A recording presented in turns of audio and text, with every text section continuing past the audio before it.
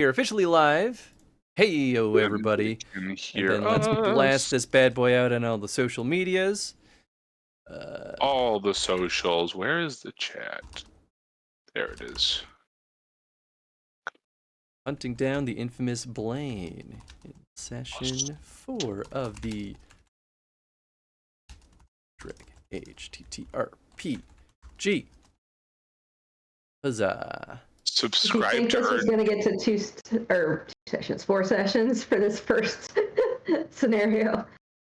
So I will give you all a fair warning that the next adventure I do think will be reasonably long. And of course, like I'll always give folks the option if they want to like dip out after they're like done with an adventure, like that's always a good spot. Or if your character dies, like and you're feeling tapped out, that's always a good place to kind of like swap out players. But as long as you're still game to keep rocking and rolling, then so am I. But it's always, I will reinforce, it's always purely voluntary to be here. I will not ever be a bully to anyone who got their fill. Except for me. Except for Tony. Yeah, I will bully you're not him. a bully, Tony. That is the only agreement to all this, is I'm allowed to be bullied. And I'm still okay hungry. with Keep it coming. that. Bullying is my love language, so I'm broken. It's fine. I just, as someone who already struggles to commit to a single tabletop RPG in my personal life, I understand it's a lot of a commitment. Hey man, if I wasn't your co-host, I think I'd be like, I have X amount of sessions in my bank here, because I love TTRPGs too, but it can be a challenge. It could be a challenge. Yeah. I'm not going to dismiss the ad break, Chris, just because we're still early, and I feel like... Oh, right. I should just do like a... Where is it? I should just blast a bunch of ads right away. Yeah. I just it already ran. Oh well. I should have snoozed it. It's okay. I should have snoozed okay. it. Had I realized, I saw it pop up, and I'm like, now's a good time for the ad break. We're at the start. Ads are bullies. Nobody likes them. We're stuck dealing with them because Amazon is a bully. I mean, I'd love to say it was just Amazon. It'd be great to just point the finger at them, but it's every stinking, every streaming service, and we all knew it was going to get here, right? Once, because Hulu kind of, creaked the door open. They had, their ad-free version, which I think back in the old days, you could watch a good amount of it for free, but you have to watch it with ads or, pay a small premium, and then they're like, hey, if you want those ad-less ones, do that. And then Netflix is like, ooh, ad-free and ads, we can sell ad space, we can be television. How cool who doesn't want more television?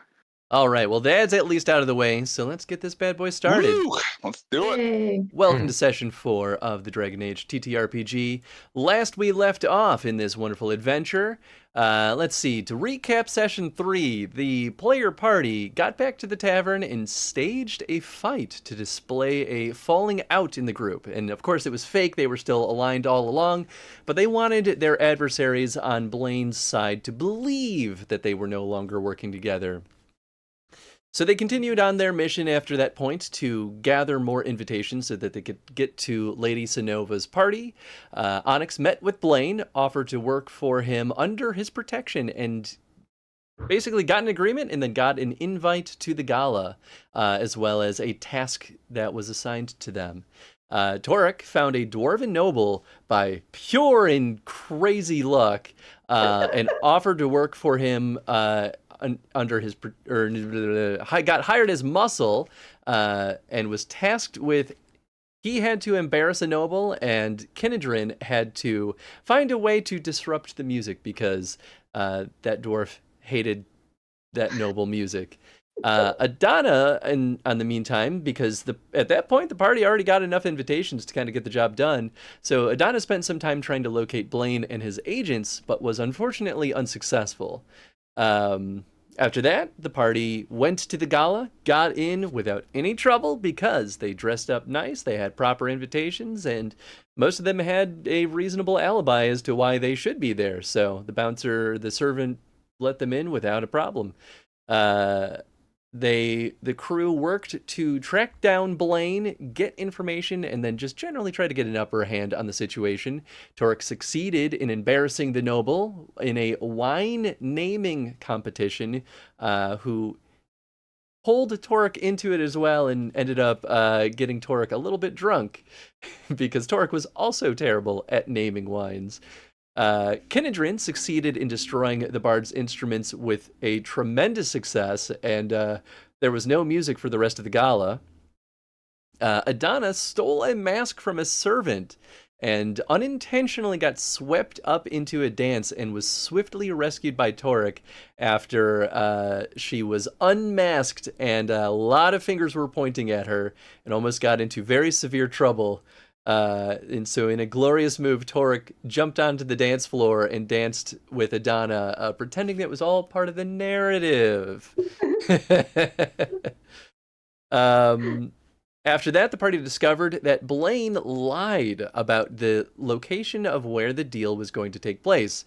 Blaine and his men told Onyx that that was going to take place in the attic, but in actuality, it was taking place in the basement, which revealed that Blaine was onto you all along. So the party ventured into the basement while Onyx rallied the Elevated Brotherhood. Adana, Torek, and Kinedrin set off a trap, blew up, knocked them on their feet, and then got held down at sword point. Torek miraculously was able to deliver the forged letter from the Elevated Brotherhood, implying that, well, blatantly saying really that Blaine was working with them and double-crossing the Purifiers. And because Blaine never knew that this was a thing that was happening, let it happen and was very quickly held at sword point himself for what was his name? The Ardle. Yeah, Ardle quickly believed that the betrayal was real and started attacking Blaine and his men. This divided the combat field immediately, and then everyone got on their feet. And then because Onyx rallied the Elevated Brotherhood, they joined extra early, and the entire party in the Elevated Brotherhood had a pretty resounding success, sweeping the battlefield clear of all of the Purifiers. Every single Purifier is dead. All of Blaine's men that were there died. And the only one who got away was Blaine himself. And so we sit here now in the aftermath of the combat.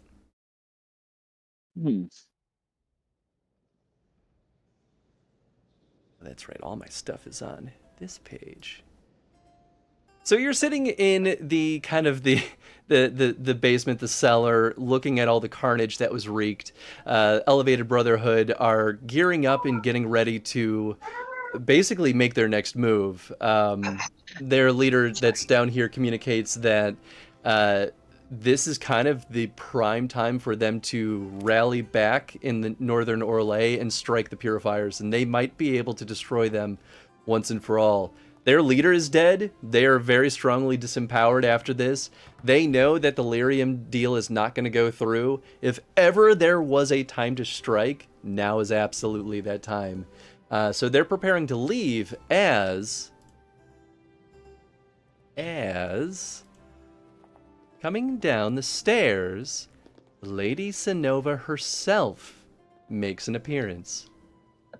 She takes a look around the field and understands what took place here, looks at you, the party, and kind of nods her head, giving you a slight smile. Awfully interesting work you've done down here. You very quickly dispatched Blaine, I see, although he doesn't seem to be in the pile of corpses. My goodness. I really can't say I've seen quite so much bloodshed in my household in quite some time. So, Chris, are all of us, we know what Lady Sinova looks like? Yeah, you at least saw her during the course of the party, so you recognize her immediately. Okay. You didn't really have an opportunity to talk to her, nor did you really seek it out, but the partygoers made it very obvious who she was because she was the host. Gotcha. I thought you were... Weren't you... Don't you have some connection with Blaine? You seem very okay with everything that's down here. Okay is subjective. I would say I had a lot of interest in his business. And now that Blaine seems to be cut out of the picture, it seems like an opportune time to potentially make good on the opportunity. Now, you all understand that you're not exactly in a safe position here. You could very easily be pointed at the folks dealing with the illicit goods that are stored down here. Now, I'm more than willing to work with you. If you would like to help me in connecting the indigo trade to me and work with me in the Carta, now that is a wonderful proposition that could reward you handsomely. Now, if you don't wish to work with me, I could very easily just turn the city guard on you. Now, all of the goods down here are forfeit, certainly, if you don't want to work with me. But I suppose the choice is ultimately yours. Do you see the value in working with us? So is the Brotherhood also down here when Sonova brings us, or the Brotherhood already, like, scram? The Brotherhood is still down here. They're a little bit flabbergasted by the proposition, but they kind of whisper to each other and seem less concerned so long as the purifiers aren't getting the lyrium. Hmm. What do you want to do with delirium? Sell it, of course. Even if it's not going to a nefarious group like the Purifiers, it's still a wonderful trade. There's a lot of money to be made in dealing with lyrium. I'll let my friends also chime in on this, but do you know where Blaine would be holed up? Because maybe, you trade some information that might, I don't know, help us think if this partnership is worthwhile. I could certainly point you in the direction of where he's going, but I could almost assuredly promise you he will be fleeing Valroyo. He knows he's not safe here anymore. Well, we have a little bit of an axe to grind with him, specifically. I will not get in your way, if that is what you seek. Tell us where that passage goes, and we'll consider your offer. Onyx gestures to the door that Blaine escaped through. That passage simply goes to another part of the manor. He used that to just slip out through the back.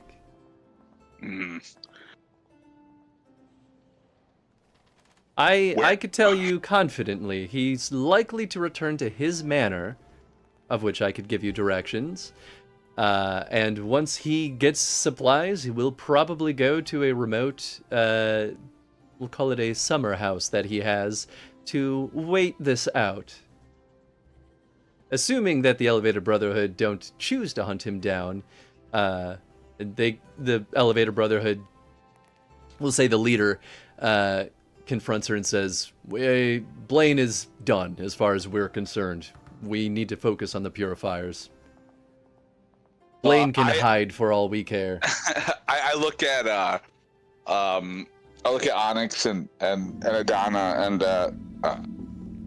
just give us a moment. And I turn to these two. What are we thinking, guys? Because I don't know if the lyrium trade's worth it, but I also don't know if getting the city guard on us is worth it, and I don't want to answer for all of us here. This is truly a group decision, so... Kenadrin pipes up, actually. Yeah, on Kenadrin too, of course. I might be able to help. I can run the connection for her if you don't want in on this. But I'll be honest. I haven't been as truthful about my standing in the Carta. I'm not as important as I may have alluded to. But this would help me get a promotion so long as I keep working with the Carta. Benadryl, but there is like a beating heart of a warrior that's in you. I don't think you're just some drug cartel member here, Kenedrin. Like you have a spirit to you that, I mean, it's bonded us. Like, why go back?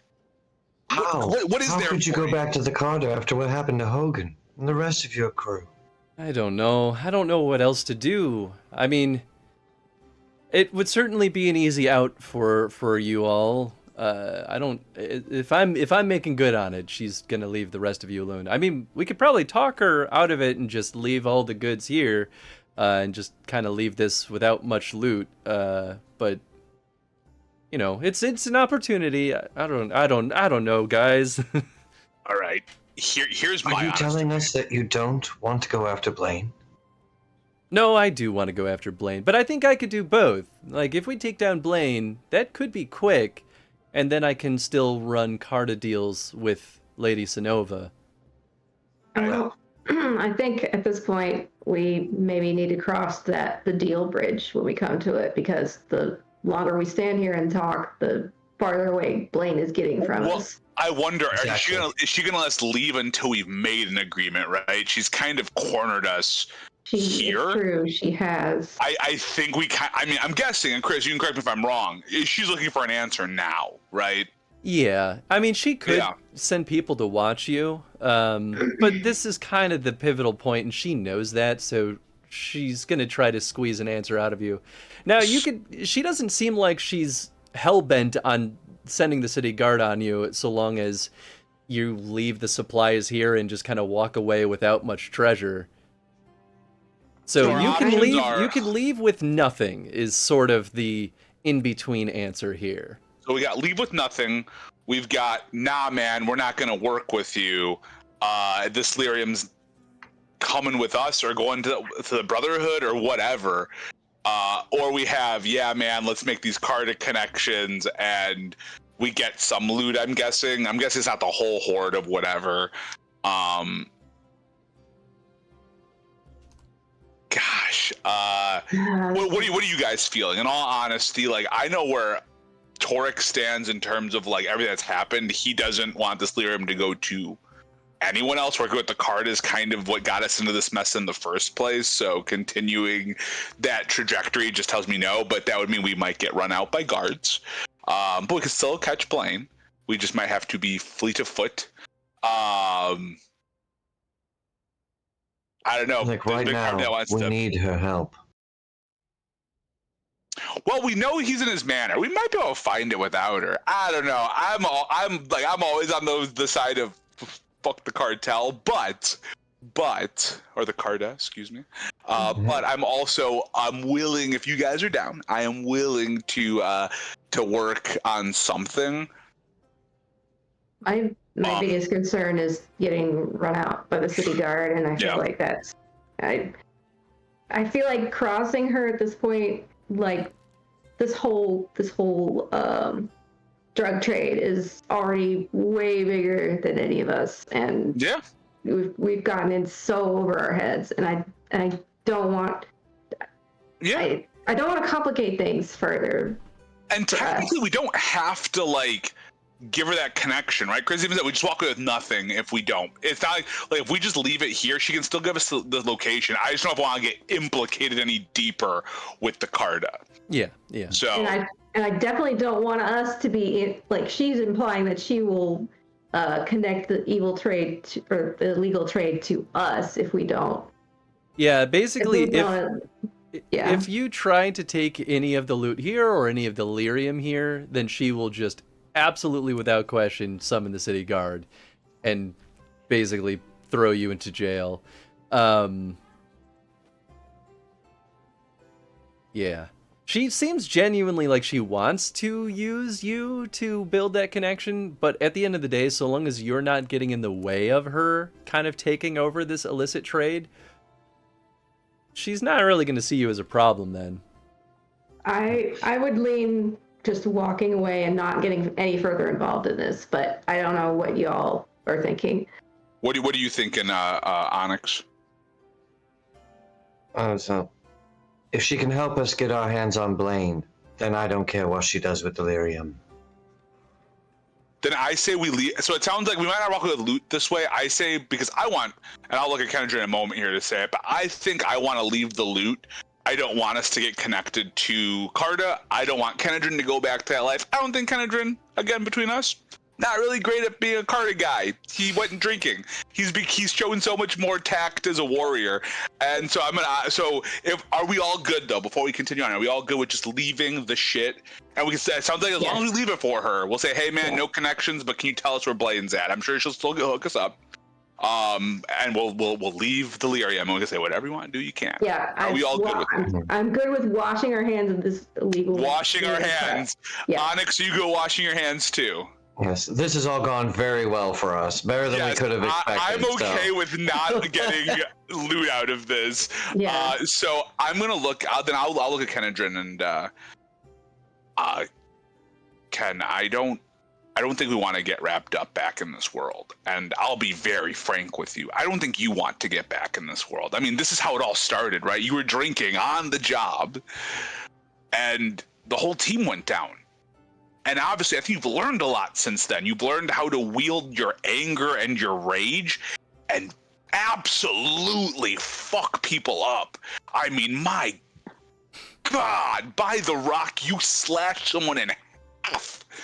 And then you took out another. It was pretty good. You did do that. It's pretty good. Kendrin, if you stay with us, just think of how much more of a warrior you can be. You're kind of tied to us at this point, and I don't think any of us want to see you go. Are you saying you want me to just keep doing jobs with you? I mean, if you want to keep doing jobs with you're not bored, I guess if you're bored, you can go, but I'd like you to stay. I put my hand on Kenedrin's shoulder and say, Kenedrin, I've come to consider you as one of us, and I would hate to see you go. He kind of sniffles a little bit. Wow, guys, that's really special. I'd like a persuasion roll from someone. Well, or all of you could roll it, really.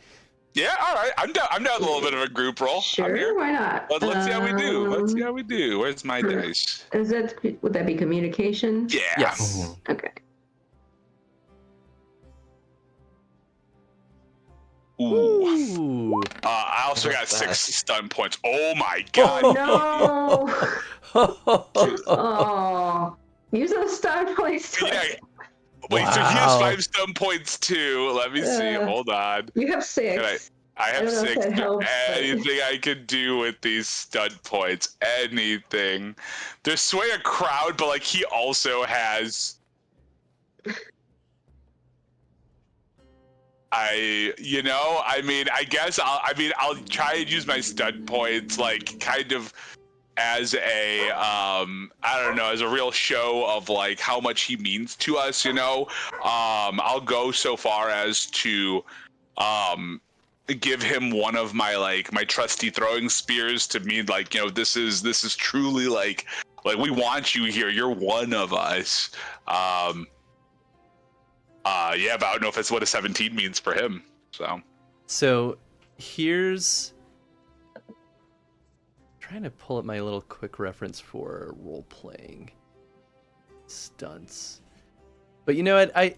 Here's the thing. Okay, so at the end of the day, I don't think it actually matters because I was going to say discreetly that you get a +2 for your compelling, empathetic argument and basically saying that he's part of the crew, which with a 16 it does put you literally 1 point over his. And even if I gave you only a +1, your number on the dragon die is 1 higher. So no matter what, I think you barely convince him. Yeah. And he rolled well though. He just gets a straight 0 on that. You just rolled. Yeah? Oh, that's willpower too. Yeah, that makes more sense. I mean, everyone rolled pretty well, though, to be fair. It's a pretty good roll. Kenedrin, in typical fashion, rolled unreasonably high, considering his bad stats. Yeah, you know, we'll take it. DM hacks. With that, Kenedrin says, okay, yeah, I'll I'll give it a try. I'm an adventurer now. I'll do odd jobs. I won't move illicit product from the Carta. I won't do it. Or beat up people because the Carta tells me to. I'll beat up people because we want to. I mean, yeah, you basically got it. You got it. You got it. I think you've hit the head there. But only if you're all I would sure. propose a toast. We are very sure. It's a little early to celebrate. This job still isn't done. It's true. So It's true. I think with that we look over at Sonova and all right, here's the deal. We don't care what you do with this. I think we're on the same page as the Brotherhood. It's not going to some cracked Templars who want to murder a bunch of mages. That's kind of our big no-nos on our list here.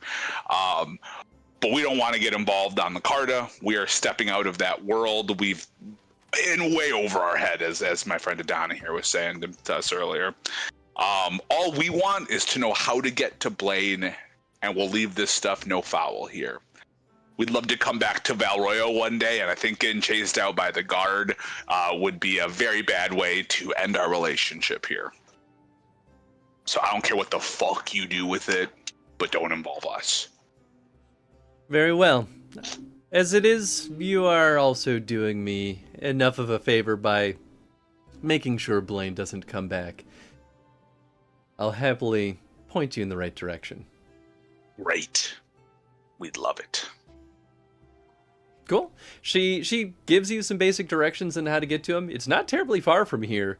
It's still a reasonably large manor. Certainly not like Lady Sonova's, but you know, you can expect it's going to have some amount of gates and you know, plenty of entrances, but most of them are going to be locked. And you can kind of approach the situation however you all see fit. Are there guards or anything posted outside? Are you asking Sonova or are you observing? Oh, we're not there yet. Sorry, I was thinking we had already gotten there. Never mind. Well, we can head right there right now if that's what the party wants. Yeah, I think we're good to head there. You know. All right. You get to Blaine's manor. It does appear that there are guards, but you could reasonably assume that it's a little bit thinner on patrols than it would typically be because you kind of killed all of his right-hand people at this point. He had his two duelists those were his best fighters, and you killed that half-chastened lady. All right. That her name is somewhere in here too, but Elizira. I have so many character sheets I have to sort through now. I'm sure you do. I'm sure you do. So yeah, you've killed a lot of his very heavy hitters. So there's kind of mostly just goons and servants that are roaming around at this point. There are still absolutely people. So here's how this will work. If your plan is to infiltrate his manor, if you wish to do it stealthily, we'll make this an advanced test. If you wish to kick down the door and just start killing people, we'll turn it straight into a combat. But ultimately, the choice of approach is down to you all. I'll also note, because Kenedrin is officially staying with the party, he is level 2 now. Yeah! Yay! What's up, Kenedrin? I love to hear it. Hell yeah. Can't get rid of our guy. I think while I'm not great at it, I feel like the stealthy approach might be good because I'm just concerned that if we do kick down the door, he may try and find another route out. Yeah. So if we can surprise him, it'd be great. But the rolls may tell us differently. So I'm okay with the stealthy approach. How are you guys feeling? Yeah, I think there's not just like his goons here. There's servants, and I don't want to get them involved and end up killing innocent people if we don't have to. Cool. Well, he's planning on leaving. How about we find his carriage? Well, that's a good idea. It's not a bad Do idea. that too. We could do that too. So it sounds like stealth will then be the main thing regardless, right? Because we'll want to like scope out anyway. So yeah. Cool.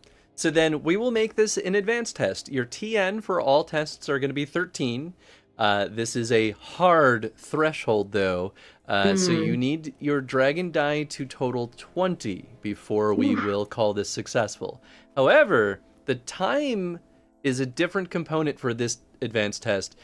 The way that this will work is that there are... how did I describe it? Basically, there's a track for failures. So if you ever fail, you're going to go down on the failure track list, and that's why I have a number of failures listed here. If you fail too many times, Blaine is likely to find that you're here and flee. There is also a chance during any of your failures, an event will happen. There's a chance that you could alert Blaine if you don't have a successful second test during that failure state, where the alarms can be raised and Blaine will flee. Does that make sense? That makes sense. All right. Well, who would like to lead our first roll here? Maybe our rogue should lead us. Yeah, I think I'll kind of try to sneak around the premises and see if I can figure out where his carriage is. Sounds great. Go ahead and roll me a stealth check. Let's do. That's just Dex if I don't have it, right? Yes. Excellent. Hey, Excellent. all right. And 5 Nice. stunt points. Dude, great Woohoo. start. Great start. Do we use stunt points on these advanced tests? Yeah, I think so. I don't see For why not. exploration, right? Would that be Yeah. exploration? Okay, Mhm. let me look at the list here. Yeah, I know the one we use a lot is the cutting down time one, like doing it in half the time. I know that's a pretty popular choice that we've gone with in the past, but there might be other ones too. Yeah, that would be my first thought. Upper hand. Blood. There you are. Yeah, so the efficient search is solid, well, really speedy search and is solid. Sources. Efficient search. That makes you wonder is never a bad one either, because you can view a little more on top of that. Yeah, and 5 if points, you so. choose something like the upper hand, that will still work if you get into any combat during this entire advanced test. Oh. Oh, cool. Oh, that's pretty rad. Yeah, so anything you choose during this for the entirety of the advanced test, we'll roll everything over that will just make sense that we can. Wonderful, because when it says like a moment or two, that's so like vague. It's like, are you saying like if it doesn't happen right then, that's not gonna? Okay. Yeah. Cool. Logically, you can just assume that means you did so well during this that it gave you a better opening later on during, something for any, narrative reason. That makes sense. Would it make sense to do efficient search over speedy search? Because, well, you said the time is less of a factor than our number of failures, right?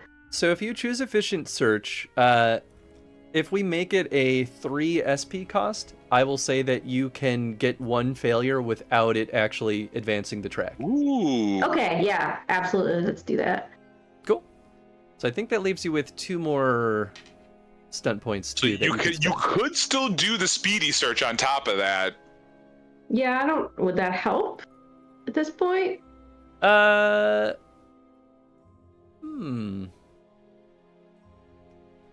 would we want to do this? I'll say yes, in that it'll give the next person who rolls a +1. Okay, sure. Let's do that. Nice. Cool. Sweet. All right. So you search the grounds. You find a couple of potential places where the carriage is being set up. It's so early that it doesn't seem that the carriage is quite ready yet. You do see a likely spot where it could be. So you could either stake out here, or you could dig into the manor. Ultimately, at this point, it's kind of up to y'all on what makes sense here. Maybe I could stake out here. Well, if only one of us did, I don't know how they would get a message to the others if Blaine did show up. Yeah, there's not really any communication thing, and even in like the games in Dragon Age, there's not really like yes, there's no like psychic link. Yeah, there's no like link pearl or anything. Like yeah, right, exactly. I think that like maybe this is something we can mark. I don't know if there's a way to just say like, hey, we know this place is here, so if things go poorly, we can run back. But I feel like the goal should be we need to dive in deeper, unless Onyx or something you can set up now that when, if we were to cross here, they would run into a problem. I don't know if you have anything that would do that or not. And no trap spells or anything like that. Yeah. Yeah, and it probably wouldn't last long enough anyway for like, a longer thing like this. So I feel like we just keep diving in deeper, but we know now that this is the spot. So maybe this is where we can kind of make our entryway in, so we can just kind of, beeline back out that way. I do have a physical trap. I mean, it's not magical, but it's something. I mean, if you want, I don't know, Chris, would because Adana already went, would they be allowed to lay that down now? Like, are we allowed to kind of go out of order, or do we have to keep kind of like ticking? I would say you are definitely allowed to go out of order. I won't allow the same person, though, to do the same test twice. So, like, we can't just have Adana do, like, stealth until we max this track out. What's the trap test? Is there like a test for like a trap, or is it just like you put a trap down? Yes, it's a dexterity focus to do traps. I mean, if you'd like, just so we don't like lose out on that time, I've got a +2 to my dex. I could always grab the trap from you, and we can lay it down. Sure, if you want. Yeah, what kind of trap do you have? It's just a standard. Like one of those kind of bear trap. Out of character, the rulebook didn't specify like what kind of trap it was, but I'm assuming it's just like a bear trap kind of deal. Yeah, that's the only thing I could think of that it would be. It's just Adana uses it to like catch wildlife and whatnot. Just imagining Blaine stepping out his back door and trying to do a bear trap. I mean, that'd be great. Pretty funny. You'll never expect that. That'd be really funny. Did they give you the trap at character creation then? No, I bought it, I think, with the money I had. Some of the money I had. I mean, I'm from a Dalish camp, so I assume I would have, had that. Yeah, so acquired it from a merchant there or something. Traps have a very interesting system in this game. It's a whole thing. Yeah, like you can super customize how traps work, which is kind of cool. I'm just trying to figure out where you bought it in the book, just so I can see kind of what the reference is. Let me. Excuse me. It was just like was it under tools or items? Let me see if I can find it.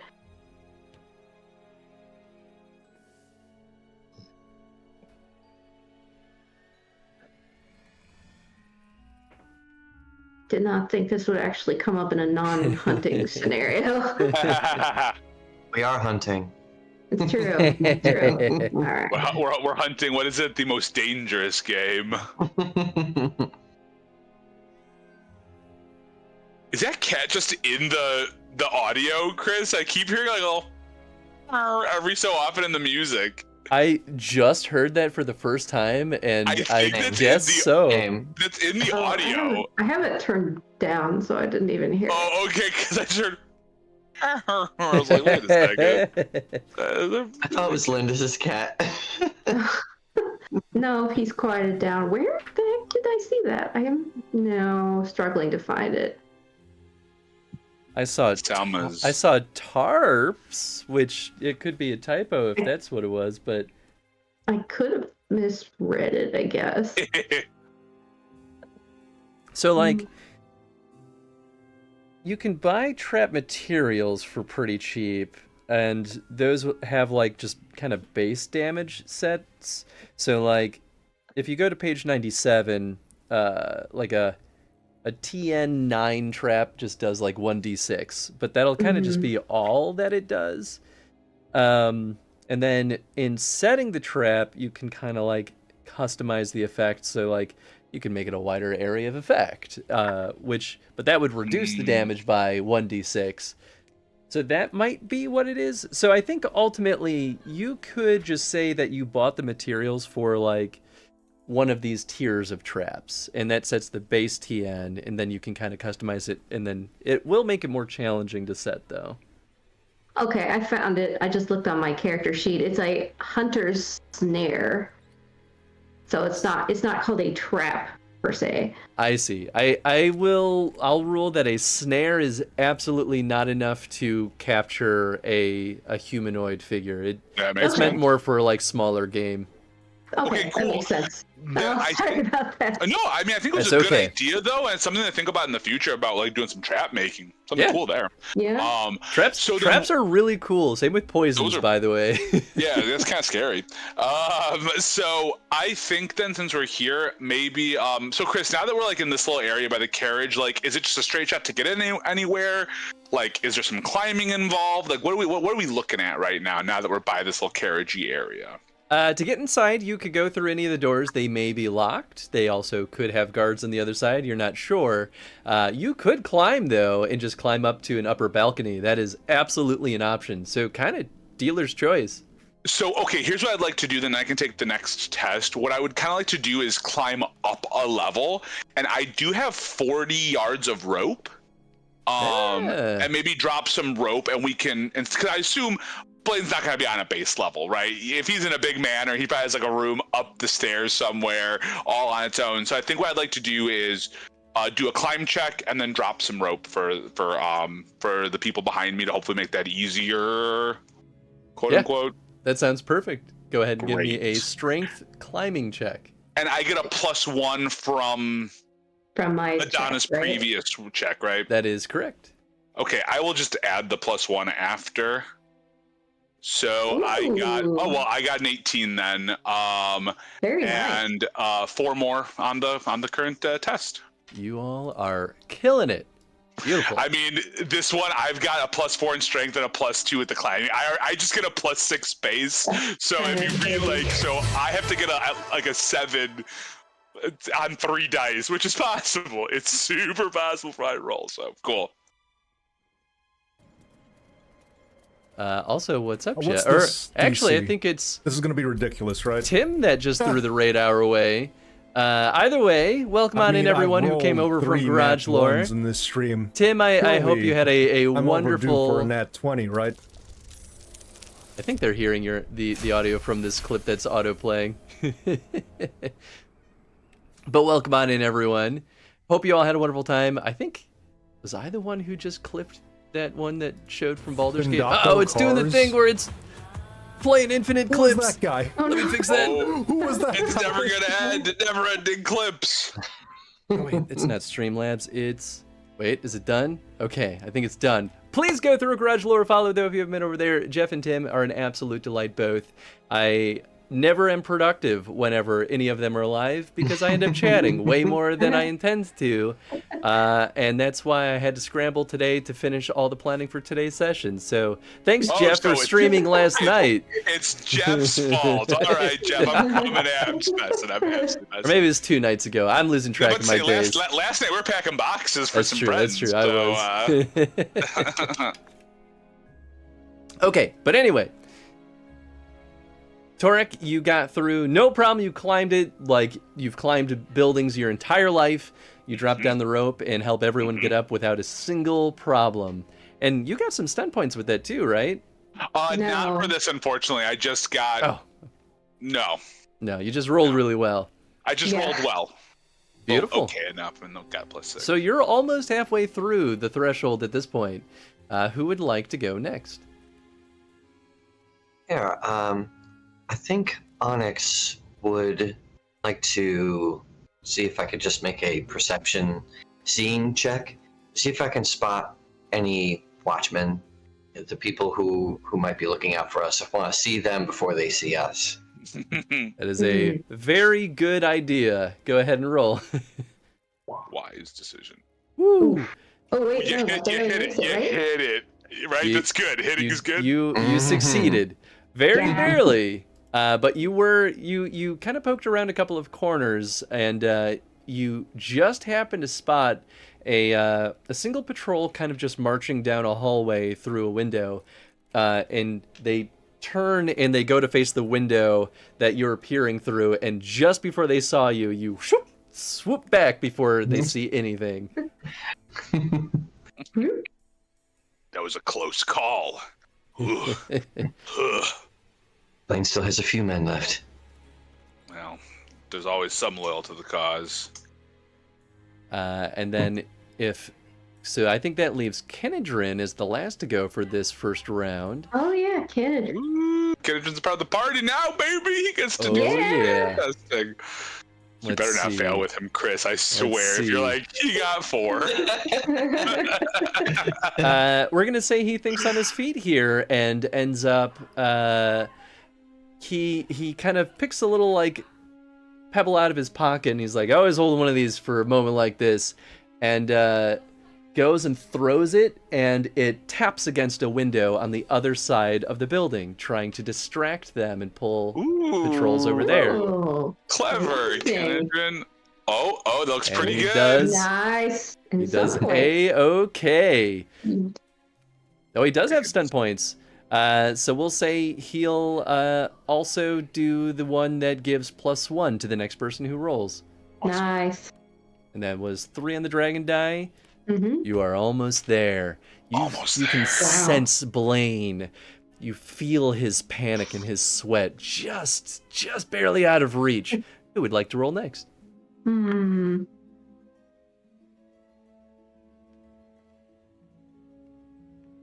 I guess if we're trying to close in on Blaine quietly, then Onyx should probably make a stealth roll too, shouldn't they? I think that would be a very wise choice. Do it. Yeah. After that patrol is gone, yeah, Onyx will try. And you get a +1. Nice. Alright, Not that's that an you even 8. needed it. Not that you even Nailed needed. it. And 5 stun points as well. It might not be a bad idea to get that +3 or whatever for what is it for the advantage, the combat, whatever that thing is. Oh, +3 initiative, I think it is. Is that what Right? it is? Is that what it is? Upper hand, yeah. The 4 stun point one costs or gives you A +3 initiative moment or bonus. 2 you receive, +3 to your initiative roll. Because I mean, you just put us over the edge, if I'm not mistaken, as well. So it may not be a bad idea if one of us gets a solid initiative, because I'm sure combat's gonna happen regardless here. Yep, seems like a good pick. Yeah, Yeah. take the upper Not hand. to, I just thought I'd offer a point of, Good point. a The point. stealthiest Kunari ever. Yeah, right. Beautiful. I'm just imagining the Kronk scene. All right, so you find Blaine. It doesn't take too terribly long, and you do an excellent job tracking him down. Truly not a single failure in that entire mix, which is pretty miraculous. Especially for us. Here you are, player party. You get through. We'll say you're kind of on the 3rd floor at this point. You just entered these doors right behind you. You may place yourselves. Well, actually, first, I would like a perception, hearing, or seeing test from everybody. Oh, also, Alright. quick question. Did we already do the post-battle heal from last session or no? Do you I'm remember? not sure. I did it for Kenedrin, but I think we probably did not because we kind of just jumped out of the session pretty quickly. Oh yeah. How much is it for the post-session heal again? It was 5 plus Constitution plus level. I'm back up. Yeah, to I was full. only down by 2, so. I was down Nice. by 4, so. May I Alright, recover some mana? Yes. I always forget how much mana you recover. I'll just do for like the shorter rest. Yeah. And for my perception hearing, I got a 14. Once we were doing that, I just thought I'd get my roll on there. Yeah, I'll go ahead and do With mine. one whole stunt point, I don't think I can do anything with that. So, except for, let's see, what fun can I do with exploration with one stunt point? 6 stunt points. Dang. I'm about to say, dude, you better. I mean, you got another good one too. Shoot. Look at my little stunts already. How much mana do you have right now, Onyx? I had 5. I rolled to recover 7. Oh, okay, cool. So you already knew So what I'm the back roll up was. to 12. Beautiful. Okay. Okay, so we've got perception 14, 15, and then I think, did we get your perception test, Onyx? Oh, no, let me get that real fast. Yeah, it's not the advantageous positioning only helps like 2 yards away, so I'm good. I'm not going to use my 1 stunt point. Whoa, very good roll too. Very, very good. I think we literally went down the line 14, 15, 16. Perfect. I'll do the upper hand as well if that's acceptable. With my stunt points. Is this an further exploration or no? I'll give you that. I think that still makes sense here. Cool. Okay. Because you all rolled well. I mean, truly, I think we only need one of you to be able to roll well enough to see this. You see a number of bodyguards, really, lurking around Blaine. You see Blaine straight down this hallway up the stairs. You see 2 members right at his side, actively protecting him, and you see 2 other people hiding in these side rooms down this hallway. You may position yourself anywhere you would like in this room before we start combat. Are these stairs then, Chris? They are stairs. They're very wonky stairs. I just want to make sure, are we allowed to position ourselves on the stairs then since it's in the room? Yes, absolutely. Okay. Because I'm so slow, guys, I'm literally going to go to the top of the steps. Oh, sure. Absolutely. I'm so stinging slow. It might not be a bad idea for... Yeah, I'm about to say, it might be a bad idea just to all line up, like... I think you guys both went to the same square. Oh, oops. At least on mine, I think I see you guys both on the same square. That could be my computer. Yeah. And then, there we go. And maybe Kinedrin, like, right with me, maybe? Like, up... And we just take that little box, or I think that makes perfect sense. He's also a little squishy too, but like not as squishy as the other 2. So okay. Well, now he leveled up. Maybe he's not as squishy. That's right. He's level 2 now. That's right. We're not gonna know what he's doing. I'm still slow as sin. So all right. Let's see. How far can I go? Let's add you all to the initiative, and then I would like you all to roll initiative. All right, we gotta click on ourselves. I'm gonna do it right this time. It's gonna happen. Okay. Click all right, on me. I'm clicked on me, and then. Oh. No. Oh, I forget. Those of us who had the upper hand roll a +3. That's right. Swear to everything. So I'm at 720. Roll like garbage on these. I'm at 18. All right, Chris, you're getting that -1 armor penalty.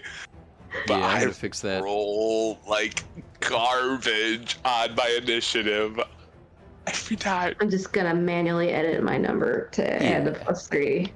That is A-okay. I'm glad you guys at least are gonna go though before they go. That's good. I'll get there eventually.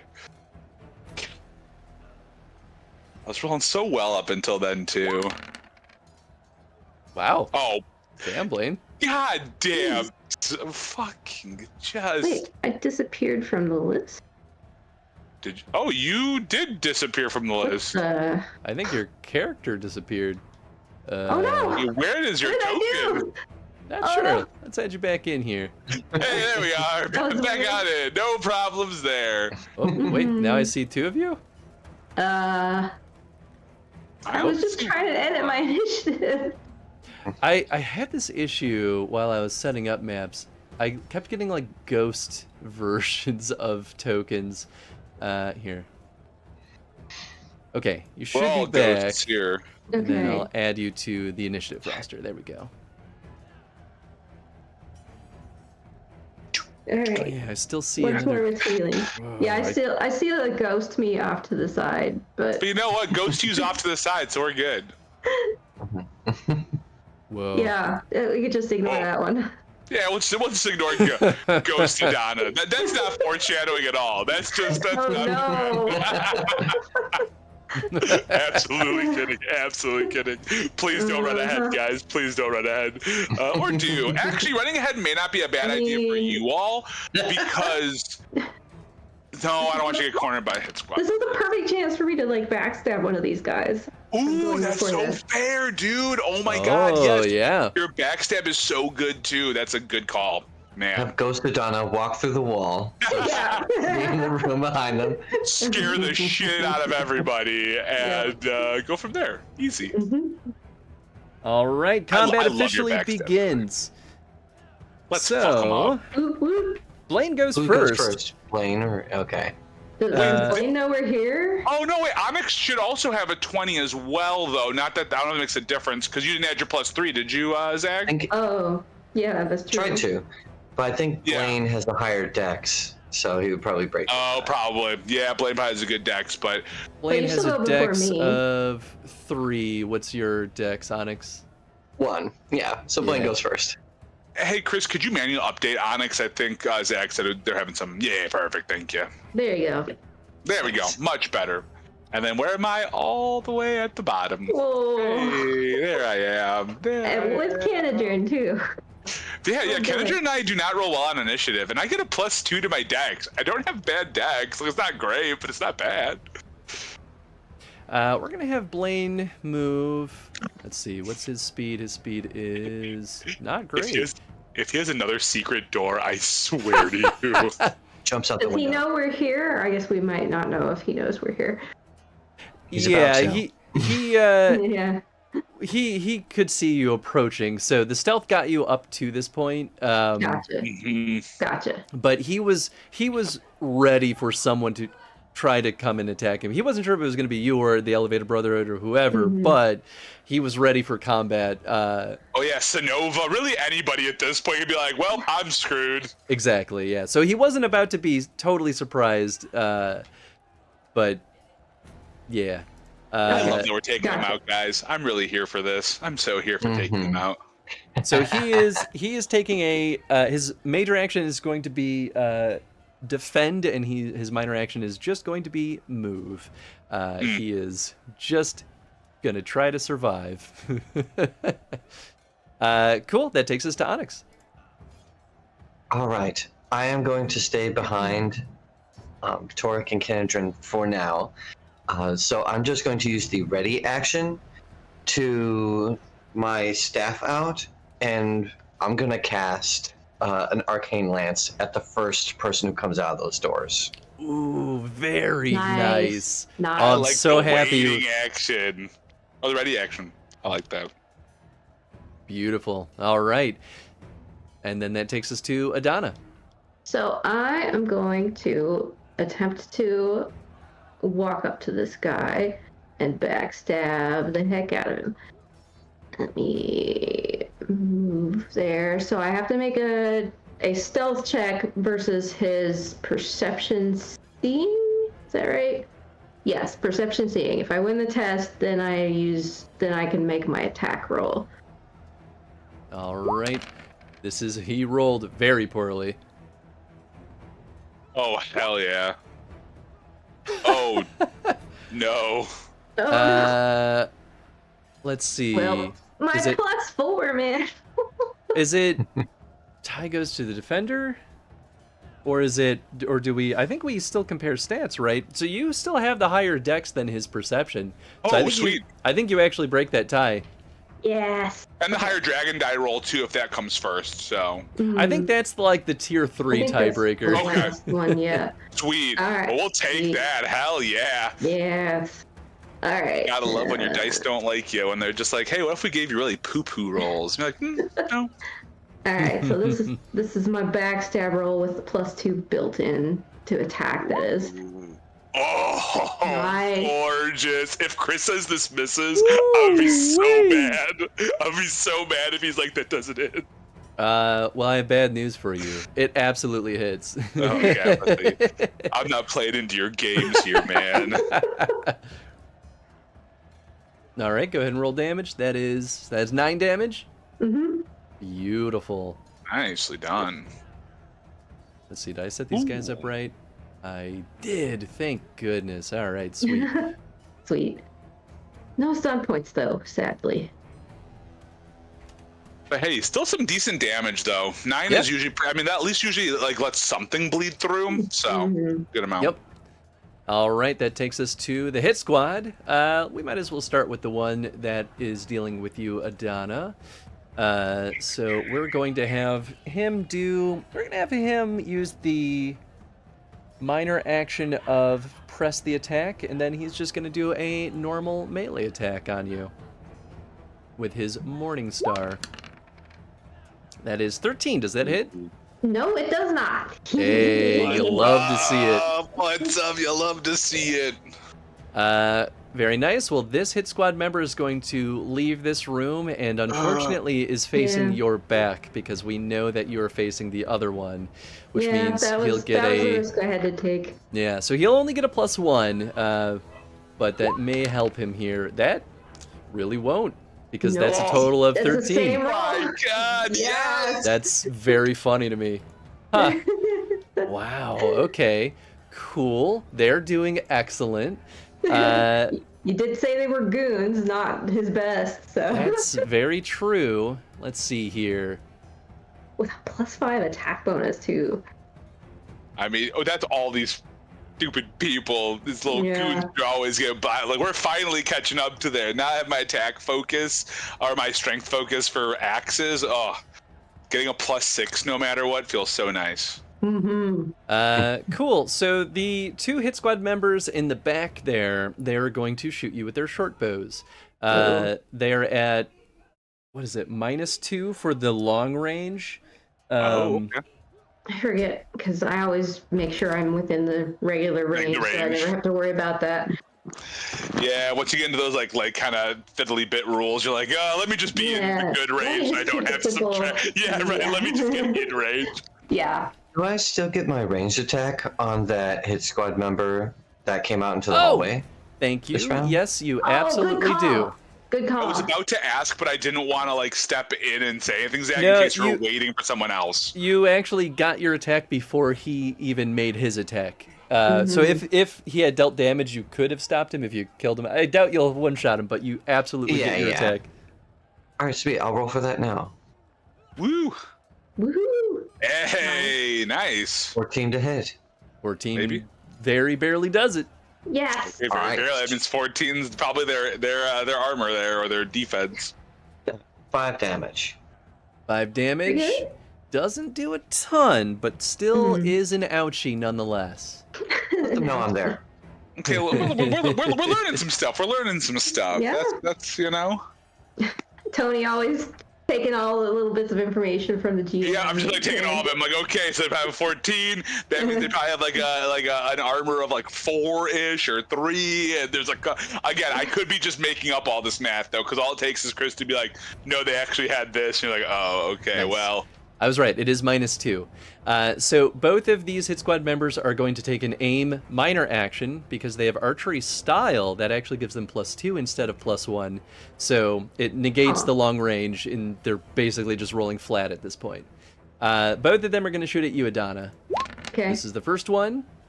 Does a 15 hit? Yes. All right. And the second one, does a 14 hit? Barely hits. My Ooh. defense is a 14. Okay. Ooh, that's definitely. Damage from the first one is 8. Ouch. Okay, so that's. Oh 4 no, damage. one of their favorite stunts is lethal blow. Oh, and they have 6 points. Oh no, 5 points. So that is the base, and then lethal blow Ow. does another 2d6. Oh. Ooh, so that's 18 damage from the second Ow. one. Okay. Wow, Yeah, after the yeah, flops that from the hurt. other guys, that really made up the difference. My God. That hurt a little bit. As a fun tip, by the way, I think you all should have these floating numbers if you click on your character. and one of them should represent your health. I think it's the green one right now. Yeah. If you click that, it has the little text field. If you just say like minus whatever, it'll automatically do the math for you. Oh, cool. Oh, cool. I just go into my health and update it manually. Yeah, I just do that too. Oh, you just do. I'm just gonna play with that really quick. You can do it however you want, but it's made my life easier, so I thought I would share. That's really cool. Wait, there's Bring 3 myself of me back on the field now. What's Why are going there? on? I only see 2 right now. I don't see the third. Yeah, I only see the 2. You can refresh your browser, and it might make them okay, let me disappear. try that. That's what worked for me earlier, but maybe Roll20's being a little buggy today. Hey man, if we're allowed to bug, Roll20 is allowed to bug a little, you know. That's true. That's everybody, right? I'm down below half health, so that's Okay. good. That is the Okay. hit squad. That takes us to Kenedrin. Kenedrin's speed is 8. Can he... So he can move. So you know what? He will move and he will do an all-out attack. Because he's not letting Adana go down. My buddy. Alright, so he's using his battle axe here. Ooh, actually, how funny would it be? No, this does more damage. Okay, he'll just do this.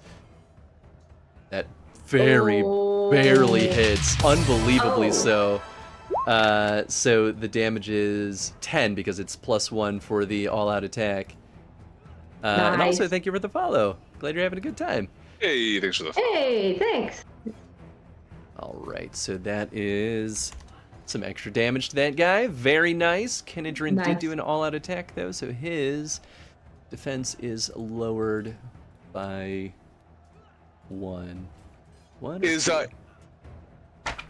think it's just 1, isn't it? 'Cause I think the defense still not minuses it by 2. Yeah, -1, because it's only +1 damage, but -1 to your defense. Cool. So, does Kenedrin have any movement left? Could he possibly move 1 square to the right? I don't know. I don't think they let you break up your movement like that, but Oh, actually, okay. he could have just attacked diagonally He like could. this. Oh, if he could just, Yeah. if he could just do that, then it doesn't make a difference. Okay. Yeah, we'll have him do this. Why not? Cool. That does take you to you, Torek. Yeah, fantastic. So, Get in there. oh yeah, 100%. So I think what I'll be doing here, pretty easy. I just want to make sure I'm one thing because I keep closing out of this dang stupid little guy. I am going to move. Yeah, we're gonna move up. I'm gonna use my minor action as a move. I'm gonna go 1, 2, and then for my major action, I'm gonna charge the rest of the way. To get that +1. I think it's half my speed rounded down, which is really only that 1 square. So I will charge at this hit squad member right in front of me. Very nice. So that gives you a +1 to your attack. Gives me a +1 to my attack. So let's go ahead and roll. I'm obviously using my axe here.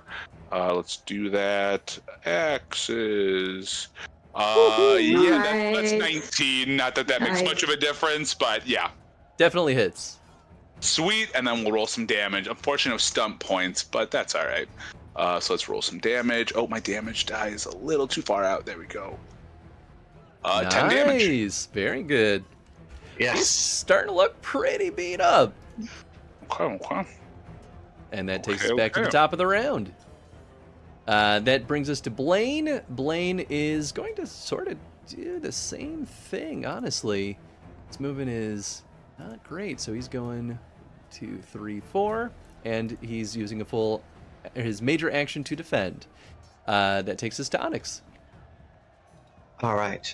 I'm going to probably just cast another Arcane Lance at the same hit squad member. Here, I'm gonna move up the rest of the steps first. I'll give the others a little room here, and I'll make that attack again. Very nice. All right, it's another hit, and I got some stun points to play with this time. Yes. Ooh, I yeah. think Nice. that's enough to penetrate their armor. Yes. Yeah, I think penetrates Yeah, it only needs 2. two. To pierce armor and mighty blow. Nice. Very nice. Good, I like it. good double up. Good double up. Or if I I could. guess- Oh, it's. Could I knock them prone? Can I like hit them so hard that I knock them prone with an arcane lance? I believe that has to be a melee attack. Mm-hmm. Yeah. Yeah, it's gotta be melee, not range. But it's a great one. It's a great one. How can you tell which ones are melee and range It just says only? in the paragraph. For a knock prone, any character making a melee attack. Oh well, That's actually. against a prone foe. Oh. I don't know It if doesn't say that's the attack that does the knock-in can't be ranged. You knock your enemy prone. Any character making... Oh! Yeah. Oh yeah. Okay, yeah. It doesn't specify. Okay, then Just yes. saying, if I took an arcane lance, I would be on my ass. Yeah, that's fair. Yeah, Yeah, that's totally fair. I agree. All right, so I'll use knock prone and pierce armor. So we'll roll Nice. damage here. Nice. Nice. That does hurt him a little bit. Especially with the pierce armor, and he is now officially prone. And which one's the prone one? Is it the one that's... The one that's right in front of you, Torek. Yes. Oh, okay. Okay. Cool, Use cool, that cool. icon for prone, I guess. Oh, nice. The one that looks like it's kind of like bent over on fire. I love it. All right, and I believe that takes us to Adana. So he's pressing the attack, and I've moved through my allies. Are the allies just gonna stop him from coming after me, or how does that work?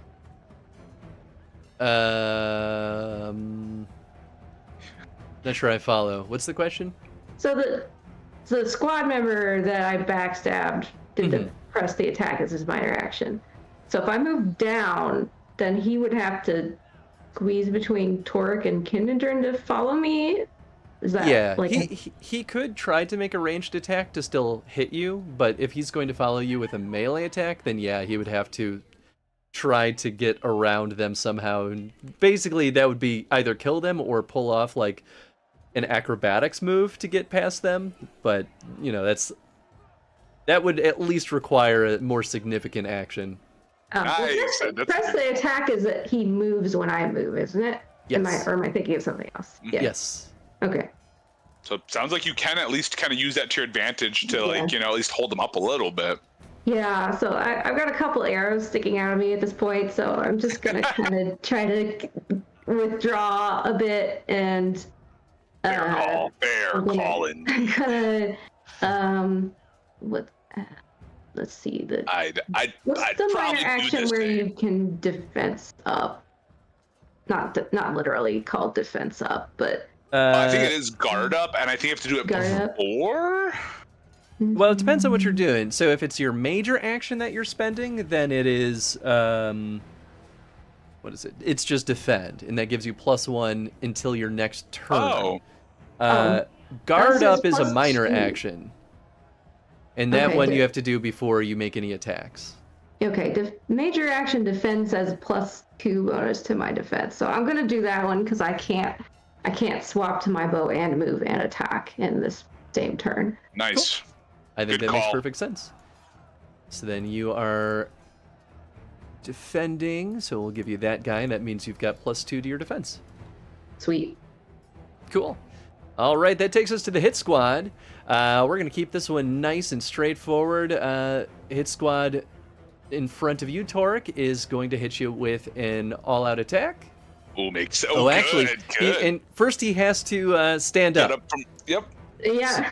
So he will use a move action to no longer be prone, and then he will hit you with an all-out attack. And we'll see if that does anything. Does a what? Oh, I mean, that's gonna hit me, but it's only 2 stun points. Only two stun points. That's not horrifying. Wow. He will use pierce armor Yeah, that tracks. Ooh. and does 7 damage to you. Okay, cool. Let me double check. So pierce armor rounds it. It's Well, half actually, rounded down. it's 8 damage because he used an all-out Oh, attack. 8 damage because of that. Yeah, and it's half rounded down, right? Yeah, I Yes, think correct. so. So okay, that would make my that's even worse. Jeez, because 7 would be 3.5. So that's 3. So 3.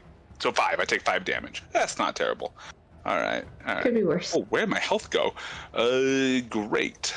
I'm basically back to where I started. before, or I ended the last battle after 1 hit. So all right. We're gonna have the other guy guard up. He's actually gonna do +2. Yeah, that makes sense. And he's going to use a normal attack on Kinedrin. So he's at -2 for his roll. And so that's 13. I think that still hits Kinedrin. It definitely does. Very unfortunate for him. Yeah, Kinedrin has really bad armor. I thought we upgraded his armor. I guess You we need did. to do It's that. still not good. Ugh. Yeah. All right. Ouch. That is 10 damage minus Kinedrin. Well, actually, his armor is Kinedrin's armor reduces 4 damage, so it doesn't change his defense. It just gives him more soaking power. Right. So that's only 6 damage to Kinedrin. He's still looking okay. Cool. That is those two, and then we've got the ranged units. They're both going to take a minor action to reload. 26 and 26. Cool. Then in that case, that still is long range. These guys are at -2 for their ranged rolls. One of them is going to target you, Torek. Makes sense. Does a 14 yeah. hit. 14. Yep, that is my defense. All right, that's going to be 5 damage. Not a Hey, ton. that plinks off. Doesn't do anything to me. Nice. Nice. Uh-oh. That one's definitely going to hit Kinedrin. Let's see. Oh, no. That's not enough for lethal blow, but it is enough for mighty blow. So he's going to pierce armor and mighty blow. Ooh. So that's 5 plus another d6. So that's 7 damage minus 2. So he Kinedrin takes 5. Kinedrin's starting to look a little bit bloody. That is now Chris, Kinedrin's turn. Can you turn Kinedrin's health meter back on? I don't think we can see it at the moment. Oh, you know what? It's because I am using... If we're allowed to, of course. Yeah, fun side note, this combat was one that I set up for session 2 that y'all didn't actually see, so I repurposed it for this very thing. Oh, at the bar, right? No, actually, this one was, or maybe it was session.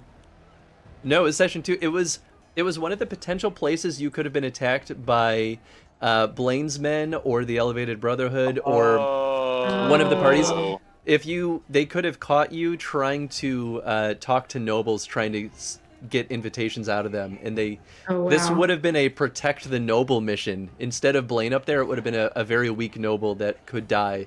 Oh, geez. Oh my god! Oh, that would have gone died bad. so It would have died. It would have been dead so fast. Yeah.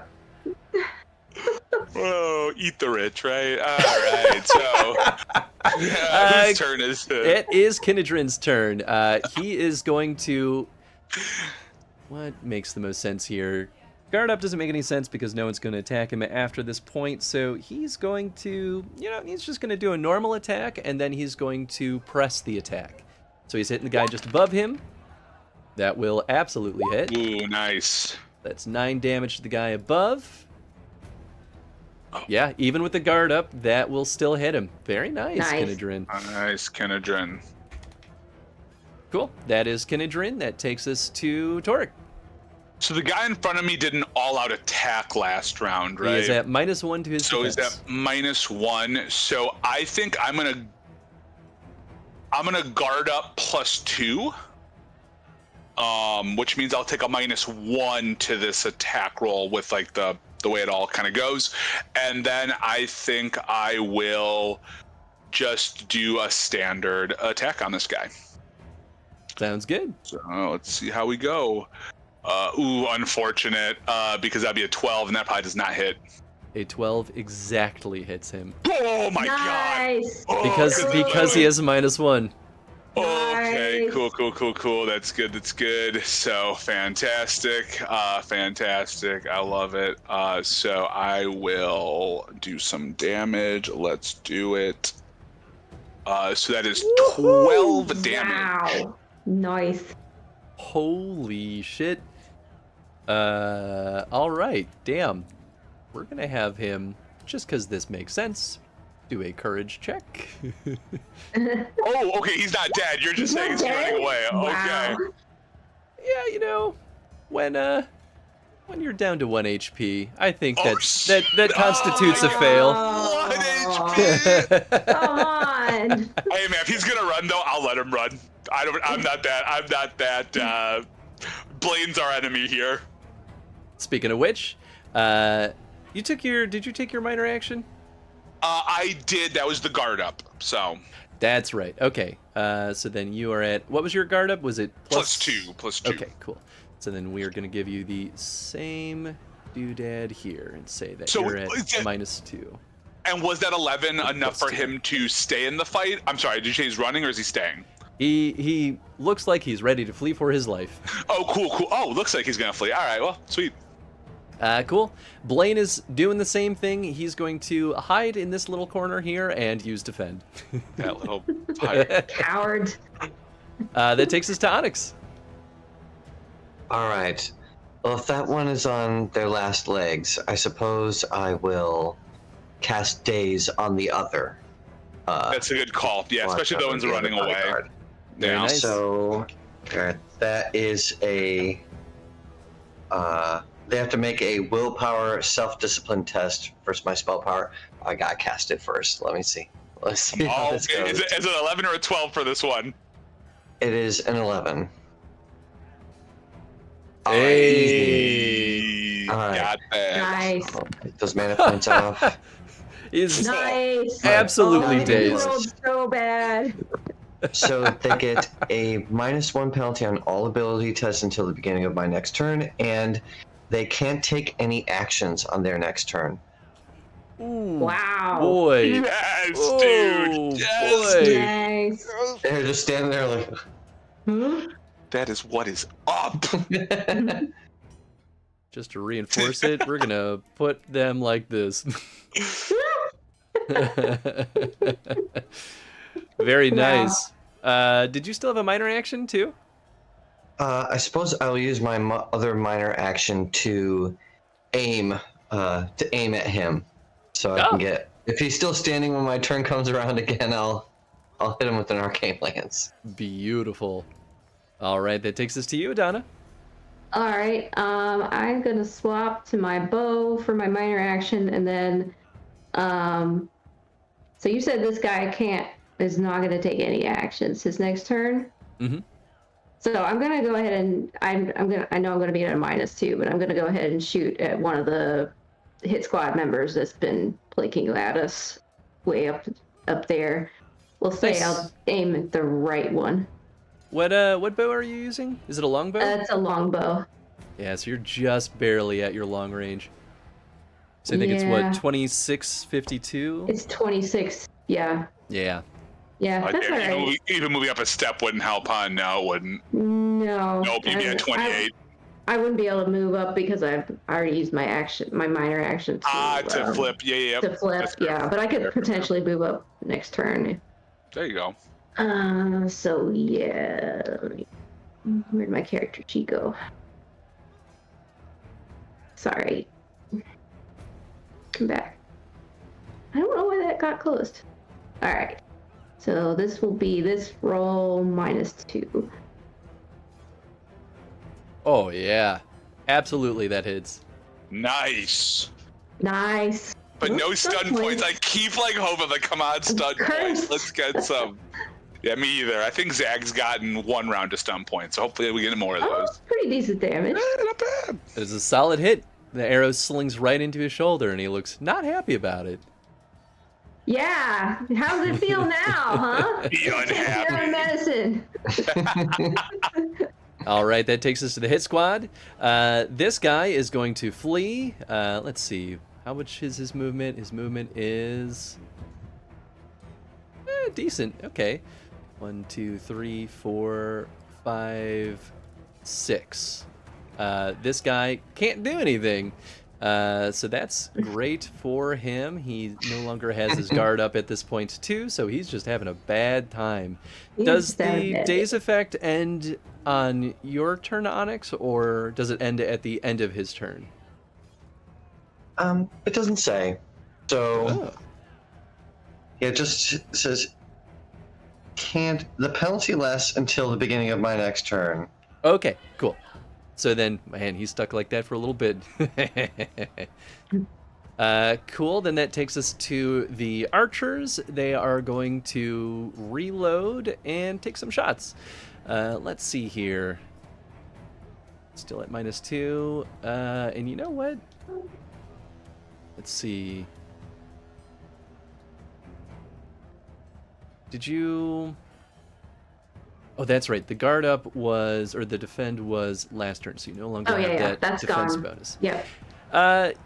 Cool. We're gonna have one of them shoot at... Oh, hold up. My Garp doesn't matter anymore because it's the end of the round, so that doesn't make a difference. I'm so dumb.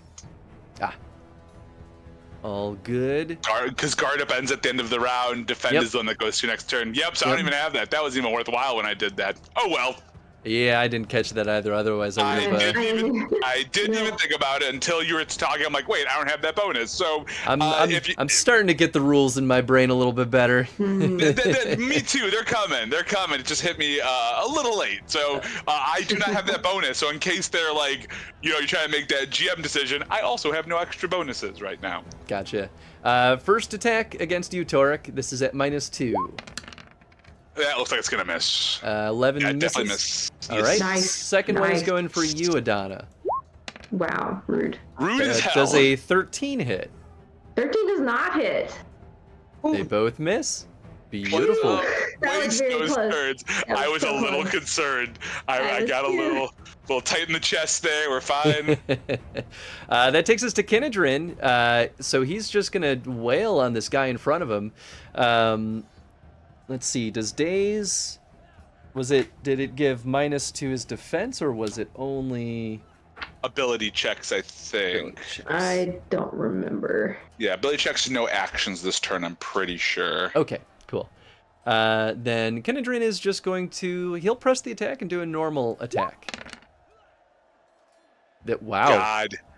That is Dang. a great hit. That's going to hit, and he's going to spend the stun points to do a lethal blow. So that's 11 plus Come on. Dude. 5, so that's 16 damage. Let's see here, 16. He looks barely alive. What? He survived that? We're gonna have him do the same thing here and do a willpower test. Yeah, he's not having a good time. Cool. That takes us to you, Torek. I'll look at him and be like, taking a couple hits and then running. Cowards, the lot of them. I'm gonna go ahead, since these guys are not looking like a problem anymore. There's no reason to keep up on them. Unfortunately, I am so dang slow, because even though I have 7 movement because of my minuses, I can really only go to 6. So, because, it's all 2-yard increments. Is there an action that lets you move double your speed? I could run, but I think I'd rather...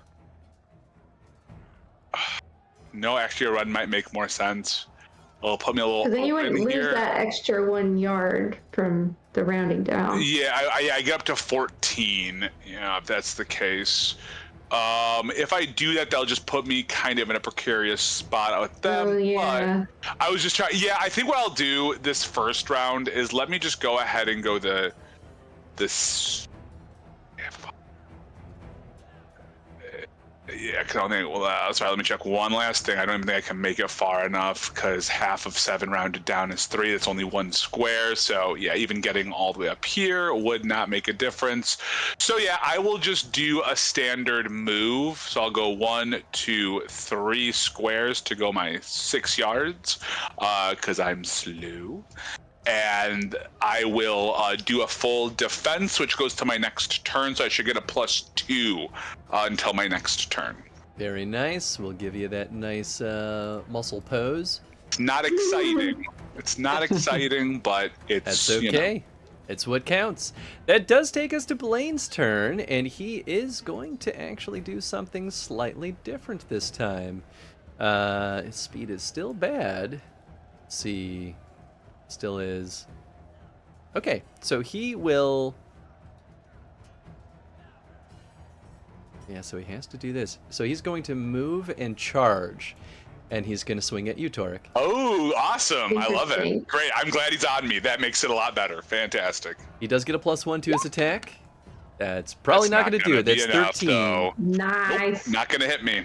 Because I have a +2 right now as well, Yep. so on top. So, and he no longer has his defend, so that's a sad day for him. It is your turn, Onyx. Yes!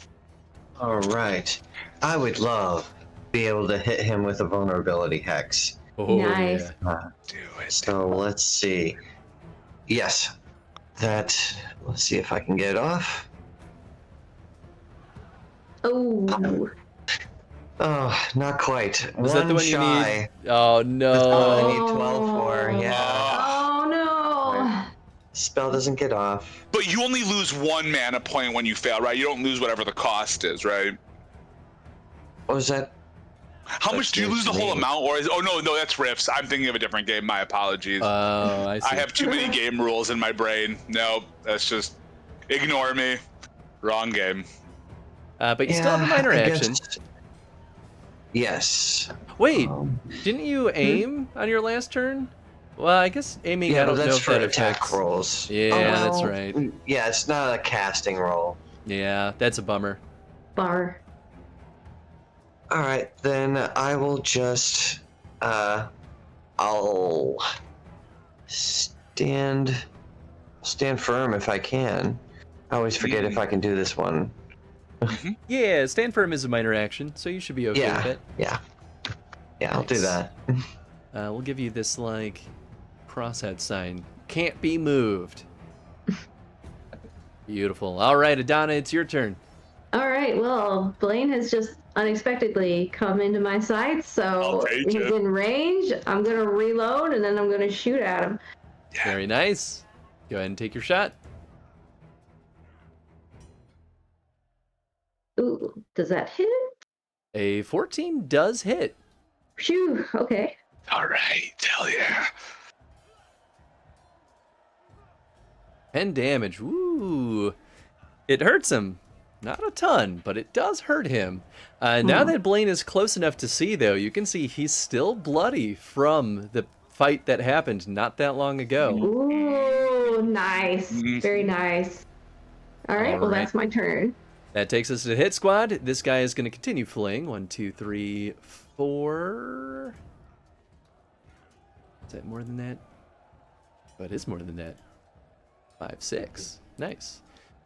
This guy's going to do the same. 1, 2, 3, 4, 5, 6. He's hiding under the bed. I just love these guys, just like pure cowardice. It's so good. Oh yeah, he's. I didn't. It's on the wrong window. He is back to normal at the beginning of Onyx's turn, but that does leave these 2 other hit squad members, and I think we. Oh no, you're still not in the short range. Really? Well. They're Yeah. using short bows, I think. Bow so. range. Short bow range is 16 and 32. Yeah, it's pretty. Wow, that It's is pretty short. short. They are going to both shoot at you though, Torek, because you are the one directly contesting their boss. Go ahead and do it. They have to. I'll just let you know right now. They have to hit 16s to get me. Dang. Definitely not going to happen. They got Definitely it, not going to 16. happen. Dang. Although that one was Oh a my pretty god, good that roll. defense made such a difference. That 14 would have hit me if I did Wow. not defend. That They- would have hit. Nice. Well, they're at -2 anyway, so. Oh, okay. Oh, But still, it Dang. gives you some breathing room there. Yeah, that was a little scary. That is Kenedrin's turn. He is, boy, his speed's also poo-poo. 1, 2, 3, and you know what? But he should be able to get to diagonal range. Yeah. Mhm. You know what? He is going to do that, and he's going to do an all-out attack instead of a charge. He wants Blaine dead. Mm. Ooh. My boy, Nice. Kenedrin. My boy. Get him. There you Get him. go. Not a good damage roll. That's Well, 7 damage, and it completely plinks off the armor. Yup. Oh. I was like, when I saw that, I was like, great. Brutal. That is you, Torek. Okay, so I think I'm gonna take a similar playbook stance because Blaine, I think, got under a little bit of all of our skins. It felt like, especially I'm thinking about that conversation we had back at the parlor, and so yeah, I'm going to aim and do an all-out attack. Oh, yeah. Yeah. No. Yes. Yeah. No. Yeah. That's what I'm gonna do. Yeah. We're not thinking perfect here, but yes, right on. Okay. Let me do that. So let's see. So That'll I hit. get. Okay. Fantastic. Still no extra points. I've been really waiting on it. And all-out attack gives me extra +2 on my attack, right? Or +1. No, it all-out attack doesn't change your attack roll. It changes your damage roll by +1. Damage. Ah, Okay. So I did 14 damage. nice, nice. Wowee. Okay, that's a pretty good hit. That one's smart. Yeah. I look at him. I'll say, "You'll never get a chance to smirk at anyone else, you motherfucker." He spits at your feet. You should have left this be. Well, you'll never have to worry about it after tonight. That does take us to Blaine's turn. He is going to guard up. He will do the +2. And then he's going to do a normal attack on you, Torek. Good. You are the bigger threat right now in his And I have a eyes. -1, which that's gonna hit even without He it. has Oh -2, Oh. but yeah, that's definitely going to do it. Even without it, yeah, even with the -2, 5 stun points. Are you shitting me though? I need some stun points. DM is hacking. All right, let's do it. Shouldn't have said it. Made a comment, huh? That was my mistake. I get it now. I shouldn't talk shit to the NPCs. You're looking at what his preferred is. I Deciding what imagine. makes the most sense here. Okay, so we're gonna do two things. We're gonna start with disarm, actually. No Oh fucking way. no! So disarm. This is the first time we've done this one, I think. You attempt to disarm the target with your melee attack. You and your opponent must make an opposed roll. The attack rolls do not generate stun points. If you win the test, you knock your enemy's weapon 1d6 plus strength yards away. I think we did this once before, actually. We We did. once. So what's the opposed roll again though? Is it just strength or? It is an attack roll. So roll your weapon attack. Oh, with my axe. Okay, great. Let's do it. Holy shit! Cow, Holy I shit! could have used that though on my fucking such a attack. But yeah, waste. I keep my weapon now. I think. Yeah. You do I think keep your so. weapon. He fails the disarm. He will use lightning attack and attempt to hit you a second time. Ooh. And then you do the damage at the end. Oh no, that's That's going to be a miss for sure. But he at least Yeah, 'cause I hit just you one did mine. time yeah. and dealt you 9 damage. So that is only 2 damage. Wow, All right. pretty good. Because he didn't do armor piercing, right? He didn't do armor piercing. Correct. Okay, good. So I'll say, nice attempt. And I when he tries to disarm me, I just take my axe and I like push his sword back over. He looks very unhappy about this. Eh. That should've- takes us. Oh, go ahead. No, go ahead. No, please. That takes I had us nothing to interesting. Onyx. Alright, I have enough mana to try Vulnerability Hex one more time. I would really love to lower his defense. You can do So- this. You can do this. Come on, come on. Come on. Yes. Alright, I got it all. Alright, so he now rolls has magic? to make magic entropy versus my spell power, which is 15 for this spell. Oh, yes. That will be a Nice. fail. That looked like a good roll at first. I was really concerned. I'm Yeah, like, shit, that was but cute. no plus to magic. So again, Okay. -1 to defense and -2 on ability test versus spell power. Nice. But- Nice. So Oh, yeah. I'll have a little something else for him on my next turn. Yes. Oh, did it? Oh, I didn't enter. I was like, oh, my health went down. Oh. There we go. Is And, it versus all spells or only spells cast by you, Onyx? I think it's all spells. Nice. My spell power. Oh wait, no. I think it says all. Nice. Yeah, okay. because I think last time we That played it, would because the make other sense. mage was Doesn't hitting say them just fine. too. That's right. Yeah. Cool. Yeah, he's looking rough. Good. Alright, and I'll stand firm again. As my minor. Beautiful. Cool. And then we'll just leave that icon on you. Cool. That is Adana. All right. be like Legolas, rip out another arrow and shoot it. Do All it. right, do it. Stunt points. That stunt point. Oh, you got stunt points. Oh, hell yeah. It does a 14. Yeah, does it hit though? 14 absolutely will hit.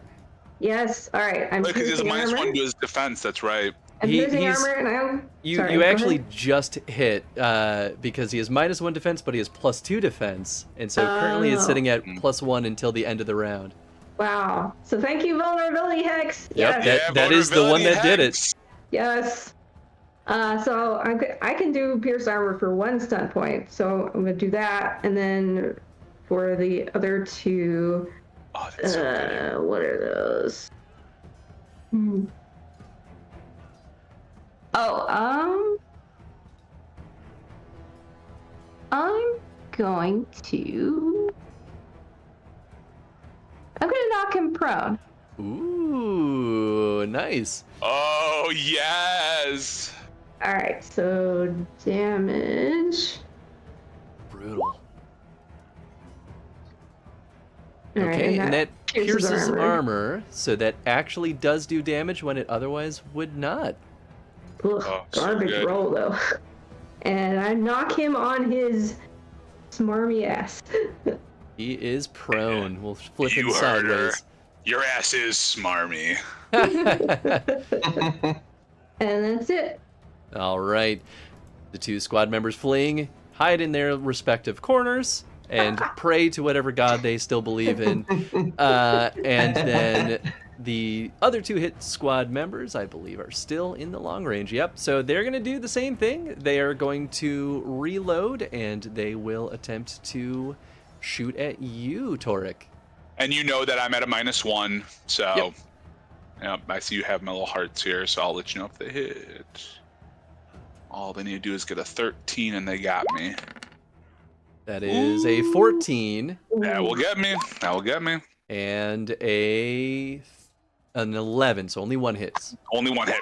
Good. That's 6 damage. I think that Oh, plinks. plinks right off. Nice. Armor's wild, man. Well, armor is Armor is. insane. Armor is insane indeed.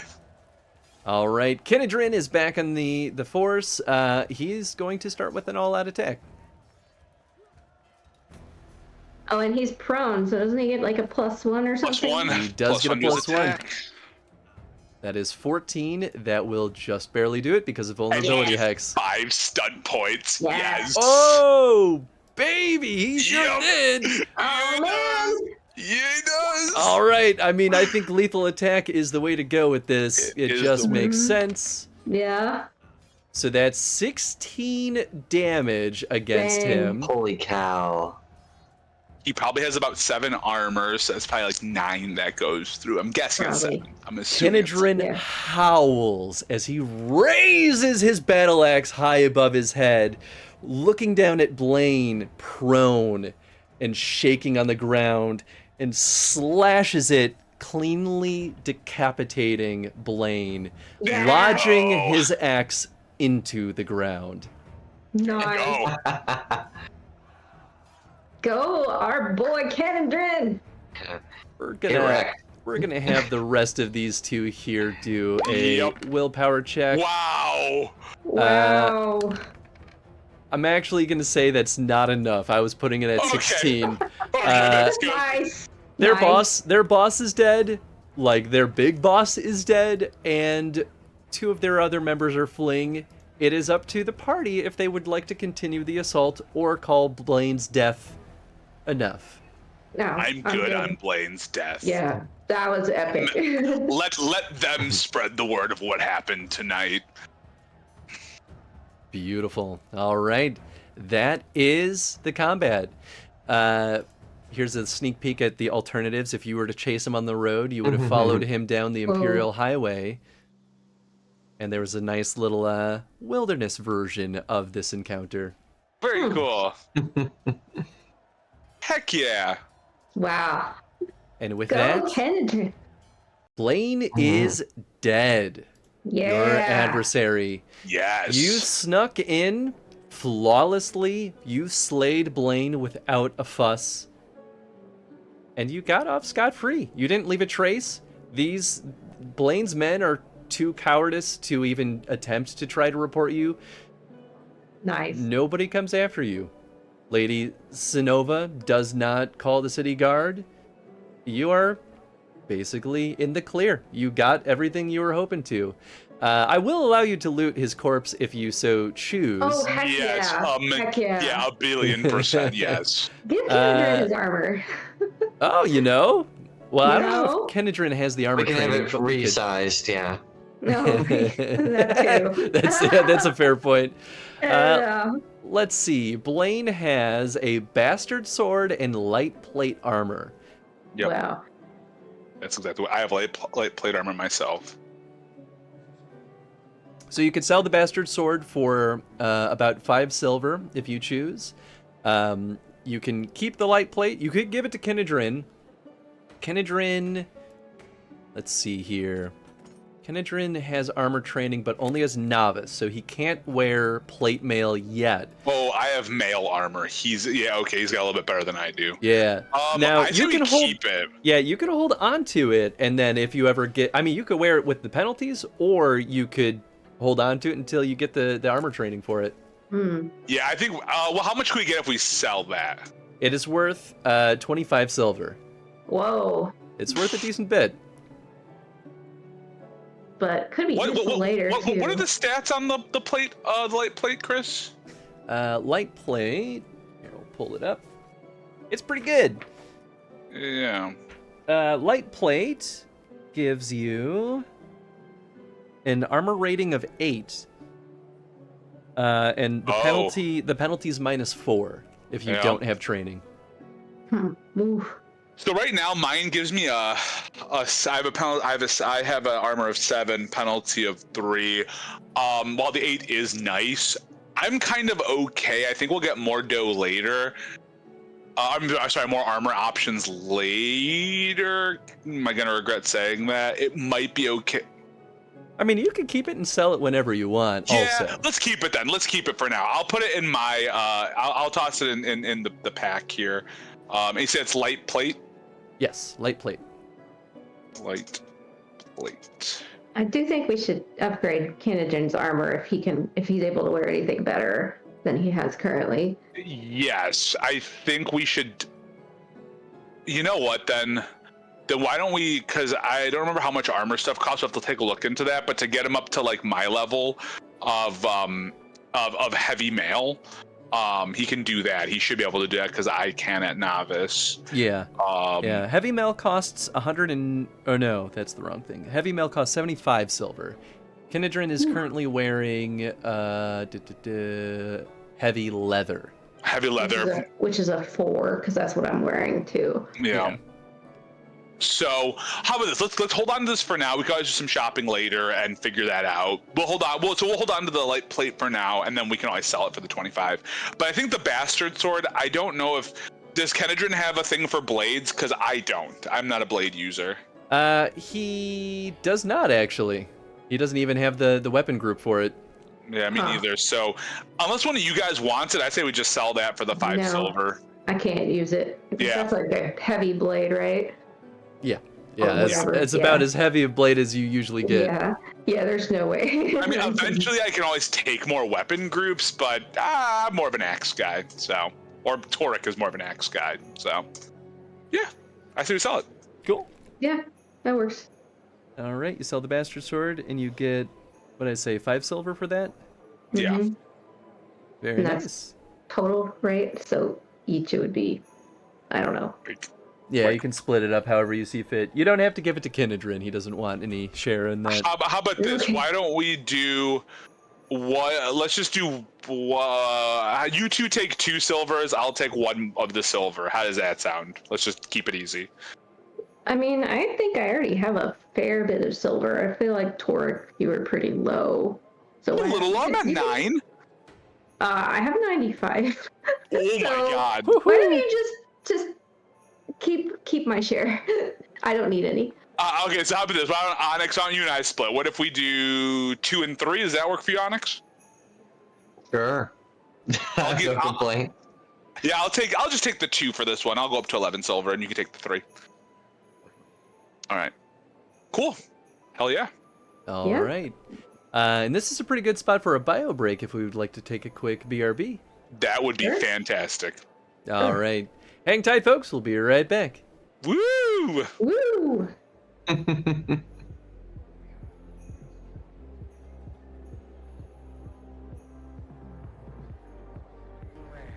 I save? You will receive our most sacred body. Begins now. When day breaks, you two will join our covenant to share in my holy blessing forever. I've seen this hentai. Other things. I want to turn into a bear. Yeah, baby.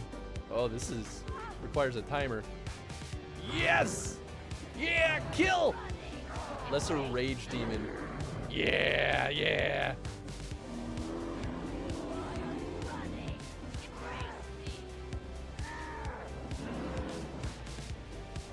I don't know if it's that good, but it's not bad.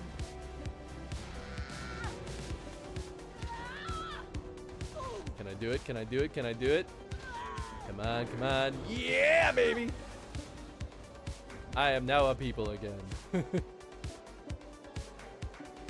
I don't love this 2001 A Space Odyssey eerie sound.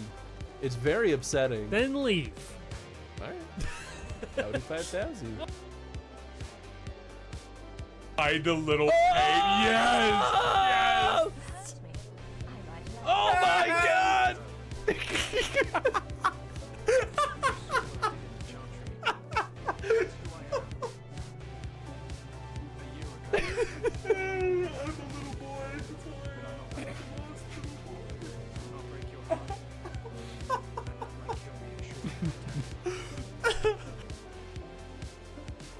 Because we're gonna need a gun.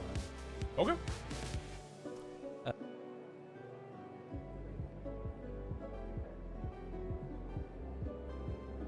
Oh, oh, ah, ah, oh, ah, ah, ah!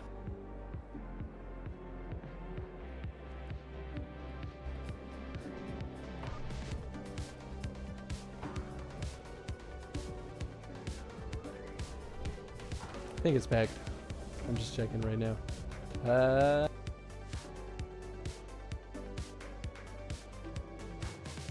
Anywho.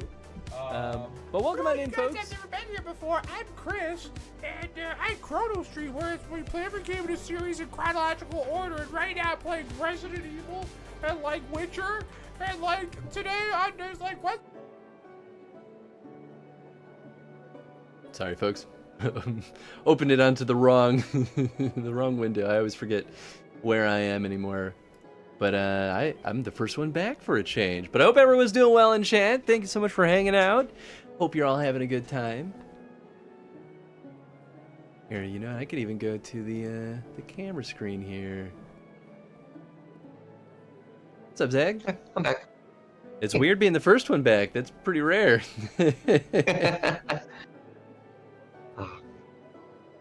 That was easier than I was afraid it would be.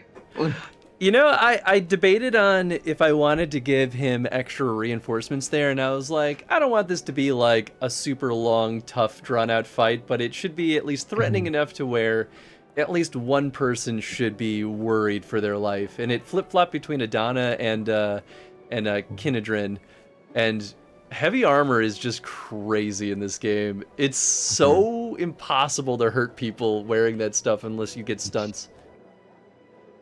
Yeah, I was lucky enough to make it out of 2 encounters in a row now unscathed. Yeah, I mean, you've done a really good job though at kind of staying back, and that's really what it is especially with Torek inching forward as a just unrelenting powerhouse.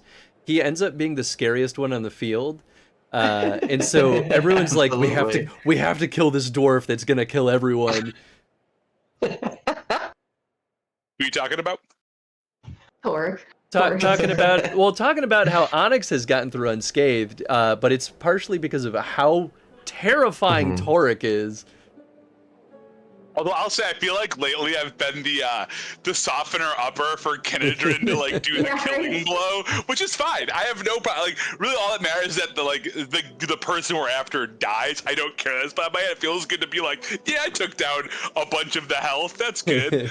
Kenedrin, I'm shocked at how well he's been performing because he only has, like before, he only had a +2 for strength and then a focus and axes. So that was only a +4. And he's using the normal battle axe. I mean, he just keeps rolling well. That's what I got. I think I do a battle axe as well. Yeah. Yeah. Now he has a +3 to his strength because that was the stat he improved. Yep, I improved. That's a stat I improved for myself too. So I'm at +4 because I was like, I need to be able to hit. I was really gonna do my con initially just because I wanted more health so I could take more damage. But yeah, the new armor's helped too. So. That's good. Hitting things is important. Yeah, A little bit. being able to hit. Oh yeah. Oh yeah. Of our dwarven battle brothers just fighting shoulder to shoulder in that hallway. Nothing getting past them.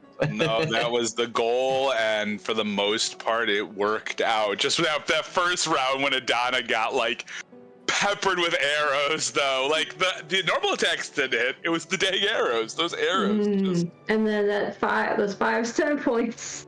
Oh god, the 5 stun points. Brutal. I would like to roll a couple more doubles. It would be nice. It's not going to happen. It really is not. The one time I rolled doubles was on the disarm check. That is the only time I got a friggin' like 23 or whatever I got. I did have a thought, by the way, on so I think this is a good example of how you can improvise spending stunt points during roleplay or exploration encounters. I would have absolutely allowed stunt points to be spent to get a surprise round on Blaine. Ooh, and you could have, at least for like something like an advanced test like that, I think stunt points would make the most sense for kind of setting up something like that. And we could kind of figure out what makes sense in terms of cost. But you could spend those stunt points at any point during that advanced test, and I'll let it like roll over to the eventual combat. Ooh, that's cool. Oh, kind of like how we did the +3 for the initiative. You allowed that to roll over, right? Exactly, exactly. So that I highly encourage you all to just constantly think about like what fun things could I do with these stunt points that isn't listed on the sheet, because it definitely won't encompass everything. Yeah. Cool. Are we ready to hop back in? Let's rock and roll. All right. So Yeah, I'm now... ready. I would like to do something before we leave Blaine's Manor here. Oh, of course. What would you like to do? Yeah. With his guards just kind of, scrambling away, I would like to see if I could find, this is like his office, right? Yes. This room that he was in? Yeah. I would like to see if Onyx can find any of his documents recording his dealings with the purifiers. Anything that the Brotherhood might be able to use if they really do want to go after the rest of them. Oh, sure. That's a good idea. I think no, investigation would make sense. Give me a searching test. Okay, that is... Oh man, I always forget which perception. that is. Okay. Let's see.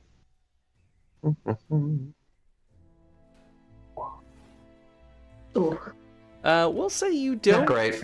Yeah, you don't find the spicy stuff, but you certainly find at least a little bit. You can tell that he at least did a pretty good job at hiding and stashing this stuff, and it might not even be in his office. It might be in like a remote location. But you do at least find a journal, like a physical journal that he kept that at least mentions cursory things about dealings with the purifiers. It's nothing very concrete, but the Elevated Brotherhood could potentially use that to kind of read between the lines and discern certain things like potential meeting spot locations, or even like a cadence of interaction if they wanted to pretend like Blaine was still alive. By the way, are we just leaving his decapitated body in the hallway? Is that our plan? I mean, I mean, they never figure out who did it, right? No one ever talks about it. I think, if anything, Val Royo loves its level of gossip, and it helps spread the word that, ooh, well, yeah. Well, I wouldn't have thought to have cleaned it up. We'll even say Kenidrin goes up to each of the cowering guards and points his finger at them and says, "If word gets out that we did this, we'll find all of you and kill you, just like we killed Blaine." I'd back him up. Yeah, and he does pretty well. Yeah, you know, he's got some stun points. We'll use that to make them pee their pants. Yeah. If we're leaving Blaine there, Onyx, walking back out of his office with the journal in hand, looks down at his just kind of dead eyes as the head looking up from the floor, and says, "You lose," and keeps walking. I give his head a good kick on the way out and just send it rolling across the floor. I wait for everyone as they start walking out, and I piss on his corpse. I'm just like, forget this guy. I straight up. I was like, who's smirking now? Kenidrin absolutely joins you. That's right. This is how we do it in the arena when somebody goes down and they're an asshole. That's what you gotta do. He gives you a ping together fist bump. I love the escalating levels of indignity. Pithy remark, kick the head. Piss on the corpse. You know, the general natural evolution of any kind of mean thing. I'm gonna snooze this. Chris, I'm gonna snooze this one unless you already snoozed it. Nope, didn't even realize an ad was about to happen. Gotcha. Thank you, Snooze Tony. for 5 minutes. I got you. I still have right. like 1,000 windows up, so I don't always see everything. All right, I'll keep an eye out. I feel like I get so many snoozes, so I'll keep an eye out. All right. So, is there anything else you want to do in Blaine's Manor before we move to the next scene? No. I'm tempted to burn the place to the ground now if this is how we're rolling out of here. I mean, that's a step, right? Yeah, that might take a long time to do. Yeah. That also may kill innocent people, but you know the choice is yours. The guard may come after us at that point. I don't want to kill innocent people. Yeah, let's not do that. No, fuck Blaine, but there are some good people. I'm sure that we're just servants here. All right, we move on. So now the invisible chains is officially complete. Congratulations, crew. So now is our wonderful little moment where we have some downtime. Truly, y'all can choose to spend this however you see fit. We're going to say about roughly 6 months are going to pass between adventures here. Wow. You can choose to continue hanging out as a group and spend some time doing stuff together. You can kind of spend some time solo. And basically how we'll do this is y'all can just choose kind of your primary focus for the 6 months, and we'll have a little vignette with each of you. And then we'll start the next adventure. If you would like, we'll do this no matter what, but you could tie it into your downtime if you would like. But the next adventure will take place in a town called Bel Air. No.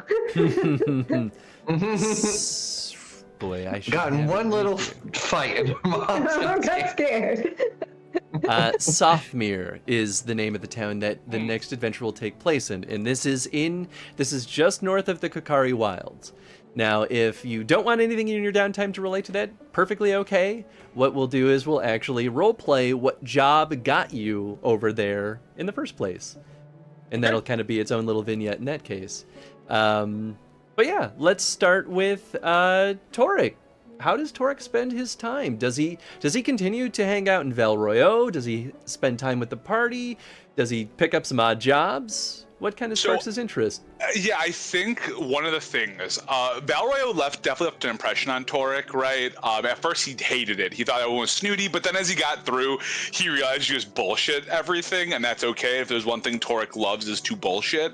But I think at the end of the day, he doesn't need like these fancy people. He just wants to be with his party, and I think he's become such a close friend of Kenedrin. I think his goal is to spend time working jobs with the group, but specifically wanting to take jobs that require Kenedrin to keep focusing on his fighting skill. So if it means like we go into some caves and fight Darkspawn, or like we just take out some fucking some random beasts in the wild or bandits, my whole goal is to just continue to push Kenedrin in that direction of you can be a true adventurer. So I think we spend time with the party, but mostly trying to get Kenedrin, boosted up. Nice. Choose a skill you would like to roll as kind of to represent sort of what that primary focus looked like. Yeah, I think we're going to do strength. I think the whole idea was to really focus on the fight and taking jobs about the fight to boost Kenedrin's confidence in being able to keep fighting. Nice. Then do you want to choose your axe skill as the focus? Yeah, I'd love to, because we both use axes, so it makes a lot of sense. Cool. And I'll have Kenedrin roll with you too. Great, let's do it. Hey. Wow. Yeah. Hey. You both do quite well. Wow. We'll say, yeah, you I guess like set the scene. What kind of, so you said that you kind of like went in caves and just killed like monsters? Darkspawn, spiders. Yeah, probably monsters. Probably not Darkspawn. That probably wouldn't be as good, because this is pre-blight times, so, or pre the fifth blight. There is still definitely Darkspawn though, even if it's not an active blight. Okay, so maybe we found some like little areas. We found some like some baddies, some like spiders. Maybe a Darkspawn or two popped up. Nothing crazy, like just like the little guys, like a Hurlock or something. So we'll say Kenedrin even knew this spot because it was a place that he was aware of in his time with the Carta, and it became a place that they had to avoid because they knew that Darkspawn would occasionally pop up there, and they're like, it's just not worth it anymore. So he suggested it, and we'll say this is just after you're done slaying, a couple handful of Darkspawn in there. You two are just sitting in that dark, damp, gross, stinky cave, surrounded by a couple of chopped up corpses, and enjoying just some rations that you had. You have a little campfire going. Yeah. Kenedrin's just kind of like takes a big bite out of we'll say like a turkey leg, and goes like, this has been really good. This has been really good. I like this. Yeah. Is this just what you've been doing for the last, like, I don't know how old you are, but like, how long have you been adventuring for? About how long have we been? Like, how long has it been since like session 0, Chris? Not terribly long. We'll say this is about, well, from you killing Blaine was about, give or take, a couple of weeks. At this point, though, we'll say, maybe this is about 3 months in your downtime. Great. So I'll sit there and I'll be like, well, I've only been doing this for maybe a couple months, not a long time. Like really, like after I left Orzammar, I ran into Onyx, and we just, I don't know, someone different, someone new, and we just started traveling together. I was alone for a little while, but I haven't been gone long. I mean, I used to fight in the... from Orzammar? Yeah, I used to... You treat this like it's so natural to you. I mean, I can sniff the nobility on you, but still... I was an arena fighter. I went to a lot of provings. The battle lives in me, and that's why I can't stop fighting. Even if it doesn't always make sense, and I can see that battling spirit in you too. I saw the rage, all those weeks ago, and look at you now. Still think about the Carta. You do something like that for so long, it becomes the only way you know how to do things, and I'm not like you. I was castless, so becoming part of the Carta was survival for me. Well, I'll tell you, I think castless are brave. It's a big reason why I'm not in Orzammar anymore. I tried to fight for the castless, and it doesn't look so good when somebody in my position tries to speak for the ones already spoken, or that they don't speak for. Most of us aren't worth fighting for anyway. We're a bunch of scum. But you're a there's the scum occasional. you're a scum that cut someone from, neck to fucking taint. So you got some ability there. I'm just happy that y'all find a use for me. I'm no good, but I like this new life, I think. Well, let's be no good together then. We can get in a lot of trouble and still do something that makes the soul feel okay.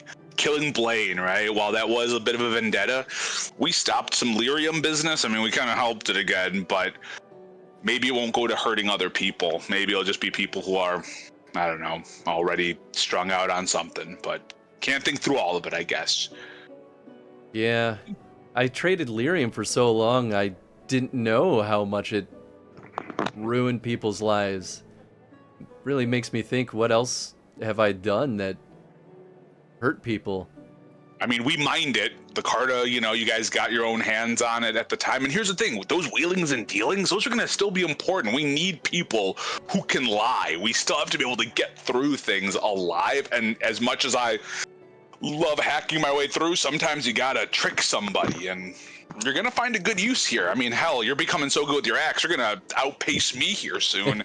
And soon I'm going to be, pedaling with the Carta, trying to make ends meet. So I don't know. I think I'm going to get cut down any day now. I'm surprised it hasn't happened yet. Well, I got your back, and so does Onyx and Adana. Yeah, I appreciate you, brother. You're treating me well. We're carved from stone, you and I. Will keep on breaking things down. And someday we'll return to stone, but today's not that day. Today is not that day. The Shaperate won't take us this day.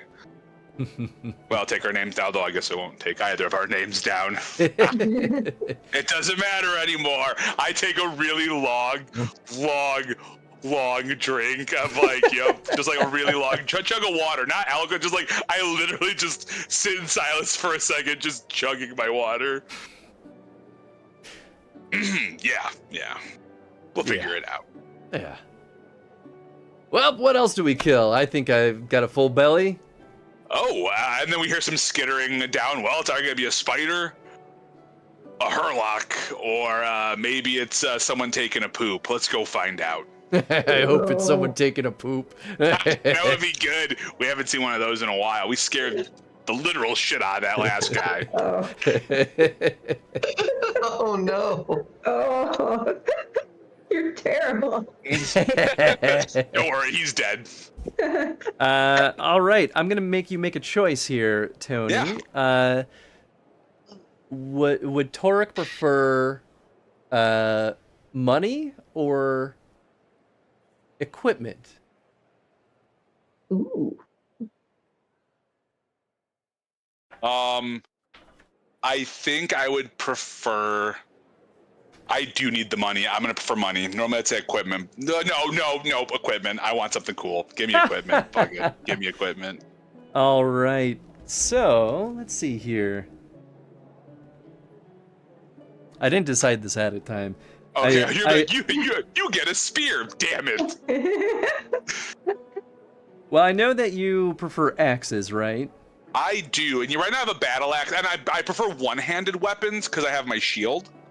Okay. And I have a battle axe right now. Let's see here. Then let's give you.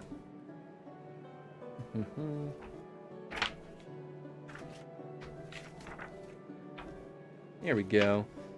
I'll give you something fun then. Ooh, I like fun. We're gonna give you a. While you were in the depths and fighting Darkspawn, we'll say you uncovered. You find random things every now and then. Most of it's completely unusable because it's been discarded and just rusted away. But we'll say you find a battle axe that has some runes engraved into it. So it's going to be a normal battle axe, but it'll give you an automatic +2 damage. Oh, dang. Should I just upgrade my current one, or should I actually make this a separate thing? We'll call this a separate one. So you could sell your other one if you want, but Cool. But this is a dwarven rune enchanted Ooh. battle axe. Nice. And they could definitely get spicier than this, but this is a nice, like, slight upgrade from what you had before. Nice. It's a +2 on damage. Yeah. Fantastic. The extra spicy stuff are the ones that give you +1 to your attack rolls. Oh, I am sure. So that'd be a. Ooh, I'm so excited to wield that. Oh, that's gonna be so good. A 2d6 +6. Yes. Ooh. Yes. And we'll find out if I regret that choice later, but for now, it's fun. You will find out later, huh? Yeah, because I got a +4 for my strength and a +2, so yeah, that's +6. Fantastic. I'm just gonna do that math like that. All right. Cool. I'm glad I went with that versus money. That feels much better. You could have gotten a decent bit of money. I'm sure I could have. That's fine. I'll cry about it later. But I'll take the cool axe. All right, we'll move over to Onyx. How does Onyx spend some of their at least the primary bit of their 6 months? So I guess we're rewinding a little bit. Back to the aftermath of Blaine's demise. Yeah, we have not yet started the next adventure. So this is the 6 months in between Blaine dying and the next phase. Gotcha. I would like to do a little scene where Onyx says, like, after we left Blaine's Manor and say we made contact with the Elevated Brotherhood again, and Onyx is kind of finishing up talking with them, like this other mage that helped us at the party in the basement, and they're handing this other mage the journal, Blaine's journal, saying, "Comb it over. You and your people might be able to find something I missed." Thank you. This is an incredible opportunity. Should I ask how you came about this? Well, I know you said you didn't care whether or not Blaine got away. My companions and I felt different. Anyway, I'll be right back. I need to speak with them. Just for a moment. Of course. Not a problem. So Onyx will go back to where, I guess, Torek, Adana, and Kinedrin are. I guess you could say, where we're at. We're, somewhere discreet is somewhere in Valrayo. And they'll just kind of brief the others. Right. I let the Brotherhood know that Blaine won't be troubling them anymore. They're going to go after the Purifiers. Damn right. See if we can go on the attack for once. But I'm going with them. Oh. Ever since I left Ravane, I've been lost. There's still so much I don't know about my powers. And I think I finally found some people that can help me make sense of all of it. Agreed. But I don't know how long I'll be away, where this will take me. But I'm sure our paths will cross again soon. Oh, that you can always seek me out if you need me. I imagine you won't be hard to find. Hear the grunts, the screams, and the cries of pains of things dying, and we'll probably be there. We're good at causing a ruckus. A little bit. I clasp Onyx's hand and say, "Be well, my friend, and I do hope our paths cross again. I will look forward to it. And I hope you find what you seek with the Elevated Brotherhood." And I give Onyx a big hug. Like, I don't even care about the handshake or whatever. I say, "Be well, friend. I know we'll see each other again." So, just Onyx goodbye will for take now. a knee so they can give Torek a proper hug. Thank you. The tippy toes hurt after a little while, so I appreciate it. I still have to go on my tippy toes a little bit. You're still pretty tall, but you'll do well out there. I think it's good that you'll learn from some other people that have magical abilities like that. I say, and as Onyx, while he's still got his arms around them, say, "You might not be my tribe, but you'll always be my friend, Torek." Hell yeah. Onyx is, or he just kind of has his things together. It's like, I don't want to keep them waiting. They want to strike while the iron is hot, so to speak. But what about you, Adana? Are you going to stick with these two? Find some more of your people? I have had my fill of Valroyo and all this massive crowds of humans everywhere. Like when we first came here, it was all brand new. It was just like the novelty of it all was kept me wanting to know more, but the more I know about it, the more I wish I didn't know about it. So I'm thinking I'm just going to, I've been out of nature too long. I'm going back out into the wilderness for a while and maybe just have some quiet time, and maybe hone my skills a little more. I love it.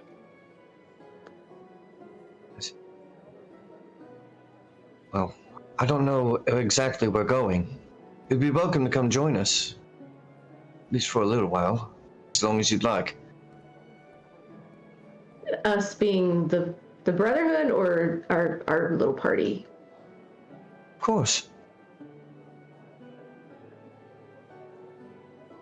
There bear no rancorous feelings towards the rest of you?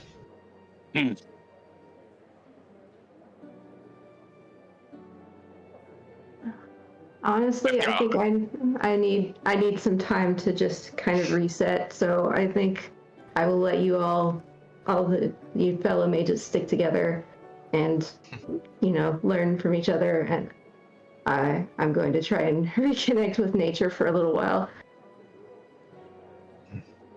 Very well. I hope you're able to find some peace after all this madness. I won't be sad to see Val Royal go either. Yeah, it'll be nice to get away from all the stuffy people and back to what's important. I'm sure we'll all find each other again. We know where our camps kind of line up, so. Mm-hmm.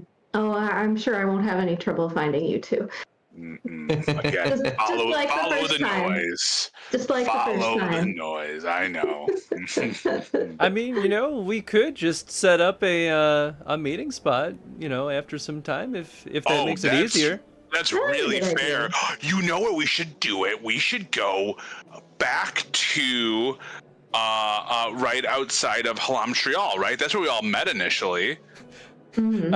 I don't know if I want to be that close to the Bleak Watch, but like maybe not Halam Trial. Oh, how about that? What was the town where we first caught up on the horses? Like right after we left the camp, we settled. There was that one town. It was like a little small town. I kind of in between Halam Trial and Val Royal. I remember what you're talking about. I don't remember the name of it. I have it somewhere. Well, I think we should meet there. Why don't we know a place that we actually know? Kind of. What about some place where the Bleak Watch can't easily find us? Also, I don't imagine they'd be happy to see us again. Indeed.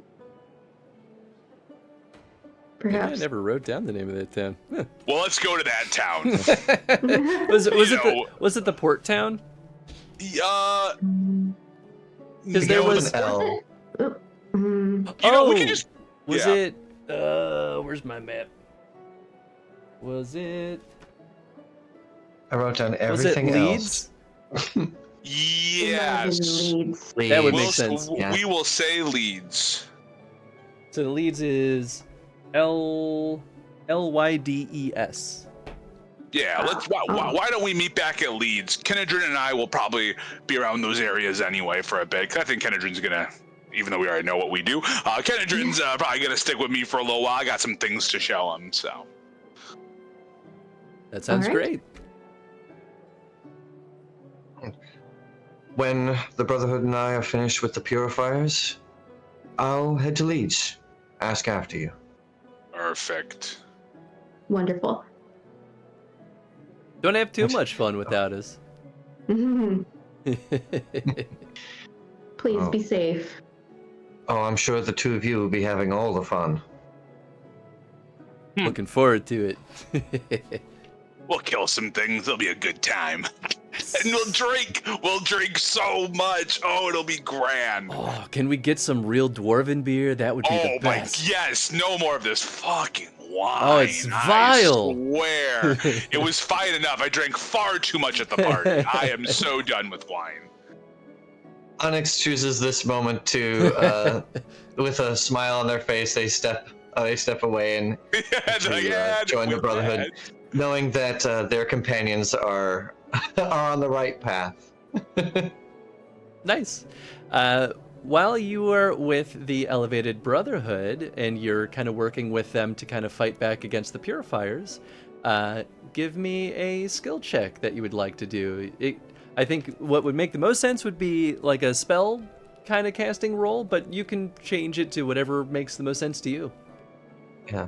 Because they're also, they're trying to kind of, hone their skills. Ooh, Absolutely That's a good roll. beautiful. Yeah, Y'all are buddy. rolling Yes. super well. So we'll say, yeah. I mean, you end up actually being a bit of a powerhouse in the effort, more than anyone was expecting. You spent a lot of time with them. I mean, they keep you sweaty busy for at least a solid 5 months because the Purifiers, while disempowered, were still a bit of a force to contend with. But in your time with the Brotherhood, you made a real difference pushing back against them, and they're truly not a threat. And of course, factions will rise again to kind of push against mages, but for now, things feel a little bit safer for mages and mage-like.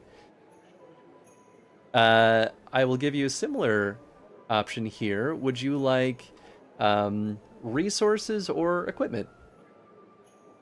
What kind of equipment would the Brotherhood be able to fit me out with? They could give you a proper staff. Oh. Okay. What would what kind of would that like help with casting, or would it help with attack rolls?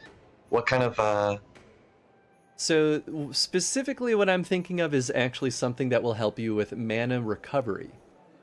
Ooh, okay. I could definitely use that. Yeah, let's go with that.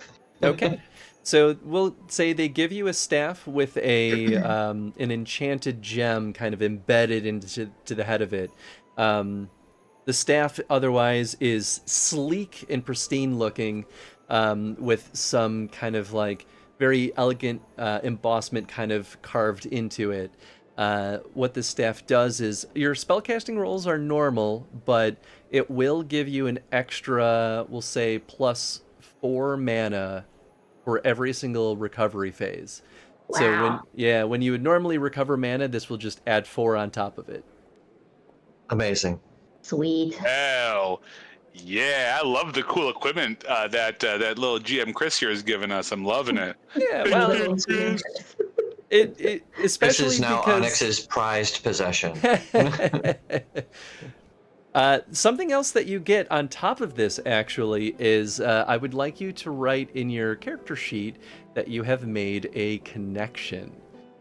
This is important because, and I'll let you name them and kind of define who they are, but it's someone with authority in the Elevated Brotherhood who can act as a continued mentor from this point forward.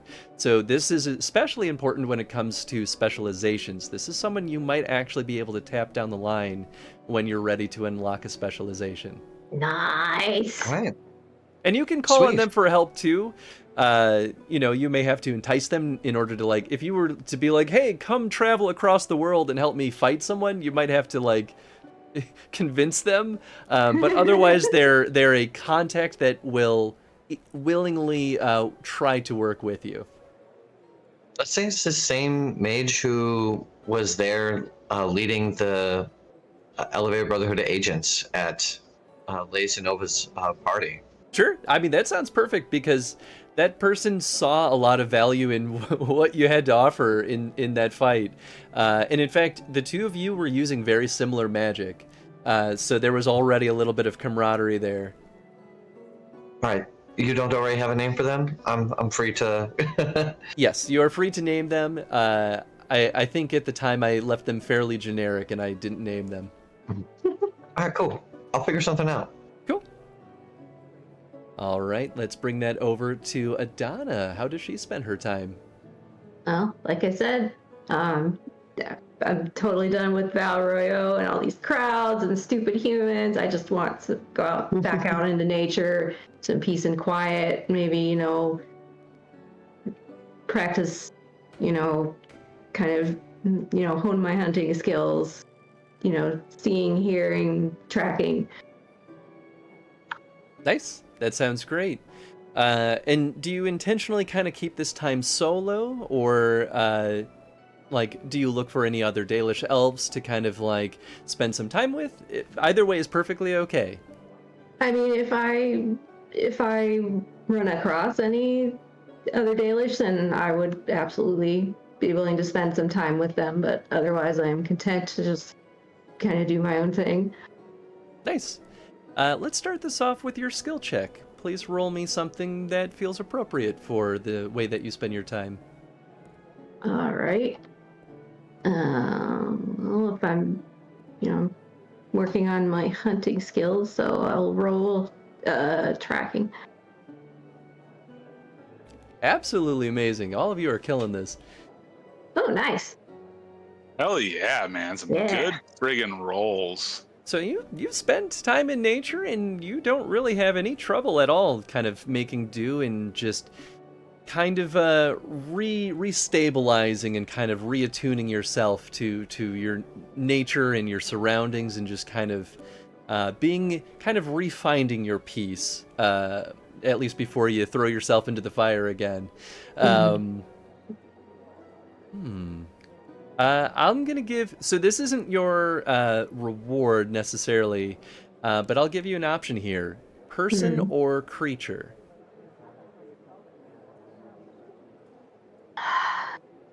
Well, I would lead in person, but we've had people already, so let's see what happens with a creature. Okay. Oh, now he has to come up with something. Well, this was something I was already tinkering with. It's more of a matter of what feels the most appropriate here. Appropriate. We're gonna go with, yeah, okay. So you spend a lot of time in the wilds and you're spending a lot of time in nature. You're having no trouble surviving and kind of taking care of yourself. And we'll say as you're kind of like, you lay your traps to try to get some prey just to kind of feed yourself. You end up finding a living flying squirrel who seems to be just not moving. It's breathing, but it doesn't seem very responsive. It's up to you whether or not you want to help it or leave it. I don't think this is the type of prey I usually find and eat. I'm intrigued by this strange creature, so I'm gonna see if I can help it. All right, and we'll say we're gonna just kind of ride the roll forward, but you end up kind of help nurture it back to health.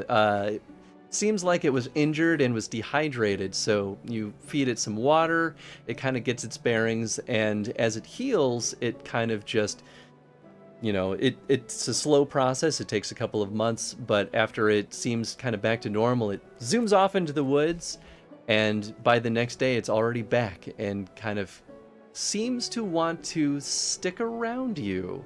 Aw. And it's, you could try to send it off, or you could just accept that it has seemingly chosen you as a companion.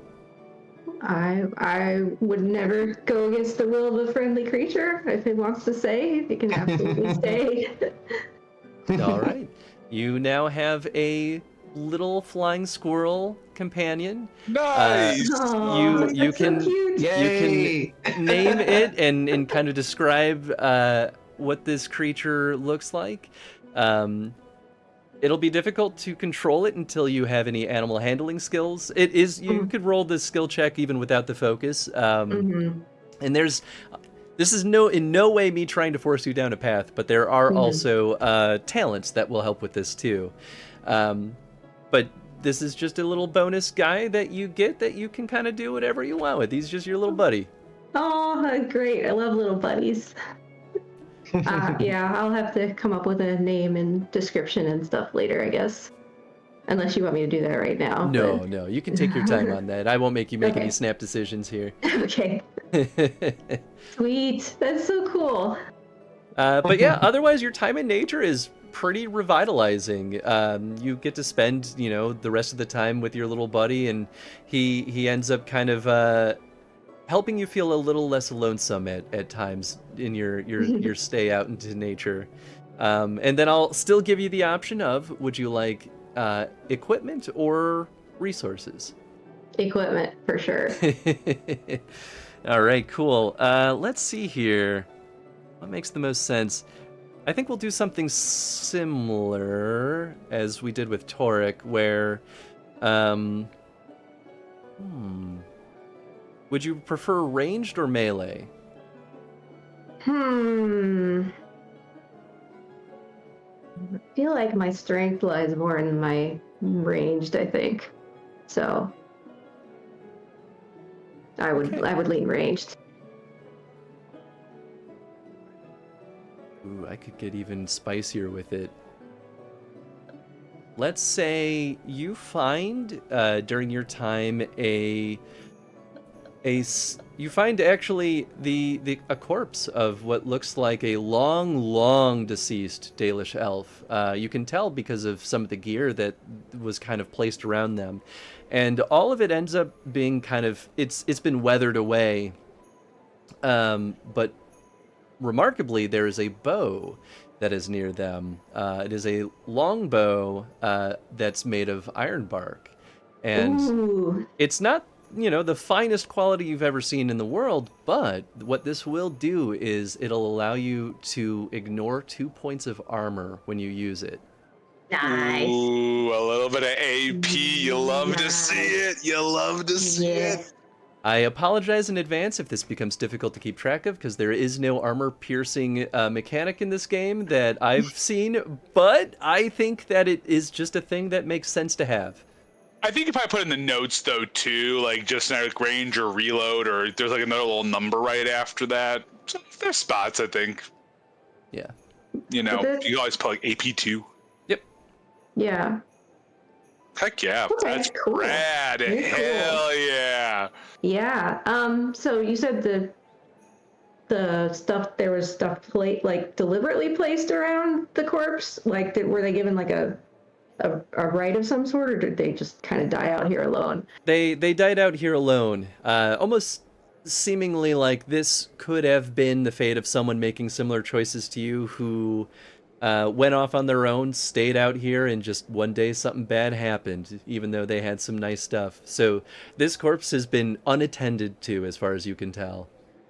Well, I would like to give them a proper. I'm not sure how the Dalish handle their dead. I'd say cremate them or bury them, but I will do the traditional Dalish rites for them. Nice. That sounds perfect. Yeah, we'll say you take care of it, and the air around the area feels more at peace after you're complete. Excellent. All right, and that is the 6 months. Time passes. You all have your kind of side adventures, and after 6 months, you all slowly make, one at a time, your way to the city of Leeds. On my return back to Leeds, by the by, when people see me, I have started to regrow the hair back. And some of the beard starts coming in. I have updated my token and everything for it already. Oh, really? Oh, nice. Yup. Because yeah, Torek used to do it for a specific reason after he left Orzammar, and now he's starting to get comfortable again in this new world. So I might look just a little bit different. But, still the same scar over my eye and little stout man of great bluster. Yeah, we'll say even Kenedrin looks a little bit rougher these days. His beard's a little bit longer. He can't really grow hair on the top of his head, so he's still a nice shiny bald up there. But there's a new nice little scar kind of from his upper lip to his lower lip. Told you had to watch out for that spider. When that thing came down, that claw went right through. Gosh, I thought we were gonna lose you then. Well, I look a little bit cooler, so I think I got the better end of the stick there. Oh yeah, scars are great stories. I mean, come on. That's how it goes. So we'll say, from here, the party at least got some kind of job that slowly got them over to the small town of Sothmere. Was that what it was? Boy, I really should. It is Sothmere. That's right. Hey, look at you. So it doesn't have to be anything complicated, but please describe to me, what was the job that brought you just north of the Kokari Wilds? It could be as simple as just, hey, they were looking for a delivery. The town of Sothmere is small, so, having some supplies imported every now and then is always good, and, it's always easy to get some muscle to just defend a caravan. Maybe there's rumor of a festival kind of brewing over in Sothmere, so there could always be, a merchant or a noble who was looking just for someone to kind of help them get there. Do we all need to get there the same way, or do we all have different ways that we've arrived? Well, you've all kind of re-met up in Leeds. Oh, in Leeds. Mm-hmm. Ooh, you know what might be fun? There was that one dwarven merchant that we met back in Valroyo. Roz, I have his name. Hold on. Did he have a name? Oh, he did have a name. He did have a name. I'm almost wondering if maybe we kept in contact after, because we had such a good time at the party. Like, we really, really outdid ourselves, that maybe he still throws us some coin for some gigs if you guys are down with that. And I think if there's a festival in town, maybe he wanted us to get one of his envoys there. Maybe he was trying to sell some, wares at the festival. Yeah, we could even be escorting him in his caravan. I'm happy with him coming back. Make Chris do another voice. I like it. Right. I'll do you one better. Mm-hmm. So you do connect with him, and he's like, I don't know how you have a knack for doing this at the right time every single time, but I got a guy who actually needs some help. He goes by the name of Strom Karsgaard.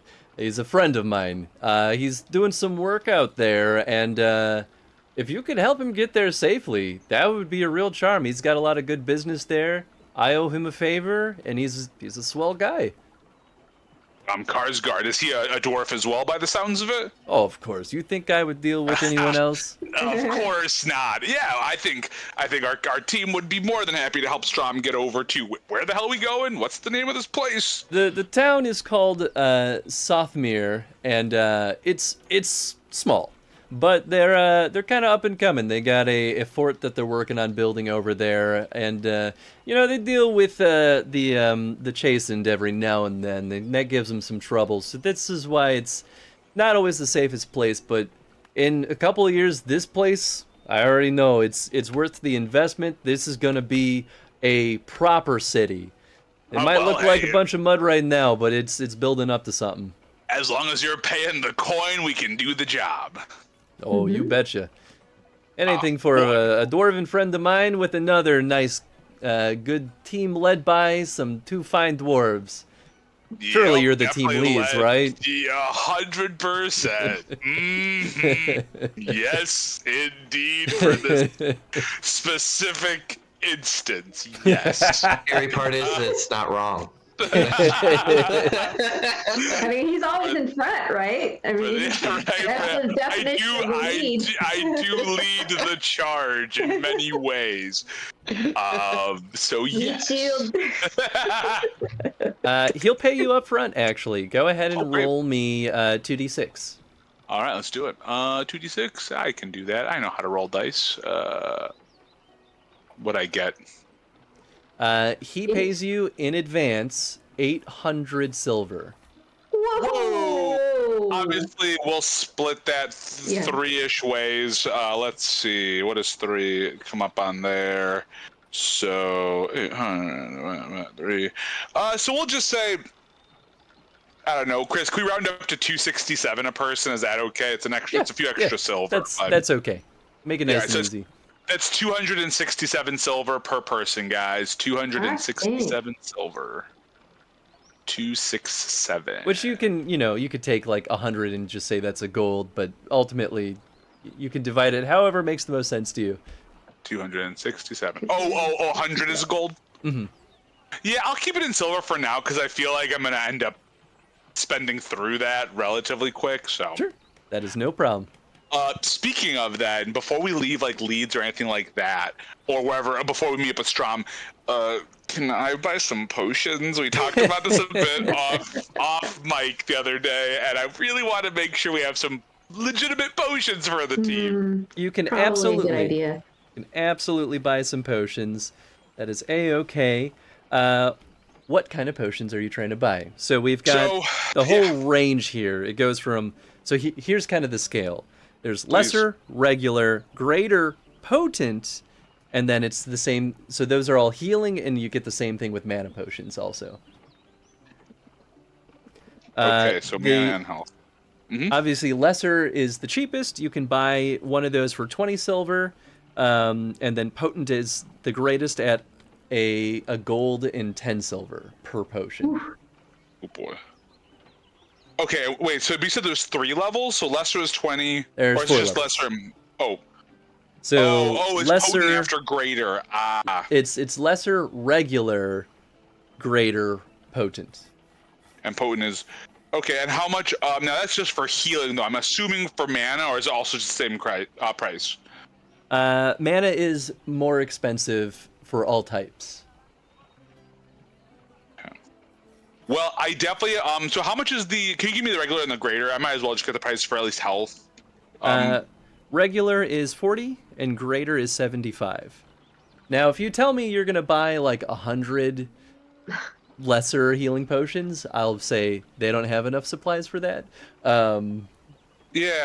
But Is I'll there a still let spot in you buy the a bunch. book, Chris, where I can just so you don't have to explain every little everything? Yeah, 330 is where it starts. 330. So, okay, we can lesser- talk about some other things while I'm taking a look at that. I just wanted to get some potions for the team. Sure, that sounds good. I mean, I can chip in for potions. I imagine you want I have to. more silver than you do, so. Yeah, no, for sure. And especially with 330. the advance payment, also you have a lot more wiggle room to work with. Yeah, exactly. So you said 333, Chris? 333. 330. Oh, 330. Whoops. 330. And the prices are on 331. Oh, okay, cool. But they work pretty much as expected, so like lesser potions heal 2d6 plus constitution, and then, as you kind of increase in scale, they just heal more. Oh man, does it actually list out like how much it heals? Because I see there they list what it is. Oh, I see how they do it. You gotta look at the detailed descriptions. Wild. Yeah. Okay, cool. Yeah, that's not very helpful. It is a That is- pain, yeah. So where I see greater. There's greater healing. I see lyrium, ink, healing potion, but more potent than lesser. Yeah, great. But where's the lesser heal? Oh, there it is. Lesser healing. 2d6 plus constitution. I mean, that's pretty good. 2d6 isn't bad. What's the max amount we can buy, Chris, before you're like, yeah, that's too much? Like, what would be like your don't go over this number before you're like, nah. I think 10 is probably a pretty reasonable number. So And maybe like 6 if you're going up to like greater. So here are my thoughts, guys, and you let me know. I'm thinking maybe we buy like 100 silver worth of lesser, so that would be 5 lessers. And maybe like maybe 2 regular, and that would put us up to like 280 silver. Like, what is that? Not 200, that's not right. 180 silver? It's a lot, but... Or we could do less. We could do like maybe like, you know, just enough for like 1 for each of us. So we could do like 4 lessers and like 2 regulars. So, to drink one in battle, is that a minor action? I imagine that's the healing action, right, Chris? I imagine that would be the healing action, which is... It's saying activate is that. Oh, activate Yeah, is. Oh, yeah. then activate's a minor action, yeah. Okay. I almost feel like the lesser healing amount might not be enough in battle. Okay, but- we can skip over lesser and just instead maybe do like, for now, just do like maybe like 4 regulars, which Yeah, would be something like that. 106. That'd be 160 silver though, and split 3 ways. That would be about 54 silver a person. So if we're good with doing like 4 regulars, guys, we can do that. I could Yeah, I want definitely to do that. Okay, so then let's all yeah. Yeah. We could do more. I've got a lot of I do. I have a unspent lot, coin too. over here. Oh, okay, great. Well, Why don't we just do 8, and I'm happy to pay a larger split. okay. Do it, Chris. Can we get 8 of the regular? Is that okay? Yeah, I'll say that's okay. Okay, so 40 times 8 of that's 320 divided by 3. So that'd be like about 106 silver a person, and I can still help with that because I have 267. So, Okay. let's just all take let's do just 107 just with math again because I gave us a little extra, so we'll just say 107 a person. And I can chip in more, because... If we need to buy other things, I can always say, hey guys, I need some money, you want to loan me? For now, we can just Okay. split it evenly. All right. So You said 107 each? 107, yeah, we'll just do 107 because it kind of, we sort of added an extra gold per person almost earlier, so we're removing our silver per person. So we're all carrying a couple of them? Yeah. Yeah, I imagine let's I would just... say, right? Yes, because Kenedrin I think it's good for Kenedrin to have a couple, or we can always, so we'll just simply say Kenedrin has 2 of them, Chris. I can put that in my notes as well, that Nice. Kenedrin has 2. Oh, you got Put it? that on his sheet. Great. And these regular? are the regular healing potions. How much do Regular, they heal again? I'm sorry. I'm going to look Those at are it. 4d6 plus con. Yeah. That's awesome. Yeah. On me. I think that'll be really helpful. 6 plus con. And it's up to you if you want. Like, if are there any of the lyrium potions there for mana, Chris? And Zag, it's up to you if you want any of those. Yes. Yes. You I could do definitely want buy them. some. All right. How much for those? Lesser starts at 30, regular's 55, and then greater is a gold. Okay. And what's the effect on each of them? How much do they restore? Lesser is 1d6 plus magic. I got it here, Chris. Is 1d6 plus magic mana points. Regular is 2d6 plus magic, and then where's great? Oh, greater's down there. 3d6 for greater, and then potent's 46. So it's basically a d6 with each level. Oh, how much is a potent? How much does it have a cost listed there? Yeah, Or- it's 1 gold and 50 silver. Oh, okay. All right, then let me look at my max mana. I'm definitely not going that highest tier. Yeah, and it just let you guys know it doesn't allow you to go over your max. It even says like, hey, you can't use this to be like, I now have 200 mana points. Can I just buy a couple of those regular ones, Sure. Chris? So two All right. regular ones will be 1 gold and 10 silver. or Okay. 110 Got it. silver. Okay. Now here's the real big question. Chris, because Kinedrin also rolled well, is there a world, I don't know if you already did this, that he could have better armor from that roll he did? I'll give him some better armor. Yes. That's okay. All right. If I could avoid spending the money, I'd still do it. I was about to ask if we all wanted to split the cost of some better armor for Kinedrin, but if we can give him something better, since he rolled pretty well on his too. Give him heavy mail.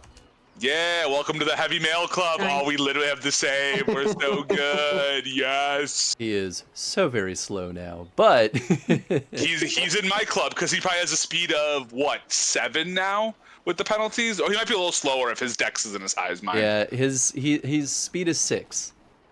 We basically moved the same amount then because that 7 turns me into a 6. So, Nice. which is what, never mind. That's a bad joke. Never mind. Let's keep moving. Just All right. all right. Anything else before we move over to Sothmere? Oh, are we a math stream now? I just read your message, Chris. That's so good. I guess I'll go ahead and sell my old longbow since I've got the shiny new one. Sure, that sounds good. Oh yeah, and I guess, Chris, if it's okay, can I sell my heavy leather and I think I'm gonna sell my battle axe. I don't need it anymore. Wow, old trusty. Ooh, you know what? No, I'm gonna keep it. Because I already know I'm gonna get friggin' disarmed by somebody, and then if I could just pull out my other axe Your as an other axe. activate and be like, and I have another one. I don't know if I'm allowed to do that, so you can absolutely tell me to F off if that's not a fair use of You that. can hold 2 battle axes, but it will Yeah. still cost a what was it, a ready action to pull it Yeah, out. ready or activate, yeah, whatever it is, yeah. Yeah, you still And you So took how are we traveling to Softmere? That is a great question. Well, You, where you could is you could get horses, you could go by foot. I think the preference for the Dwarven merchant is that he's got a cart, so he at least has horses, but he's not going to be able to carry each of you on the cart with it, since that's where all his supplies are. Is there a way Well- for us to renting horses would be a lot for that long of a distance? I don't know. Yeah, how much would it cost for us to rent stuff, or like to get out there on horseback? Let's see. I know we're so good at horses after last time Hey. we're trying to run. Hey, speak for yourself, buddy. Hey, I have a +2 to my I- dex. We all failed that. We all failed that thing to catch up with what's her name? You guys failed it. Oh, true, you did not. You You did. You did succeed. That. Nope, you're right. Yeah, Donna coming in here with her size privilege. Look at me. I'm medium sized and everything is made for me.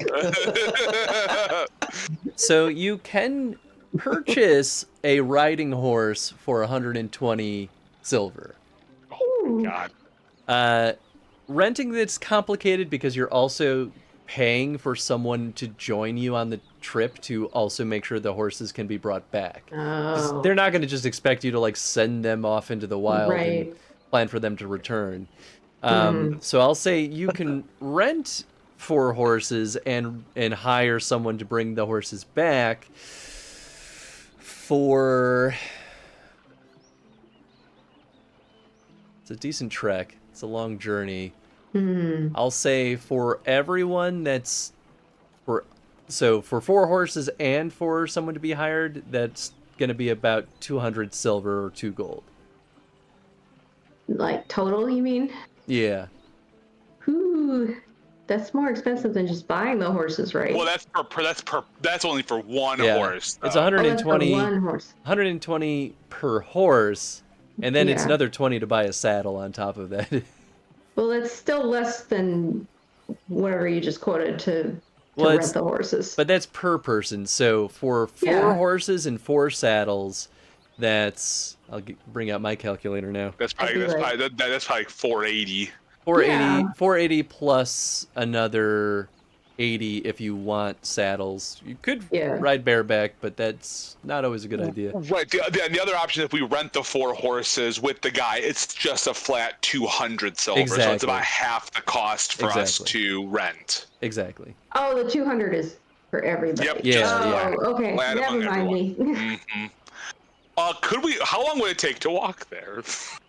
Onyx is fine walking. I'd be fine walking. My only concern would be would we keep up with the merchant caravan? Yeah, that's the only concern. He doesn't want us to walk, right? I'm guessing he needs to get there. Well, it's like a slow wagon, right? We're not going to be racing there. We're not chasing anybody. If you're not in a like panic rush and like you're taking reasonable breaks and such, that'll be about 3 weeks to a month's journey.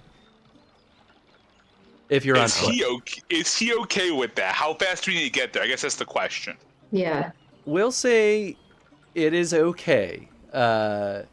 You will not have a ton of time before the festival is kind of in full swing, though.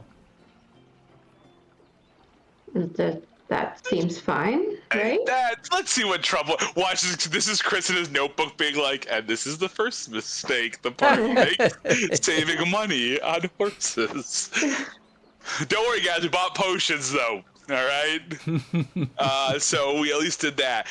Yeah, I say just because, like, I don't know what the money situation is going to look like when we get back. And I know we're going to level up at some point and be like, we need some better armor and some better other things. Because that might eat into the cost. Unless people feel good about 200 silver.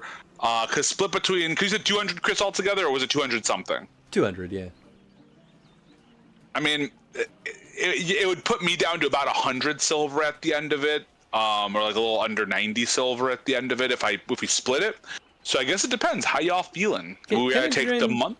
Kenadrin can at least chip in 50 silver for that. Oh, okay. And pay his fourth of it. Okay. I mean, I don't know. That way we get there a little faster, enjoy the festival. Maybe the DM's kind of nudging us to take the horses. Yeah. Either way is okay, but let's do horses. I say let's do it. It's 50 silver a person. It's not as ideal, but unless everyone's good. Does Onyx have enough for good? I just want to make sure we're not. Give me your tallest horse. And give me your pony. they are my happy ass. to oblige because they don't want any of their horses to get injured. Here's our war horse because I don't know what's gonna happen when you hop on. Cool. Then yeah, we'll drop that dough. We'll drop that dough and we'll take the horses. Yeah. Okay. Instead, the journey takes you about a week, maybe a week and a half. Wow. But the horseback really speeds things up quite a bit. Perfect. I hate every moment of it, but perfect. Oh, Adana's loving it. Just for kicks, I'm gonna make you all roll me a horse riding skill. Gotta remember what that base is though. Is it? I think it's Dex. I'm pretty sure it's Dex because Yep. Yeah, riding is I Dex. have it. And watch 'Cause I me could have go taken back it. there. Yeah, I was gonna say before we make this roll, I'm gonna make a sorry. big mistake and get attached to my horse and say that their name is Chestnut. Amazing. Wow, with a Nice. 6, I still only got a 14. Wow. You know, we're doing and great. the rest of us got 12. Good job, guys. we're gonna say you're all perfectly fine, but it does take you 2 weeks to get there. Fair enough. Still better than the month it would have taken us to walk. It really truly just means that when you get to rough terrain or steep inclines, you have to slow down quite a bit. I don't know if you've ever been on a horse on a steep incline, but it's terrifying. I bet. Only happened to me once in real life, and boy howdy did I really learn why horseback riding is a skill. Hmm. If anyone ever tries to argue different, Chris, now you have personal experience. Like, no, I really do. Skill. Horses are terrifying beasts, man. I don't know how people do it. But I digress. You all make it to Sothmere. It's gray. It is supposed to gray. be? This is because this is one of the older PDFs. Before they decided the color was fun. Okay, But so it's not like actually covered in fog or anything. no, it's just a black and white image. But It's I up and coming town. whenever Gray. whenever I can actually pull real art from the books, I will use that as a preference, just because it paints the scene better. But you get a Softmere, no problem. You make nice with the guy that you're traveling with. What was his name? Strom. Strom is an absolute delight. He's very pleasant. Enjoys your company. He chats you up quite a bit. I'll show you. So this is Damn. Strom. He's a lovable dwarven merchant. He loves food beyond belief, and the entire 2 weeks won't stop talking about how amazing the Riot bread is in Sothmere. He's like, trust me, it's a small town. It's unimpressive, but you gotta eat the bread. It's truly remarkable. They don't make anything like this. They don't make it underground in Dwarven society. You can't grow this stuff anywhere. This place is special. This is why, man, I go here just for fun. Now they got a festival. I'm gonna be gorging on this stuff. Sounds I'm guessing a delightful. lot of your money is going to go to food, but the bread does sound good. I mean, I'm selling my wares, but yeah, I'm gonna stock up on that bread. It's good stuff. All right. I mean, a good hearty bread is a good hearty bread. Yeah, it looks like Jack Black. A little bit.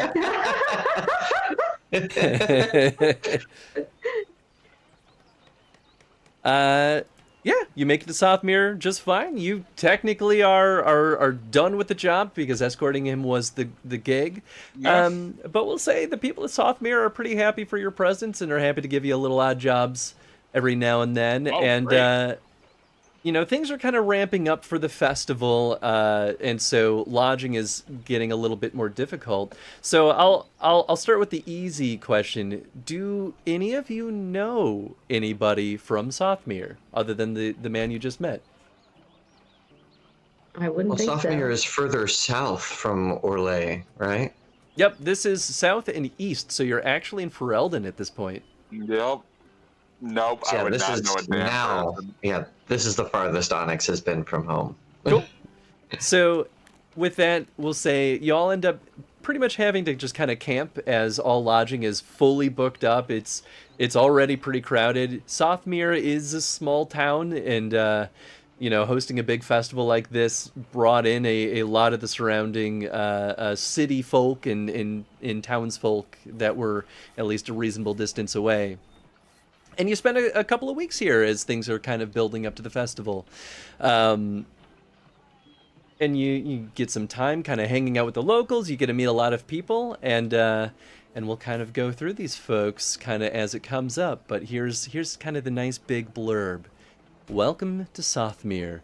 The freemen of Sothmere have a hard life. Their ground is less fertile than other parts of Ferelden, and their growing season is short. Their craftsmen are few in number, and in addition, Sothmere's proximity to the Kokari Wilds makes it a dangerous place to live.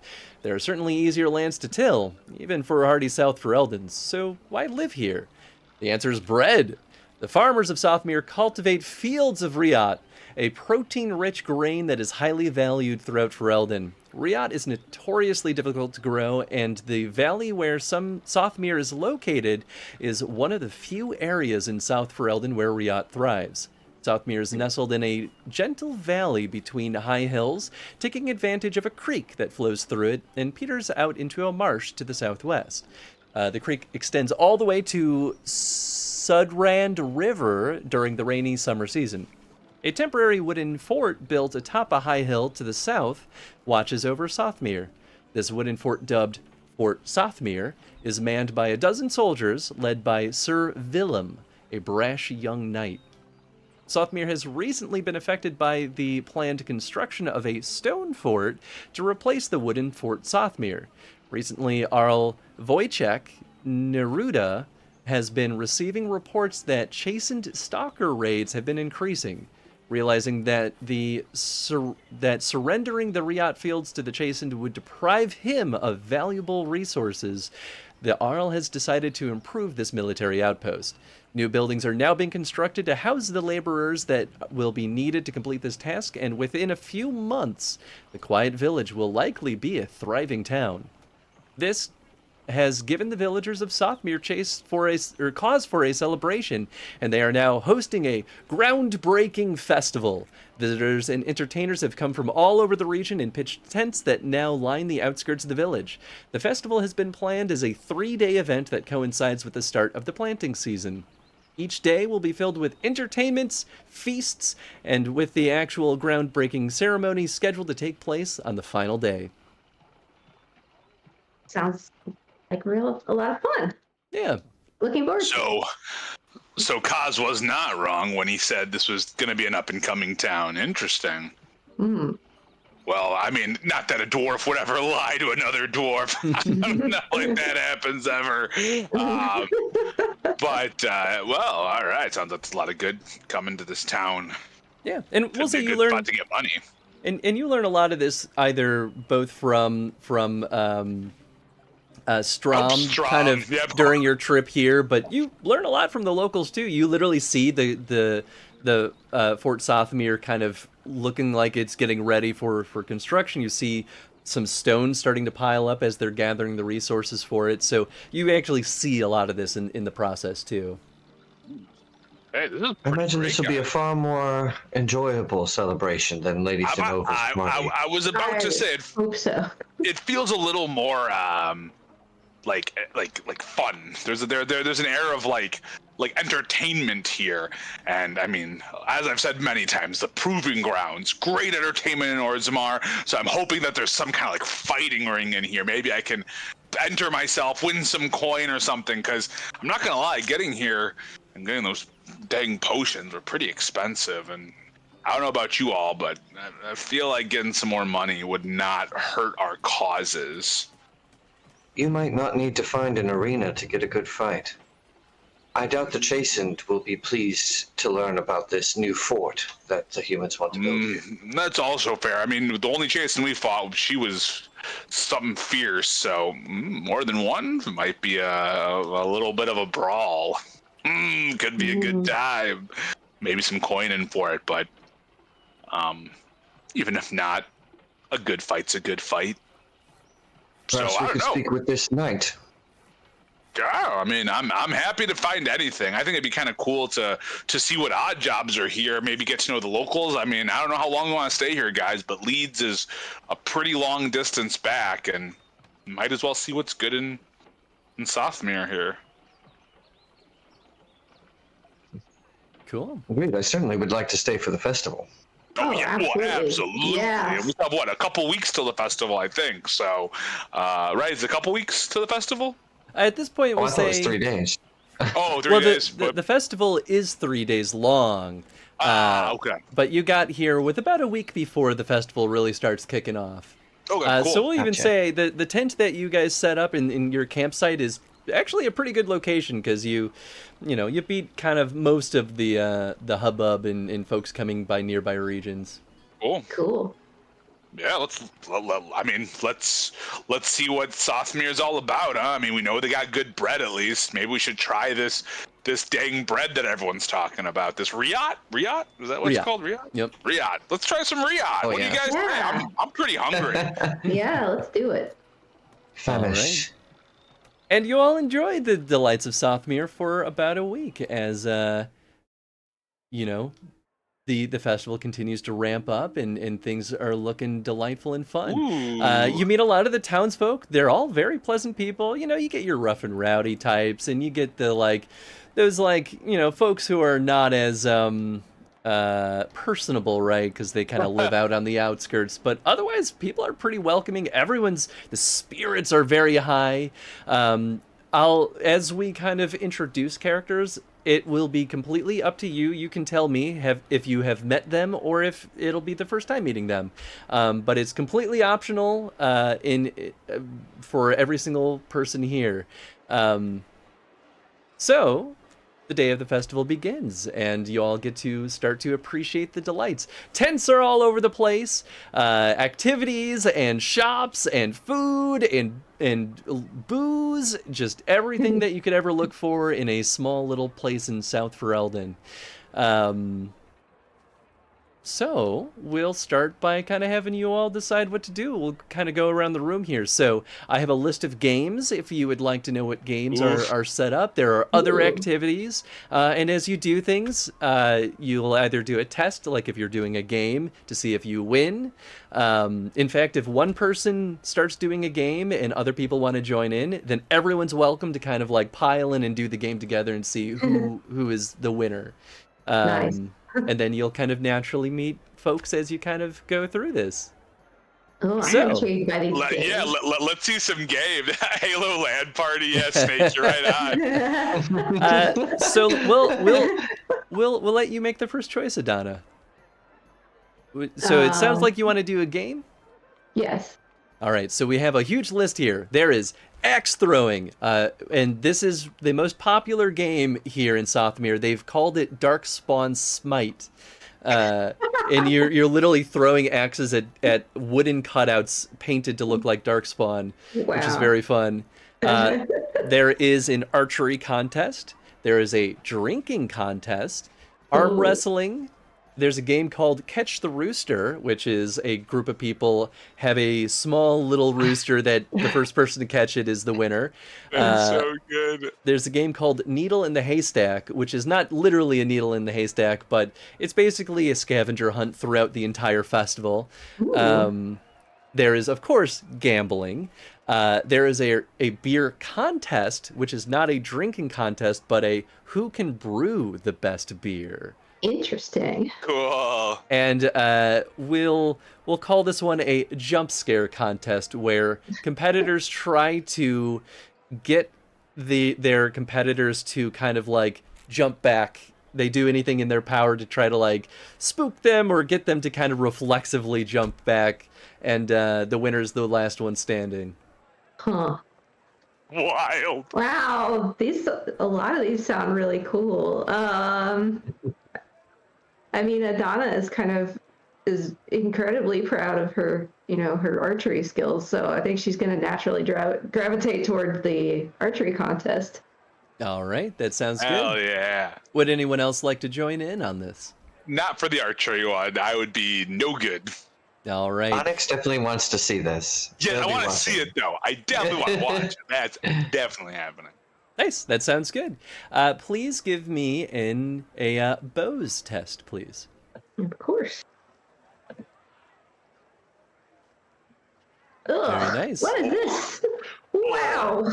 You try your hardest, but you end up coming in second place. The person to just barely beat you is here, we'll share this with y'all. A very cool looking, quiet lady with long curly black hair. Her name goodness. is Fiala. You can decide if you've met her before or not, or if this is your first encounter. She is pretty aloof and tends to kind of like stay a little bit away from the crowds.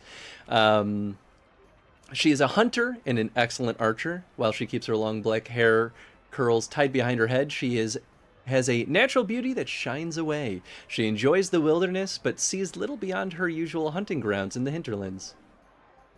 We'll say that I have not formally met her, but I have definitely noticed her in the crowd before on account of, the way she's dressed and the fact she has a bow and, fellow archer and all that.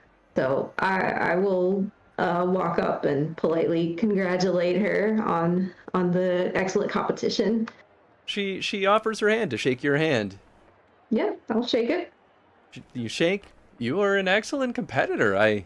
You'd think that there would be more skilled archers in these parts, considering all the wild game out here. But, it's hard to find folks that have the right eye for it. I respect your competition. I'd love to buy you a drink if you're interested. Oh, absolutely. That's very kind of you to offer. I would love to talk to you about all things archery, and maybe we can learn some techniques from each other. That would be wonderful. I don't usually like dealing with these huge crowds. I like that this archery contest is a little out of the way. They did it for safety, of course, but you know, it's a lot of people out there. But yeah, let's go grab a drink. Your friends, they're welcome to come with, but you know, they could buy their own drinks. I gesture to them and say, "You guys want to come?" Kenedrin finished slugging his beer that he was already holding, throws it over his shoulder, and is like, "I'm ready for more." More is always good. Let's get more beer. Woo! Everyone, give me a perception check, real quick. Hey, where's my board at? Hold on. Oop. You said perception. Come on, come on, come on.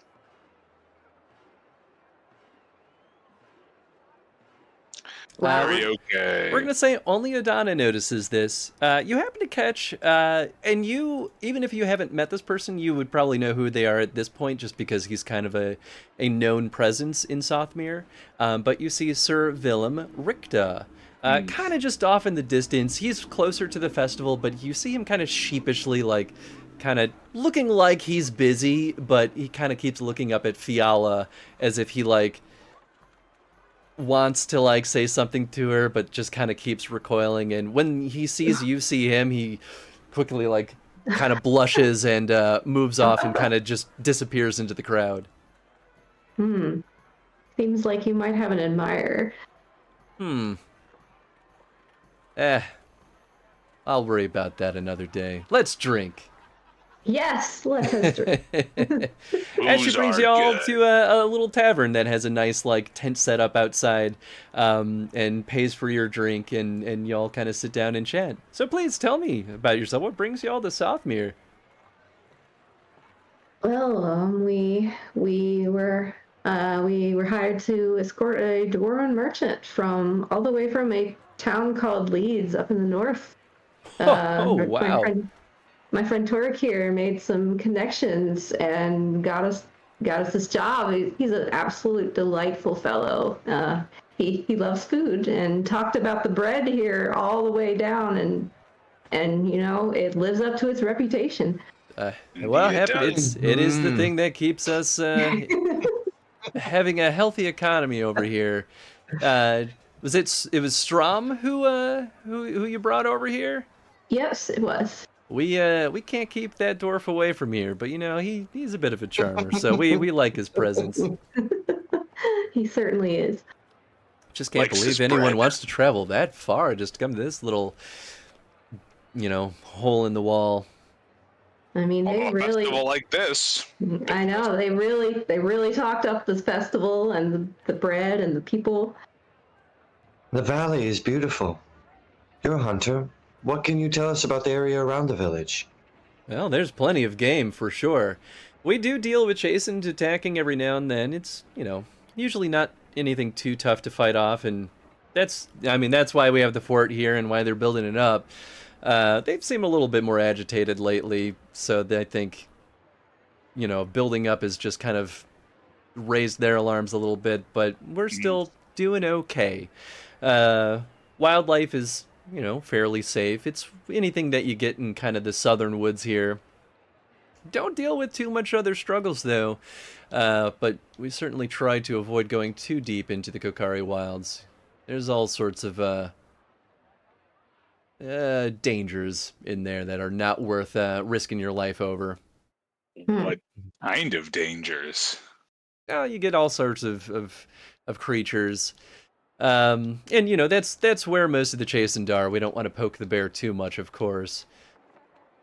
But you know, you get some wild dogs every now and then. People have reported seeing some kind of spooky owls. I haven't seen anything myself. Owls are owls. They spook people all the time, so it all seems like hearsay to me, but interesting. How odd. Is the relationship with the Chasen pretty tenuous? Are they do they come and bother the town often? every now and then, it's a pretty occasional thing. As long as we don't overextend ourselves, we don't usually deal with them too much. But they're usually the ones to try to push the wall, right? I think they don't like that we're quite so close to them, and I can't imagine they're going to be happy that we're building up a bigger fort, because once it's done, I mean, what are you going to do about a big stone structure like that when you're using bows and arrows and daggers and axes, right? They have a settlement that's kind of close by, I assume. Yeah, there's a couple that are a little bit close by, but you know, I'm not worried. It'll take months to get this thing up in shape, and I'm sure things will simmer down after that point. You know any of them? The Chastened? No, Nearby. they're not friendly enough to us to build relations. We just kind of gotta scare them off and just hope that they stay away. Well, if you ever need any help scaring them off, some of us, make some fine coin fighting some things. So if you ever have a few spare silver, let me know. We'll even say It can like be pretty scary.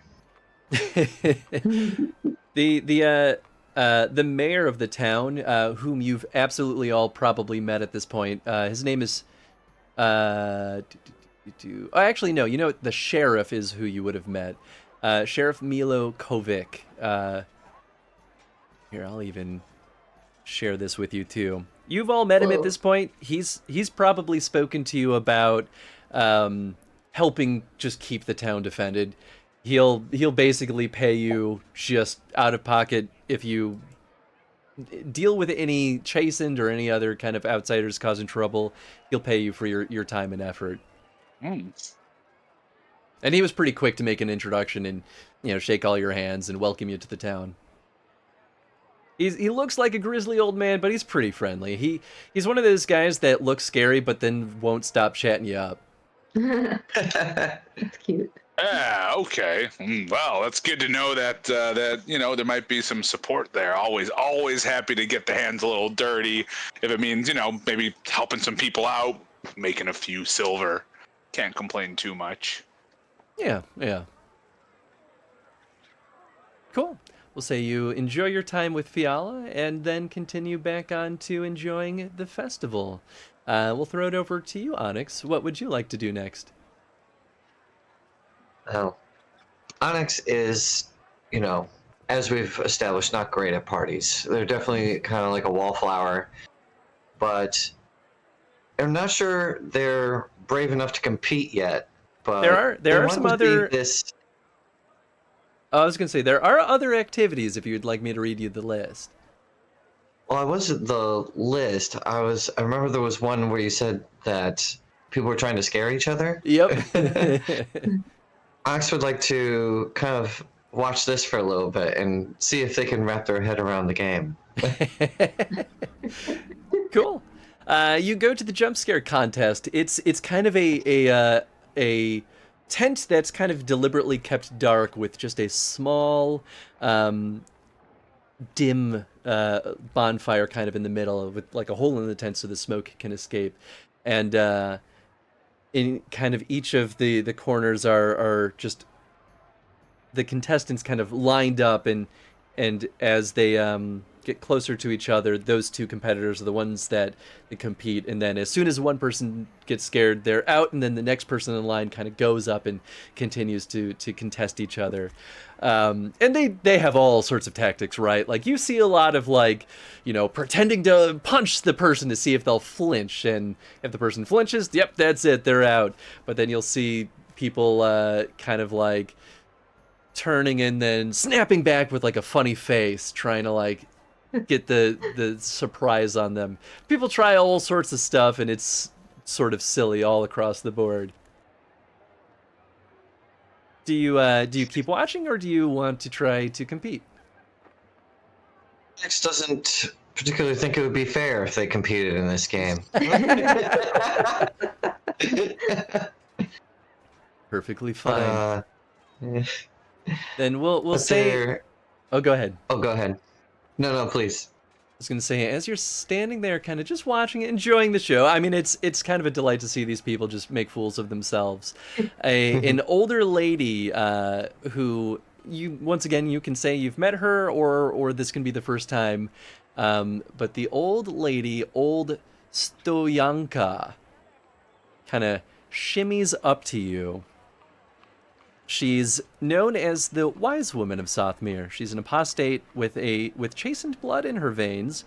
Her advanced age and remoteness of Sothmere have left her unmolested by the Templars, who have more challenging pursuits than to track down a bent, half-crazed old woman whose magical charms are usually just herbal remedies. Old Stoyanka has a harsh, grating voice and is a bit hard of hearing. So she kind of just shambles up to you and kind of nudges you. Let's see. Yes? What do I want to choose here? We'll say she That's kind of looks you got up and her. down and goes, we have a bit of a proper mage in here. Looks like someone who enjoys a bit of what they call entropy. Am I right? How can you tell? Is it that Ooh, obvious? I have a knack for these things. I hear you have a knack for many things. It's good to Oh. finally meet you. They keep me around. They keep me busy. In fact, they won't leave me alone. Trouble these people are. I've had dealings with the Templars. I know life isn't always easy for people with our kind of reputation. Oh, they leave me alone. It's not worth coming this far south. It's too much work. Those Templars, they gotta deal with all those circles and nonsense. I'm simply just an old lady trying to help people. It's quiet here. I see why you stay. It's kind of nice, yes. I'm too old to be hunting myself anyway, so, having a town where they'll do all that work for me, it's nice. How long have you been here in Sothmere? Oh, more than long enough. I don't know, 50, 60 years now. It's a little town, but we've been here for a little bit now. Uncles, you seem like decent people. They're fine. Bunch of nosy, annoying people, that's what. They're too loud. Oh. I'll tell you that. But I like watching them make a fool of themselves, I'll tell you that. They certainly do seem to be easily frightened. They're lucky to have someone like you in their midst. I'm as strong as iron. Can't shake these bones for nothing. And she's kind of like wiggling on her little crooked staff.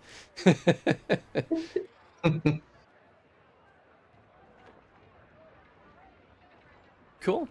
We'll say you enjoy a little bit of extra time with her, but she eventually shambles away, and you either can stay and watch more jump scares or move on to the next thing. We'll throw this over to Torek. Yeah, so Torek definitely wants to do the Dark Spawn. If that's the big event, again, his goal is, last time he was so focused on just helping out random dwarf, he's like, we need to make some money. We're a little broke. I mean, I know we just got paid a lot, but if we end up in another kerfuffle, which always seems like it's around the corner, if I can show off my skills, maybe it'll attract me to some of the people who are looking to help clear things out. So yeah, I want to do that axe throwing one, the Dark Spawn attack. What was it called? Dark Spawn something. Dark Spawn Smite. Dark Spawn Smite. That's the throwing axes, right? Yep. Adana will definitely come watch. Nice. Oh yes. When Onyx sees the dwarves hustling over to the range, they will they'll join Adana. Nice. And Kinedrin will absolutely join you as well. Oh, he's gonna participate. Good. Oh, He's yeah. gonna wipe the floor with him. I'd be so mad. It's gonna be so good. Kinedrin's got a smirk like he's been hiding something for a long time. Ooh. So you approach, it's exactly what it sounds like. It's just, a bunch of these little like wooden cutouts with these very, very dopey looking darkspawn, like, gray painted skin, like real angry looking eyes and unreasonably long fangs, and they've got claws, and it's as if it was made by people who have never seen darkspawn and just kind of heard tale of what they look like. I look at Kinedrin and be like, I would have loved to have run into these back when we were in those caves, huh? It would have been so much easier. Yeah, right. Oh God. I mean, these mugs look at least a little better than the last ones, but yeah, let's do it. I crack my shoulder blades. I just get ready. Like I'm just a full like crack of bones when I like go. It's like all right. Unsurprisingly, a lot of the contestants are young children who gleefully throw these axes and just absolutely miss the mark nonstop. You have like the guy kind of running the stall, like helping them, teach them like how to throw it, and you see at least 2 kids almost axe the person behind them. Very little safety regulation here. Gotta love children. They just know how to throw an axe. Kind of.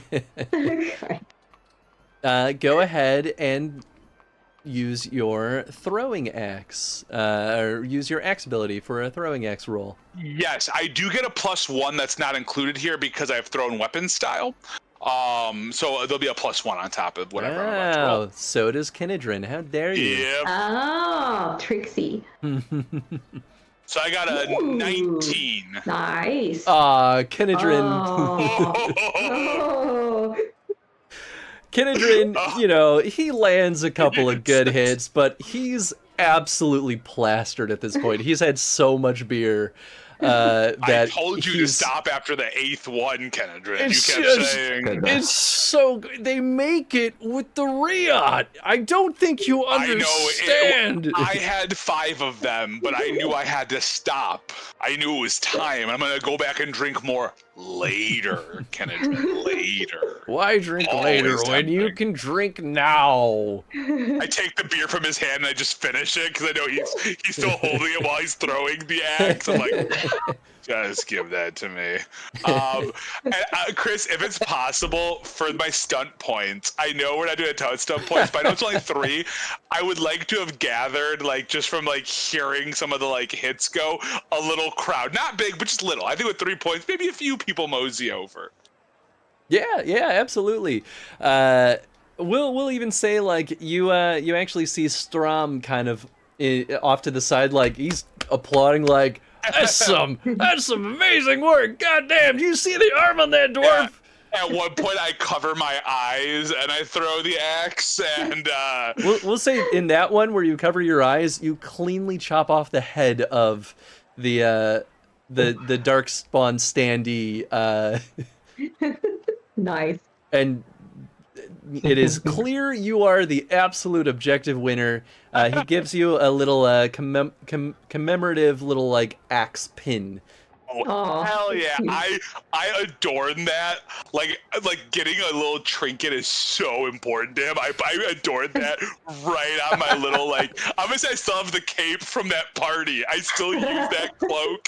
So I just adorn it to, like, my little cape. I'm like, I will treasure this. What an honor. We'll say Strom cheers to you, like, keep it up. You're doing us proud. Or for the stone. Put those damn darkspawn back in the ground if I can. All right, we'll throw it back over to Adana. Would you like to hear what the other activities are? Sure. So we have weapon shopping, because there's plenty of merchant stalls here. You can eat and drink and kind of have your delights there. There's plenty of clothes, jewels, trinkets, kind of the everything else shopping. There's some folk dancing if you want to get involved in that. There are a couple of Dalish elves performing magic tricks. And then there's also exotic dancing from another Dalish elf. Huh. Oh, I'll go check out the Dalish doing the magic tricks. Sure. All right, so you find a small crowd of children and young adults mostly who are kind of appreciating the magic. You see the Dalish elf by the name of Olek. He is known as Olek the Clown. He is a Dalish elf who travels with a small family of entertainers. He has an odd appearance for an elf. His ears are bigger than average, and he has a mighty nose to match. His arms and legs seem a bit too long for his body, and his hands and feet are slightly bigger than they should be. His clumsy appearance belies his dexterous nature, and Olek excels at entertaining the crowd with his legerdemain. He also has sticky fingers, but generally only steals items of little value. You kind of we'll say you even see a couple of sneak peeks of him playfully stealing something out of someone's pocket, and that's part of the trick. And yeah, he's just kind of there wowing the crowd with a couple of simple for sake of a better example, or for lack of better examples, very almost Chicago style magic tricks where that style is doing magic just right in front of your face. It's not real magic though. It's having string between your fingers, and he somehow gets it to skip between his fingers, but all of a sudden it's two separate strands, but somehow puts it back together, and everyone's like, whoa, how did he do it?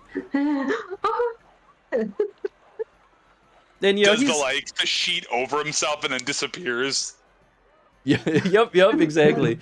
And he's a real goofball. He's got kind of that oh, hey, kids, check this out, whoa! He should enter the horror competition or the scary competition. And we'll say you enjoy the act for it, and he finishes his set, and the crowd kind of disperses, and he sees you just standing there watching, and he goes, "Oh, hey, another Dalish, well, wonderful, welcome." Always lovely to see another elf of our kind here. Yes, and it's not often we run into each other. Yeah, well, we were traveling little band here, having our fun, but yeah, where'd you come from? Well, I never thought of a name for my clan. I'm sorry. Oh, that's okay. Well, I came. My clan was far to the north of here, but I've been traveling with some other companions, doing odd jobs around, and we found our way here, and it's been an absolute delight enjoying this festival. Well, always happy to hear that. Yeah, and I mean, boy, that's quite a ways to travel. You here for work or just adventuring, or? Well, yeah, we escorted a merchant here named Strom. You probably know him. He seems to know everybody.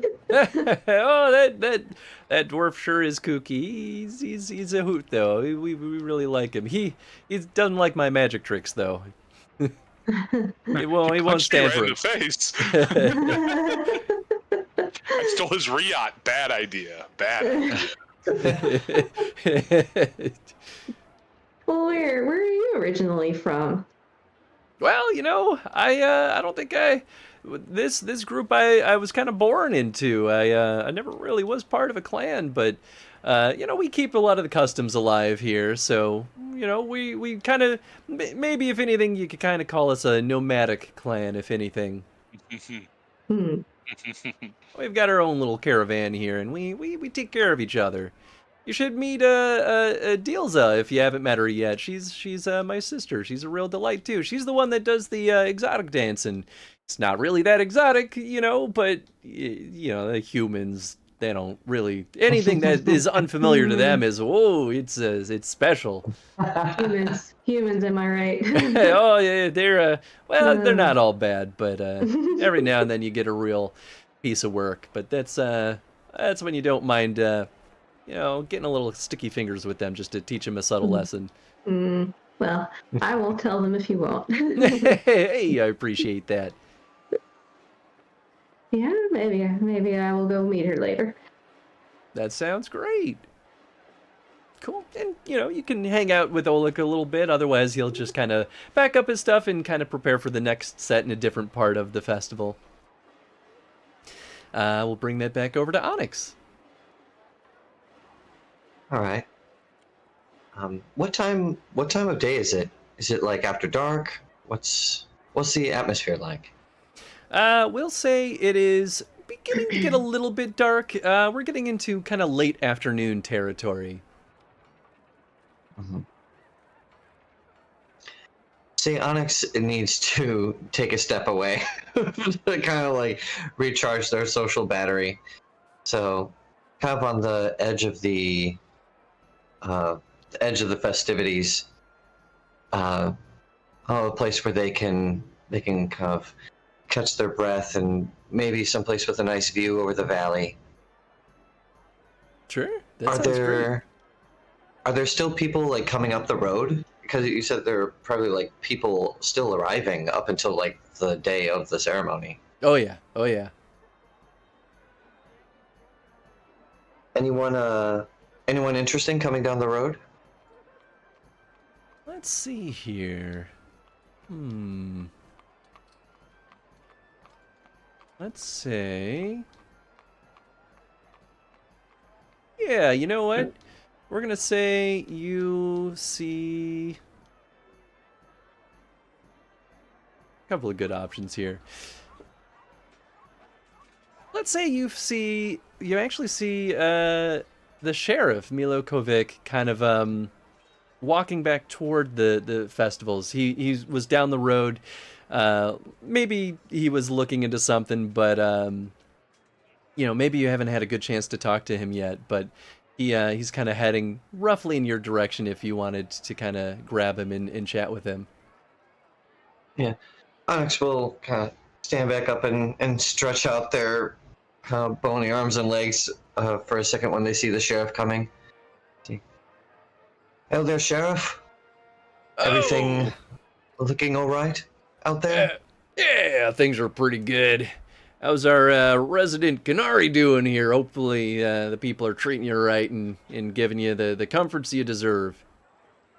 Oh, no problems here. Old Stoyanka was telling me a little bit more about the locals. Don't listen to that kook. She's nuts.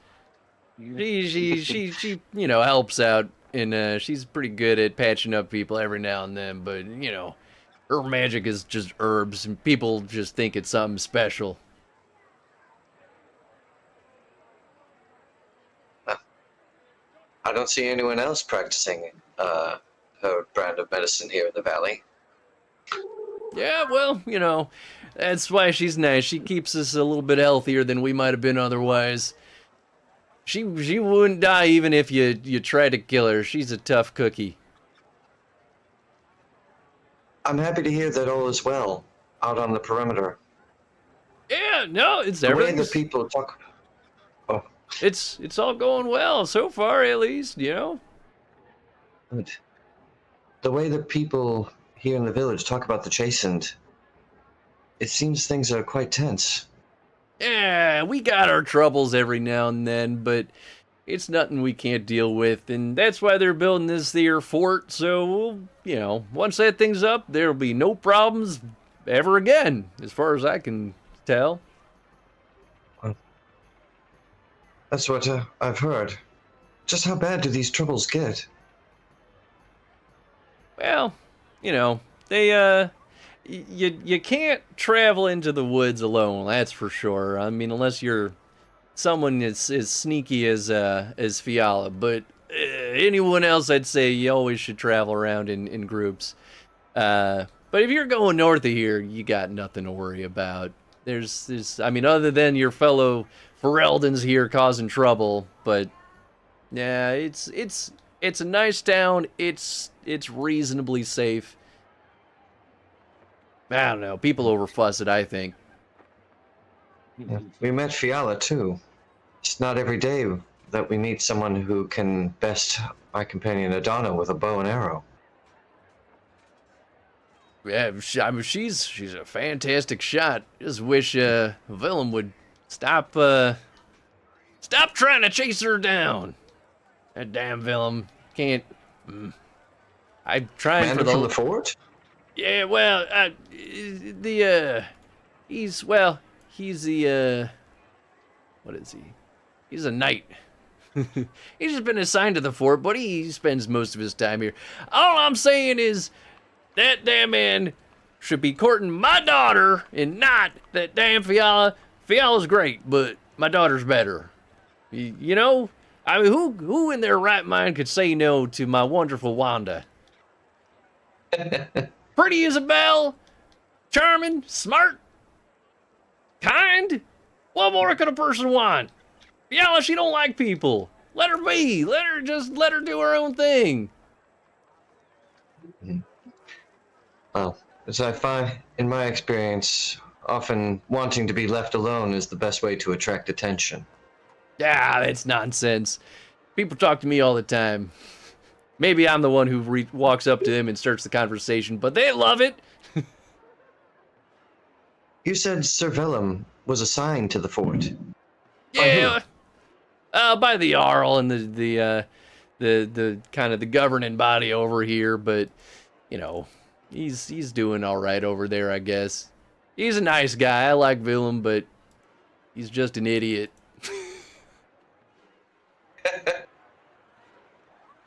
I always appreciate your directness, Sir Sheriff Kovic. Yeah, well, you know. What's your favorite part of the favorite part of the festival? Yes. Oh, it's got to be the dancing. I mean, I can't dance no more. I got this little wiggly stick here that I limp around with, but at least I can appreciate my daughter enjoying the folk dancing. In fact, there she is right there. And he kind of points at her, and you see this young lady here. Show to players. See this young lady here, very like late teens, young adult. Yeah, she's pleasantly dancing around and just kind of has a big bright smile on her face and seems like a true delight without a concern, no concerns in the world. Wouldn't trade her for nothing. Wonderful little spark of joy. She looks happy. Yeah, she sure does. I want that to stay like that forever. Well,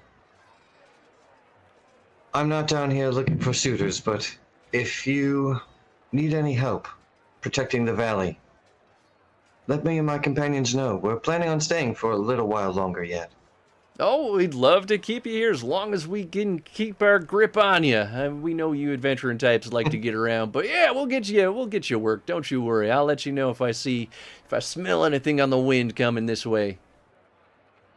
Of course. Take care, Sheriff. You too. He starts hobbling back toward the rest of the festival. All right, that brings us Better to... not kill this guy, Chris, I swear. I kill this fucker. He tried to be the bad guy, I swear. Speaking of which, we're moving to you, Torek. Great. So there wasn't any kind of like arena combat at all, right? For the most part, there was the axe throwing. There wasn't any other like wrestling kind of games at all, right? No, Or it no. wants to hurt somebody. Yeah, right?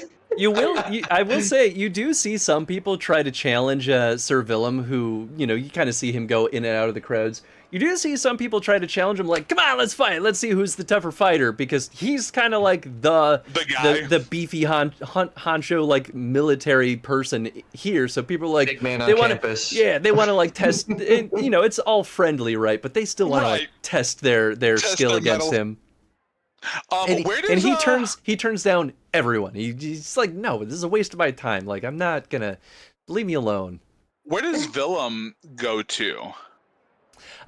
Willem, you kind of see him going in and out. Every now and then you catch him kind of just like spotting Fiala and just kind of like hemming and hawing, but then like walking away.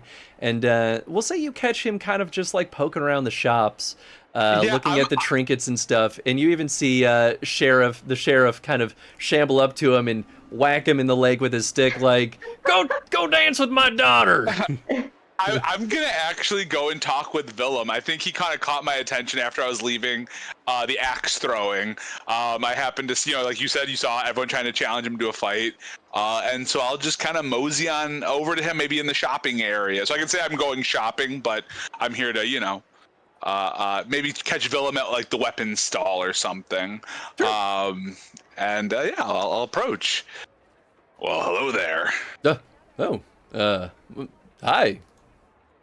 You're one of the folks that brought in Strom, is that right?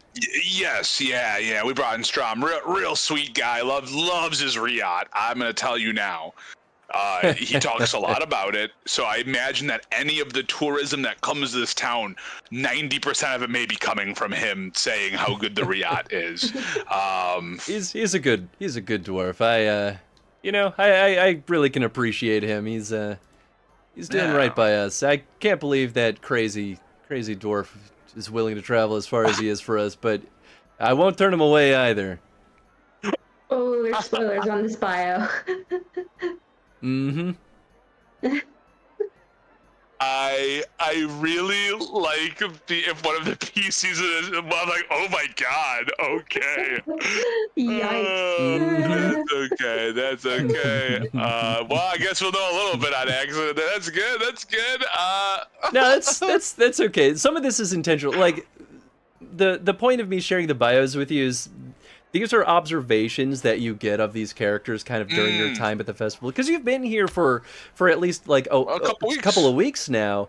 So some of this is like things that you've heard, some of the things you've observed, and some of the things like maybe they've even just told you, or like, and I'll leave it up to you, right? Like if like Willem has approached you to be like, would you like to spend some time with me? Like, you can tell me that is an exchange that has happened. That way, obviously did not happen for me, because I don't think I'm the PC after his heart here.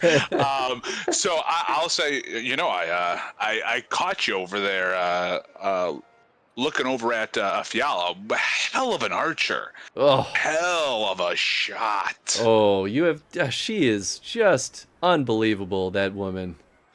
Yeah, you're not trying to make your move on her, are you? Like staring you down. Fiala's a human, right? Yes. Humans are not. No offense. I'm not interested in humans. No, that's good news to me. I'll take that. I truly don't care. But I saw that. I saw that you've been peeping her. Why aren't you talking to her? Listen, I'm trying not to cause a stir over here. Sheriff here, he wants me to court his daughter. I got the fort to deal with. I'm scared of her. Yeah. She's too pretty, man. Let me level with you here, all right? Life is really short, right? One day, right, you're in the arena. You're fighting things. You're winning glory for your people. You're going. You're just doing what you want to do. And then one day it's all gone. All of it gone forever. And you're left with nothing. You're grim. Left. Yeah, right. It's grim, right? How would you feel? What's like the one thing you'd want to do right now if you knew tomorrow all of it's gone? Every piece of it's gone. If you had one last day, Willem, what would you want to do? Who cares about someone challenging you to a fight? You're good with a sword. I've seen you. Hell, I would love to fight you one of these days. I think we'd have a pretty good match. But what would you want to do if you didn't have to fight, huh? Tomorrow's it. Darkspawn take the town. We don't know it. I know what you're trying to do. You're trying to convince me to make my move. I mean, all I'm hearing is a chicken, I guess. I thought you were a big, brave guy over here. Yeah, I really thought just a big, but clearly you're scared of talking to a fine warrior like Fiala. Come on, you have so much in common. All right. The last time I open up to a stranger, I think I'm gonna just keep doing what I'm doing here. Interesting. Scared are ya, huh? I start wanting to poke him because I want to challenge him to a fight. I'm like, come on. He starts moving to like just walk away from you. I start like following him. Hold up now. Hold on a Please second here. Why are you doing this? Leave me be, please. Here's my deal, Vellum. I'll keep this easy. I'm stubborn. I'm a little annoying. I'm a little brash. It's fine. You don't have to ask out, but someone else might beat you to it. And I'm just saying, think about it. Who cares what the sheriff says? What he really cares about at the end of the day is that this town remains protected, right? And you're doing that, aren't you? Yeah. Then you know what, Vellum? Fuck everything else, man. Just do what you want to do. He puts his hand on your shoulder and says, "Thanks for the advice. Please mind your own business, though." Speaking of, though, I'm curious. Is there any kind of any kind of things you've been noticing, by the way, around the town? Like, I've been hearing some stuff on the Chastened, and everyone's been trying to, figure out what's going on here. So while I have you, and I'm done annoying you about your love life, you can do whatever the hell you want. I got a good axe here. I got a good shield. I want to be put to good use. Sure. We'll absolutely use it. I mean, here's the thing. You got to understand, the Chastened this is a normal problem. Like, we know how to deal with this. We've been doing this for years. Great. This is not anything special, right? Like, it happens, it ebbs and flows. We repel them. It's fine. The idea here is we build up this fort. It never becomes a problem again. We stop wasting resources trying to constantly push them back. You get a tall enough, more strong enough structure, there's no point in them even trying, right? But aren't you going to have to clear out the area? Aren't there going to be like beasts or things that try to stop you? Like, what's the plan for that? Like, do you need folks to like... Oh, sure. I mean, yeah, we got to clear out some area. It's replacing the fort up there, but... Sure. If anything, it's probably gonna. I mean, we're keeping a heavy watch, right? Because the Chastened probably are still gonna try to make a push because they're gonna be pissed at this. But who knows if they even know that much about it at this point? Like, they might hit a month from now. They might hit 2 months from now. We got people though watching. We're fine. All right. I'm just saying, if you need any kind of muscle here, I don't know if you saw the axe throwing earlier, but I can hit a dark spawn 10 miles away. No, we'll use your axe. We'll pay you for your efforts here. Don't you worry about that. Awesome. As I'm walking away, I walk over and I find Fiala on purpose to grab a drink with her and just chat about like the archery competition and fighting with Darkspawn. But just anything, just to kind of like, cause I don't like Philip. I really don't. I think he's kind of like he can't take a good ribbing. All right, and if you can't take a good ribbing, humans are kind of dumb. So I'm gonna sit with Fiala for a while and just get real chummy. Nothing gross, of course, but just start making friends with her. And hopefully Willem is still being a weird little creepy guy watching around the corner.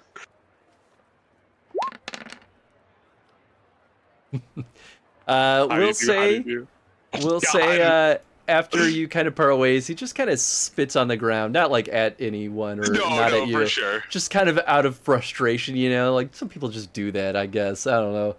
I see it happen. That's why I think it's a weird it happens all the time. People are just like, you're like, what's wrong? Are you a goat?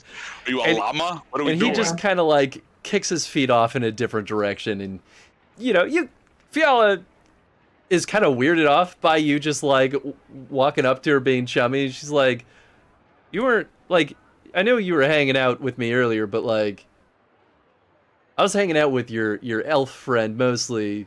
Oh, she's far cooler than I am. You're not trying to like make a move on me or something, are you? I buy her a beer? Absolutely not. If anything, I'm trying to get you drunk enough so that when Adana goes up against you again, she'll be able to hit that bullseye no problem and take that first. All right. I'm thinking purely transactional here. Okay. She drinks to that. Transactional. Absolutely drinks to that. Absolutely.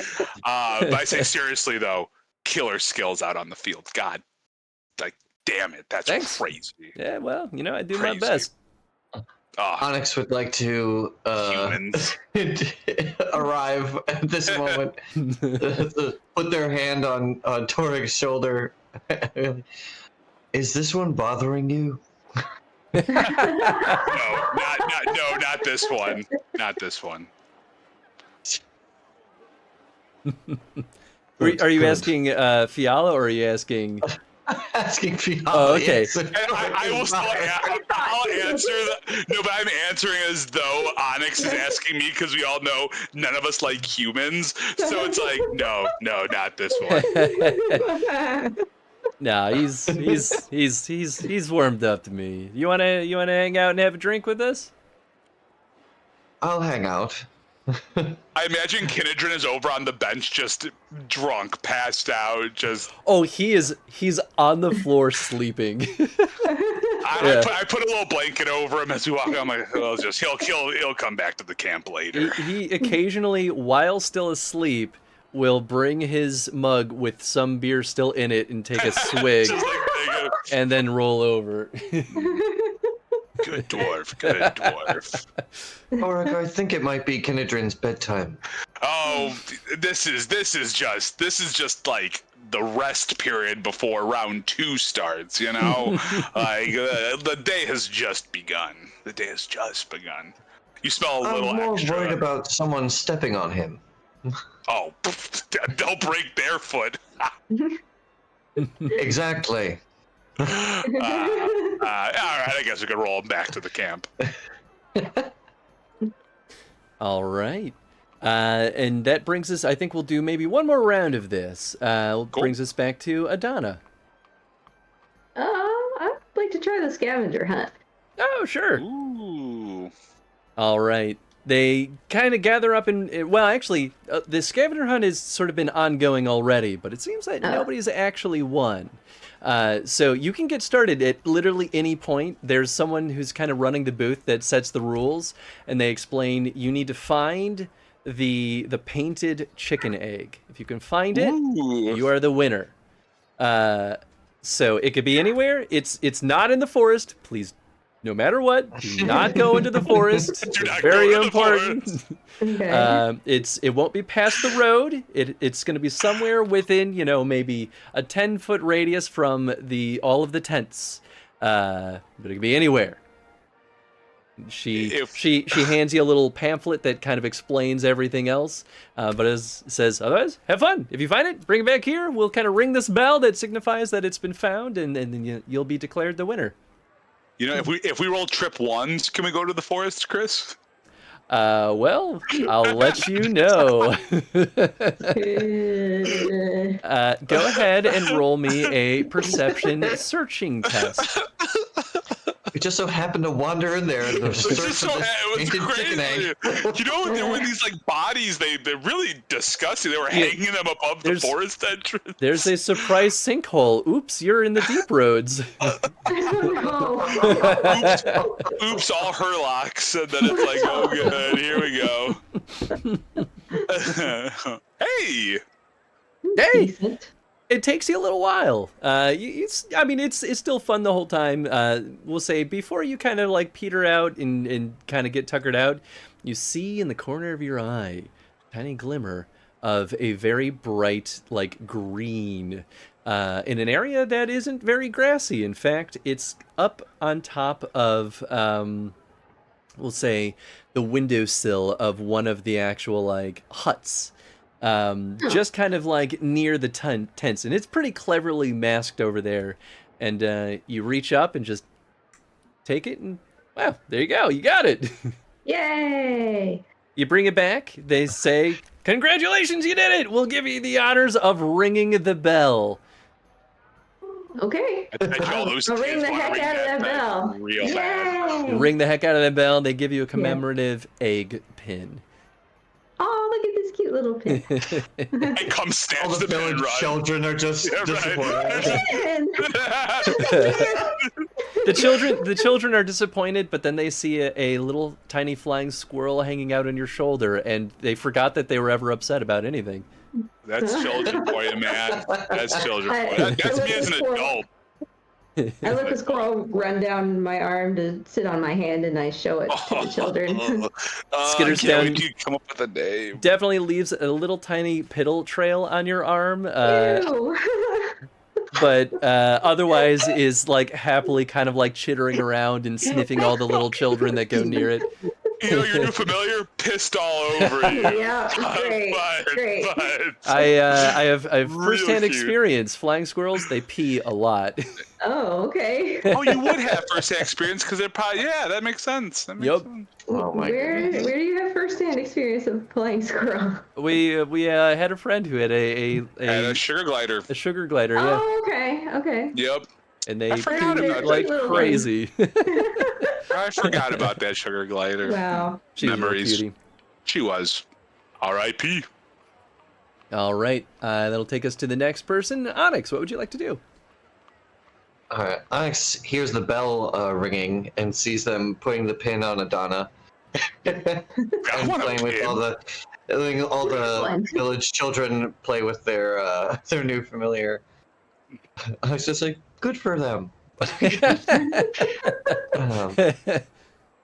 I say Onyx has probably been giving Torek a hand getting Kinedrin back to their camp. It's like, He's just dead weight. We'll say you bring Kinedrin back to the camp, and he's snoozing peacefully, and you kind of just like make sure he's good, and kind of make your way back near the festival. And we'll say on your way back, you encounter the Dalish elf Dielza, who she's not actively doing her exotic dance routine right now, and sees you and just kind of like meets your eyes and acknowledges like, hey, we're both pretty unique in these parts. And so she walks up to you and says, hi, nice to meet you. Kanari doing all the way out here?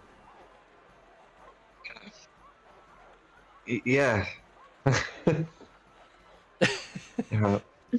I'm certainly a long way from home, if you could call Ravane my home. Oh, all the way from Ravane. Wow. I've met a few Dalish elves in my travels. Where are you from? Well, our group here is pretty nomadic. My brother and I were kind of born into the troop, so we're not really from anywhere. I mean, for Eldon, at the very least, but, we just kind of go where we can entertain. We like to bring smiles to all the people, humans and elf and dwarves alike, and Kinari even, but I have to say, it's pretty rare that we get a chance to entertain Kinari. We do a lot of wandering ourselves, Onyx says as Kinedrin's loud snoring emanates from the tent behind them. Well, tell you what, Are I you- mean, I have another dance coming up, but I would love if you would like to have like a front seat and just appreciate it.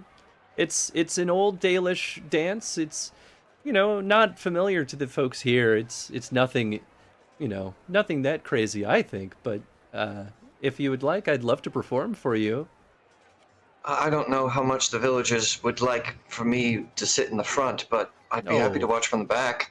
I think it's good for them to see a Kanari in the front. I think the more they see it, the more they get used to it, and the more they'll accept it. So I challenge you to sit in the front seat. I'll be there. I couldn't do what you do. I get uncomfortable when there's too many eyes on me. Oh, that's okay. You get used to it after a while, but it is hard until you hit that point. But it's important that, especially with something like dance, you lose yourself to it. You tune out the world around you. If you focus too much on the outside, you won't really get to enjoy that moment. Oh. We are quite different, aren't we? That's okay. I think there's a lot that we can learn from each other. I like your staff. I like your staff. It's gorgeous. It was given to me by a good friend. I think that makes the best kind of gift. Doesn't even matter how it looks at that point. When are you dancing again? Oh, we'll say in only but a few. And kind of points out a spot that's kind of been reserved for her in one of the peripheral of one of the tented areas. I'm so sorry. I've been very rude. My name's Onyx. My name is Dielza. Very nice to meet you. Onyx offers their shaking hand. They are very intimidated. She gracefully shakes your hand with a very soft touch. It's just. Tony setting the mood music. You got it, man. It's just like your normal streams, you know. I'll start humming along as we're moving through the stuff. You know, gotta add that ambiance, you know. It looks like one of my companions just won the scavenger hunt. I should go congratulate them. Oh, send them my regards as well. Hopefully I'll see you in just a few. Yeah, I'll make sure they see the performance. Cool. Do you attend the performance in those few minutes? Oh, absolutely. Nice. But yeah, Onyx was being honest. They definitely want to go to congratulate Adana. Oh yeah, Donna will be interested in the dance. the dance if Onyx tells me about it. Nice. Yeah, we'll say Onyx shows up as you just finish ringing the bell vigorously.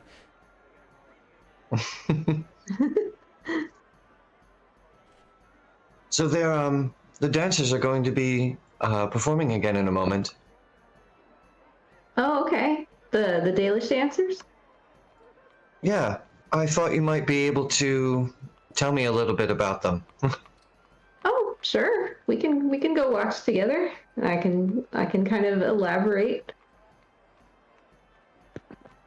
It seems a little more lively than what we saw back in Valrio. Oh, you mean the entire festival, or? Yes. Yes, Orlais was so... People there were so stiff. So... I felt like we couldn't trust anybody. People here are different. Yeah, they're so much more joyous and open, and you know, just they're having fun. And in Orlais, they were just, I don't know what they were doing. Were they having fun? Were they plotting? It just inscrutable. Oh. I definitely didn't have very much fun playing that game of theirs. No, neither did I. But I could get used to this. Oh yeah, I love the bread. Have you've tried the bread? I take it. I think I smell a fresh batch right now. Oh my, maybe we can grab some on the way to the dance. Only if we hurry. No, let's go. Let's go. Cool. And you can grab Torek if you want, but ultimately she makes sure to give everyone in attendance those front row seats as promised, and you watch as Dielza performs a very beautiful traditional Dalish dance, and it, you know, you can feel however you want to about it, but it's she does a lot of moves that you don't normally see humans dancing, and it just kind of has its own elegance to the way that she moves. Onyx is trying to make themselves small, so you know, So people for can the see. courtesy of the people behind them, but they Yeah. just have a big dumb smile on their face through Dielza's whole performance. I lean over and say, Onyx, are you enjoying the performance? Oh yes. And then mixed right back in. Completely enchanted. All right, and then last but not least, we'll move over to Torek. Oh yeah, I was trying to think of what I wanted to do. I was torn between, cause I thought it'd be fun, the folk dancing, just cause like Torek got to dance at the party, or the drinking competition. And I think we're gonna do the drinking competition. Let's just go full dwarf here. Yes. I do not wake up Kennedy. I do wake up Kenedrin for this. Oh, no. So right after I see I'd be very disappointed if you didn't.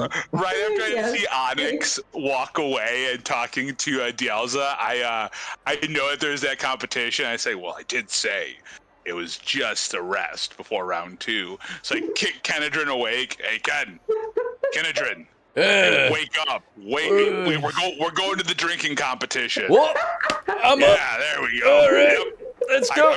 I'm here, and they have baskets of the Riot also at the tables. So we really have to do our best here. He steps outside of the tent and does a quick. All right, I'm good. Let's go. Oh yeah. Yep. no. That was Rallied. some thick beer. Oh. That was some Rallied. thick beer. You're rallied. You're rallied. All right. I like slap him on the cheeks a little bit. Slap me now. Slap me Yeah. now. Slap me now. Come on. Yeah, there we go. There we go. Let's go get drunk. Yeah, I'm ready. Let's do this. I'm gonna win Let's this. get drunk. Oh no. Oh my god. So yeah, we go to the drinking competition. They, as you sit down at the table, you suddenly see all the humans there suddenly look very intimidated because they know that drinking with dwarves is not a small feat. Please roll me Constitution drinking. Yeah, I don't have that, but I'm so excited to do awful at this. Oh no! Oh, we like flipped. Kenedrin and I flipped basically. Yes! Yes! So, you get quickly outpaced, actually, by most of the competition. I think you underestimated just how filling the Riot bread is, and that too much actually, bread. you just hit a point where, like, it's got your stomach ready to burst. Oh god! Yes, I've been drunk. It's just I'm so full. I'm just like, oh, I ate too much bread. Oh god. Kenedrin, however, is too drunk to realize when to stop, and just absolutely obliterates everyone out of the water, and he is drenched in Riot brewed beer, and they give him a little mug pin, a little frothy mug pin, and he's just like, I'm so happy, and falls over. I now roll him back with myself. We waddle back. He's is there He's anyone that we see holding at the bar? pin the whole time. But is there anyone that's there that we notice while we're at the drinking competition? We'll say you notice. Do you notice the very large man? Actually, Whoa. you know him as the blacksmith. His name is Bogdan, and you actually catch him. It's not that he's like watching you and you're drinking. He's looking at your axe, like he's like, what the hell? And we'll say after you drop off Kenedrin on your way back, he approaches you and he goes, I don't mean to be rude. Name's Bogdan. Can I look at that axe you got on your back? I take it off. I'm like, of course. I am Torek from the Salic. I'm Torek, the dwarf. And I hand him the axe. Yeah, found this. I think we were removing some spiders, a little bit of dark spawn action, dwarven made. So this has got some real heft to it. Whew. He's holding it like with no problem. He's used to wielding heavy weapons like this, Yeah. and just goes, God damn, every time I think I'm getting good, I see a piece of dwarven craftsmanship and I think I should just give up. Boy, howdy, this is crazy. Well, I mean, it seems like you know the trade quite well. I hear you're quite a blacksmith yourself. I'm pretty sure when you first came into town, I saw you, just banging away at some new product out there. So clearly you're keeping yourself busy now. I will say though, a dwarven, when a dwarf makes something, hundreds of years of experience and power and all that. So I understand that feeling. I think this one though. And I point at the little rune. I think the thing that makes this one so special though is this little rune slot right here. Right, do you see that? And the way they just notch it right in there. Oh, it's a thing of beauty. I'm a fighter by trade, but oh damn, if I did not meet some lovely smiths in Arzamar who could just do anything with a piece of metal, anything, and stone. I wish I could learn how to use those runes, as you call them. I know how to make my iron sing, but man, I have no idea how you even begin to work on stuff like that.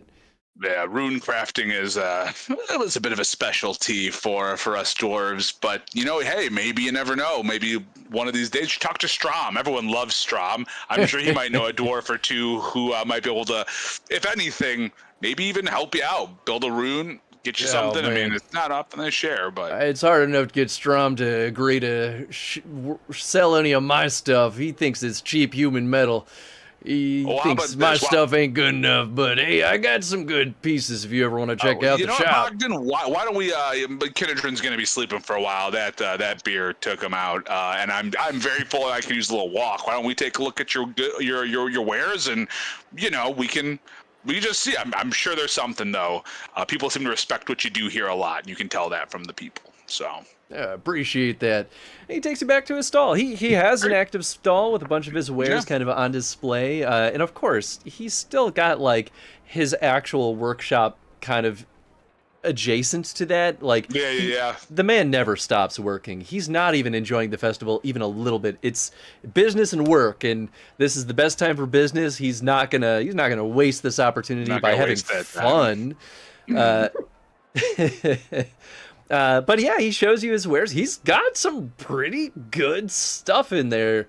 There's kind of his like masterpiece. It's a huge greatsword that is just expertly made. Like, it's not often that you see human works kind of hit this level of quality.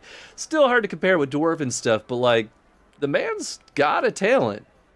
I say, hey, for a human hand, that's probably the best work I've ever seen. Like, ever. Bogdan, that's some special stuff you got there. Hey, you know what? If you get Strom some of that, some deals on the Riot, I bet you he might be willing to hawk a ware or two of yours.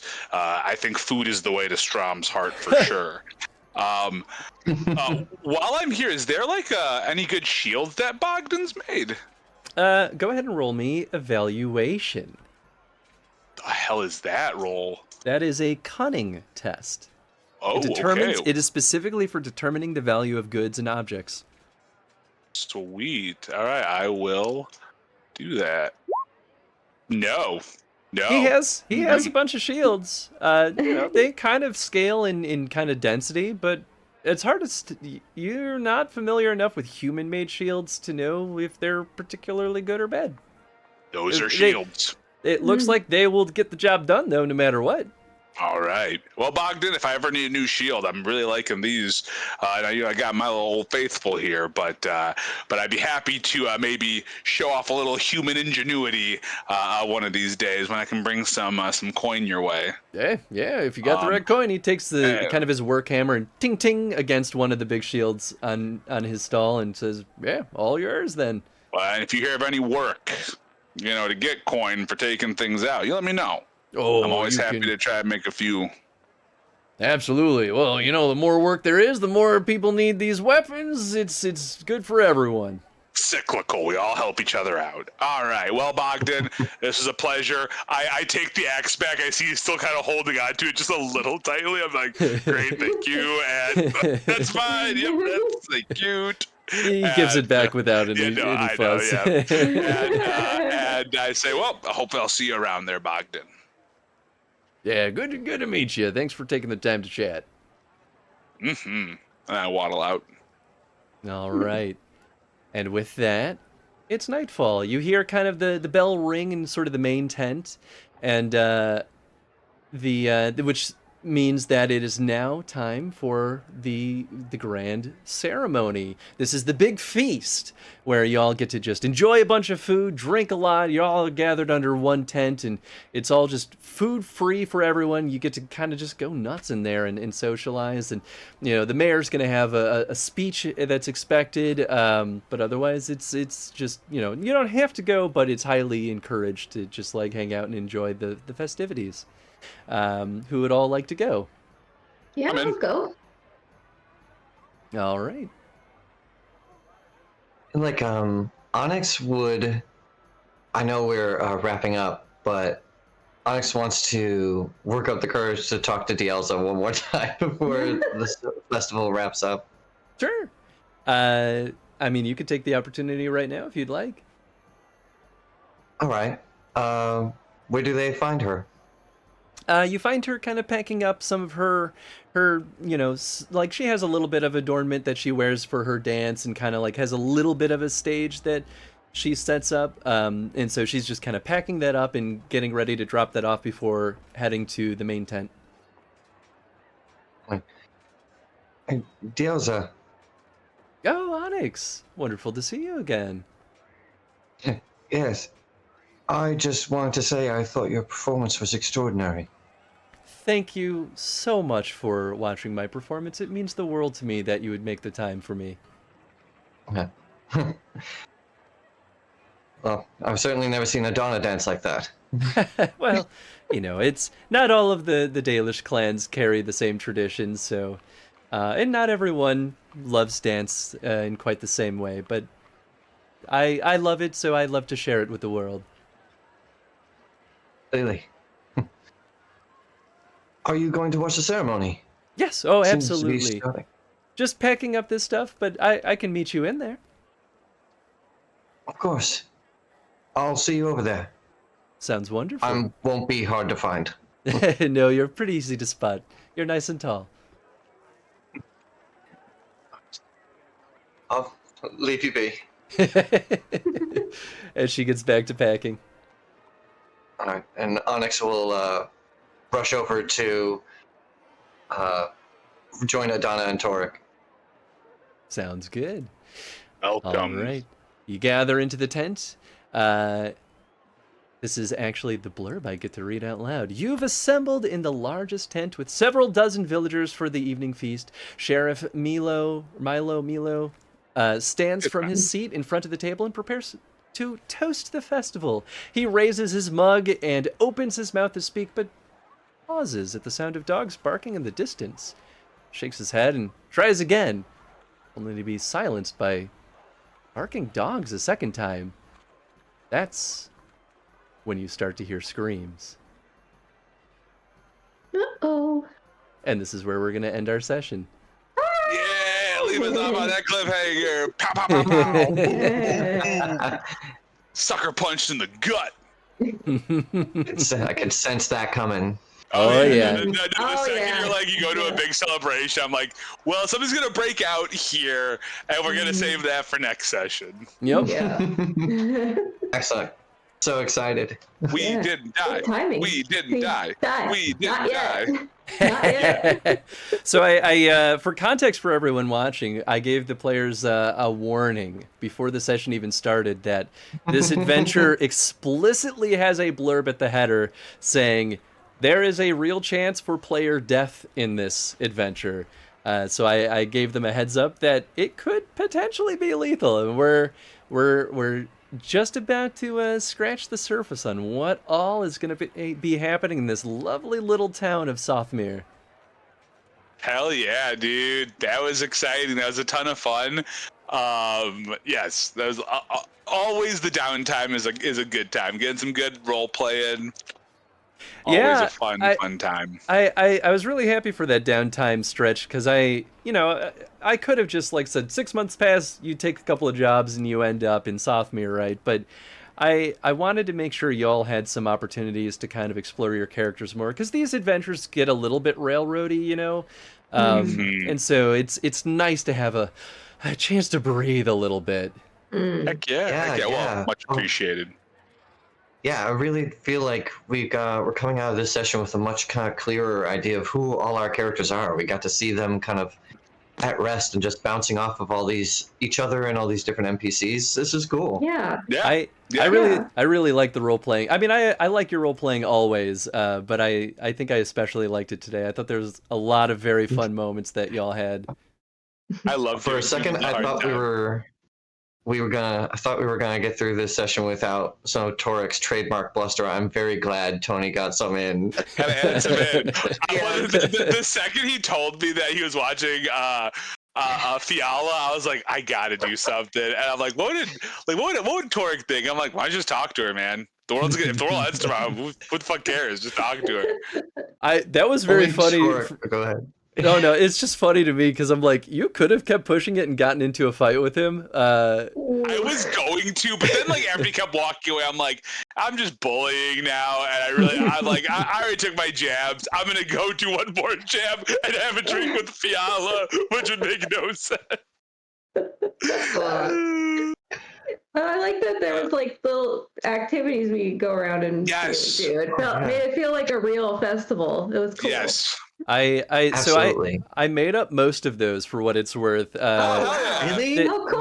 They only gave me the axe throwing one, and they mentioned the archery contest.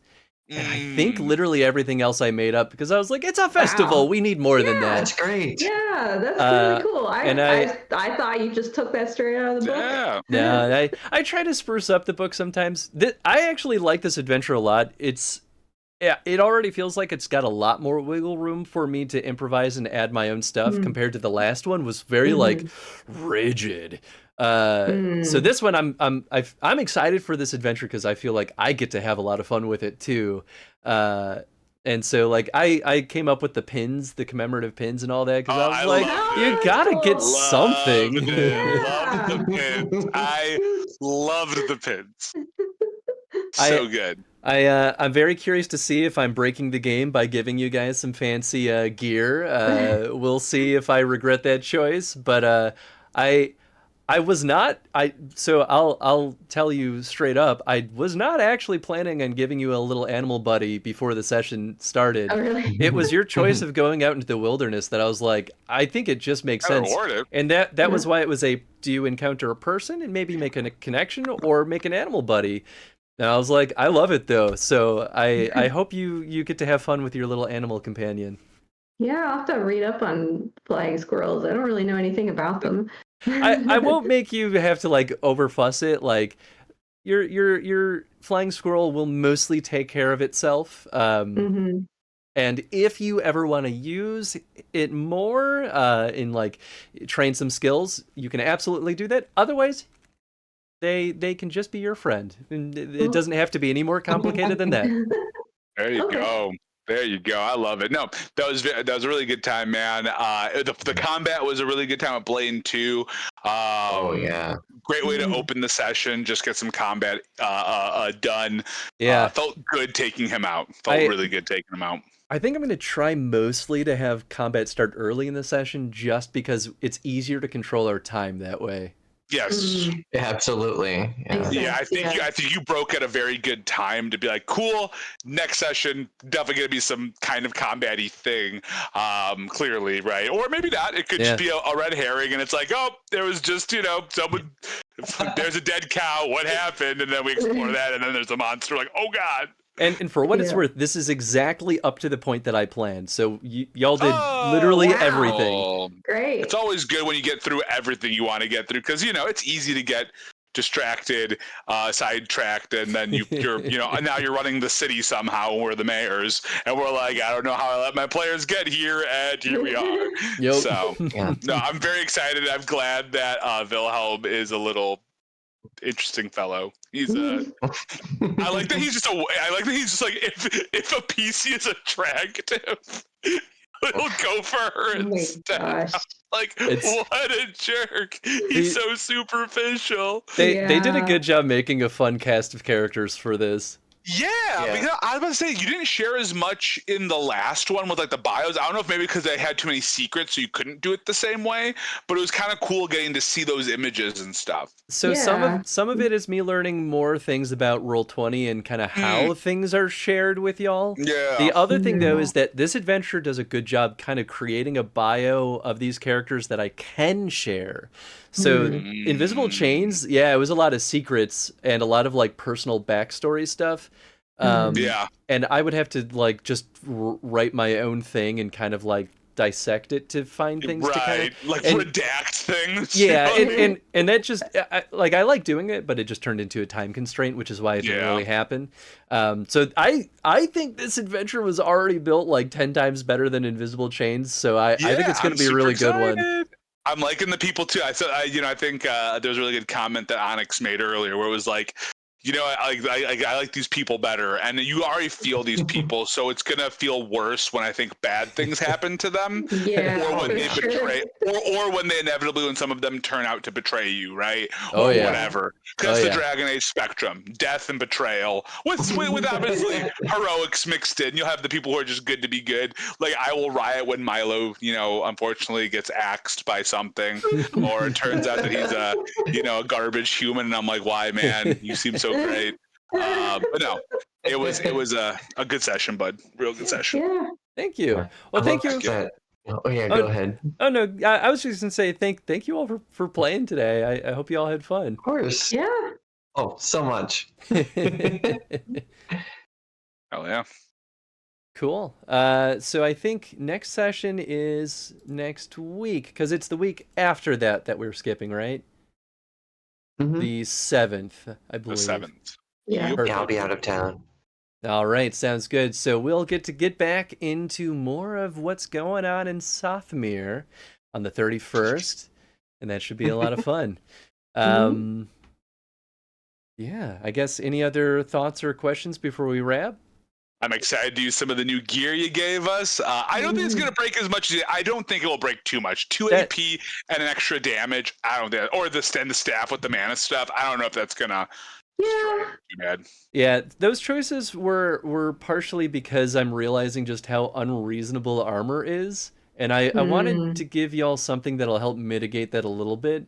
And then obviously for Onyx, it was like, well, what makes more sense, because you're doing things with mana more than anything else, and maybe 4 per recovery is a lot, but like you only get recovery outside of combat. So I was like, cool, you can kind of deplete yourself still and get in trouble. So that made me a little less worried. And if it gets really out of hand, we can always come back to the table and say, you're never out of mana ever, and you keep casting every spell every turn. So, well, the real secret is, if I made you all too powerful, then I just make things tougher. Oh, good. Yeah, that's fine. And then you'll be like, this guy does 100 damage. You'll be like, excuse me? Oh, 100 damage? No, but I have 50 health. Yeah. But the great thing about Dragon Age is, no matter how easy combat could get, you still are going to have to make very hard choices. Oh, as always. Oh, that choice you gave us today. The choice you gave us today about like what to do with Sonova, and it's like, it's like there was that part of me, there's that Tony part of me in the game where it's like, oh well, if I was playing this as a Dragon Age game, I would absolutely say, I'm destroying this layer, I'm taking it, I don't care if you're at me out of town, eat my butt, I'm out. But because we're like in a TTRPG setting and there's a whole group of us, it's like, no, we can't just do like we have to actually do what's like right for the party. And so I think being like, well, lesser of two evils, Sonova still gets her stuff, but we're not in the cartel, and at least the Brotherhood seems better off. But it's just little moral decisions, right? They don't feel like a lot right now, but they'll have ripples in theory in deeper stories, right? You're like, well, now Sonova is like a friggin' kingpin, or queenpin. Oh yeah. Well, and even some of that's true even with the Elevated Brotherhood, because now they're a powerhouse in the north of Orlais, which, as far as we're concerned, is a good thing, right? But like, that leads to other complications too. Yeah. And even if they stay as a good faction, that might still agitate factions who want them gone even more than would have been before. So we get to see how some of this stuff interplays. Oh yeah. Oh, so it might tie into later scenarios, is what you're saying. Yeah. I Don't know how well I'll be able to tie in things, but like I promise I will absolutely try to find creative ways to make this feel like a cohesive campaign and not just, tiny vignette of adventures. Because Yeah. cool. It only makes sense. And I mean, you are making contacts and meeting people, and you now have Kinedrin who, when this adventure was written, Kinedrin didn't exist. Yeah, right.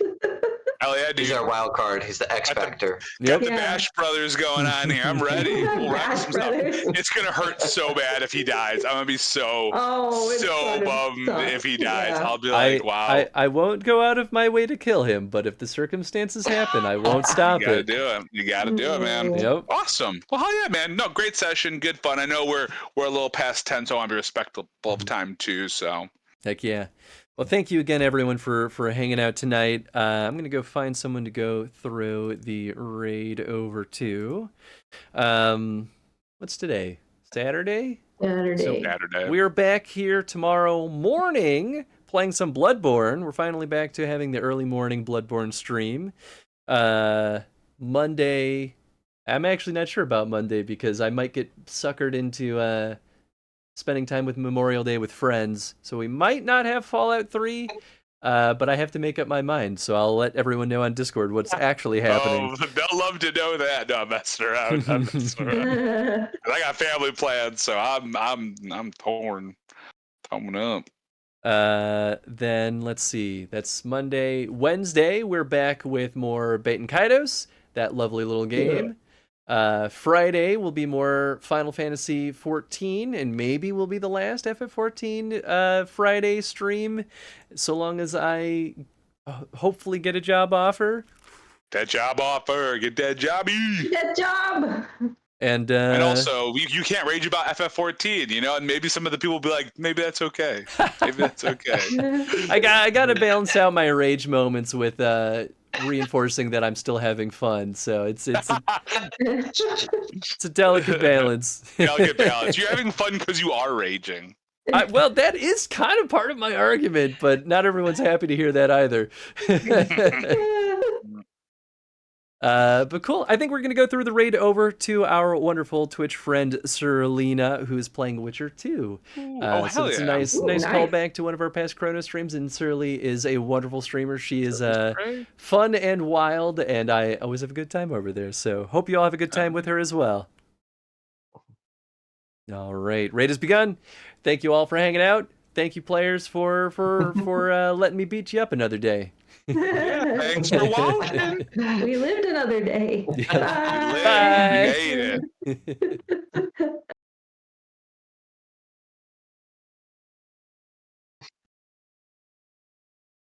And we're still hearable, right? Yeah, until the raid officially starts.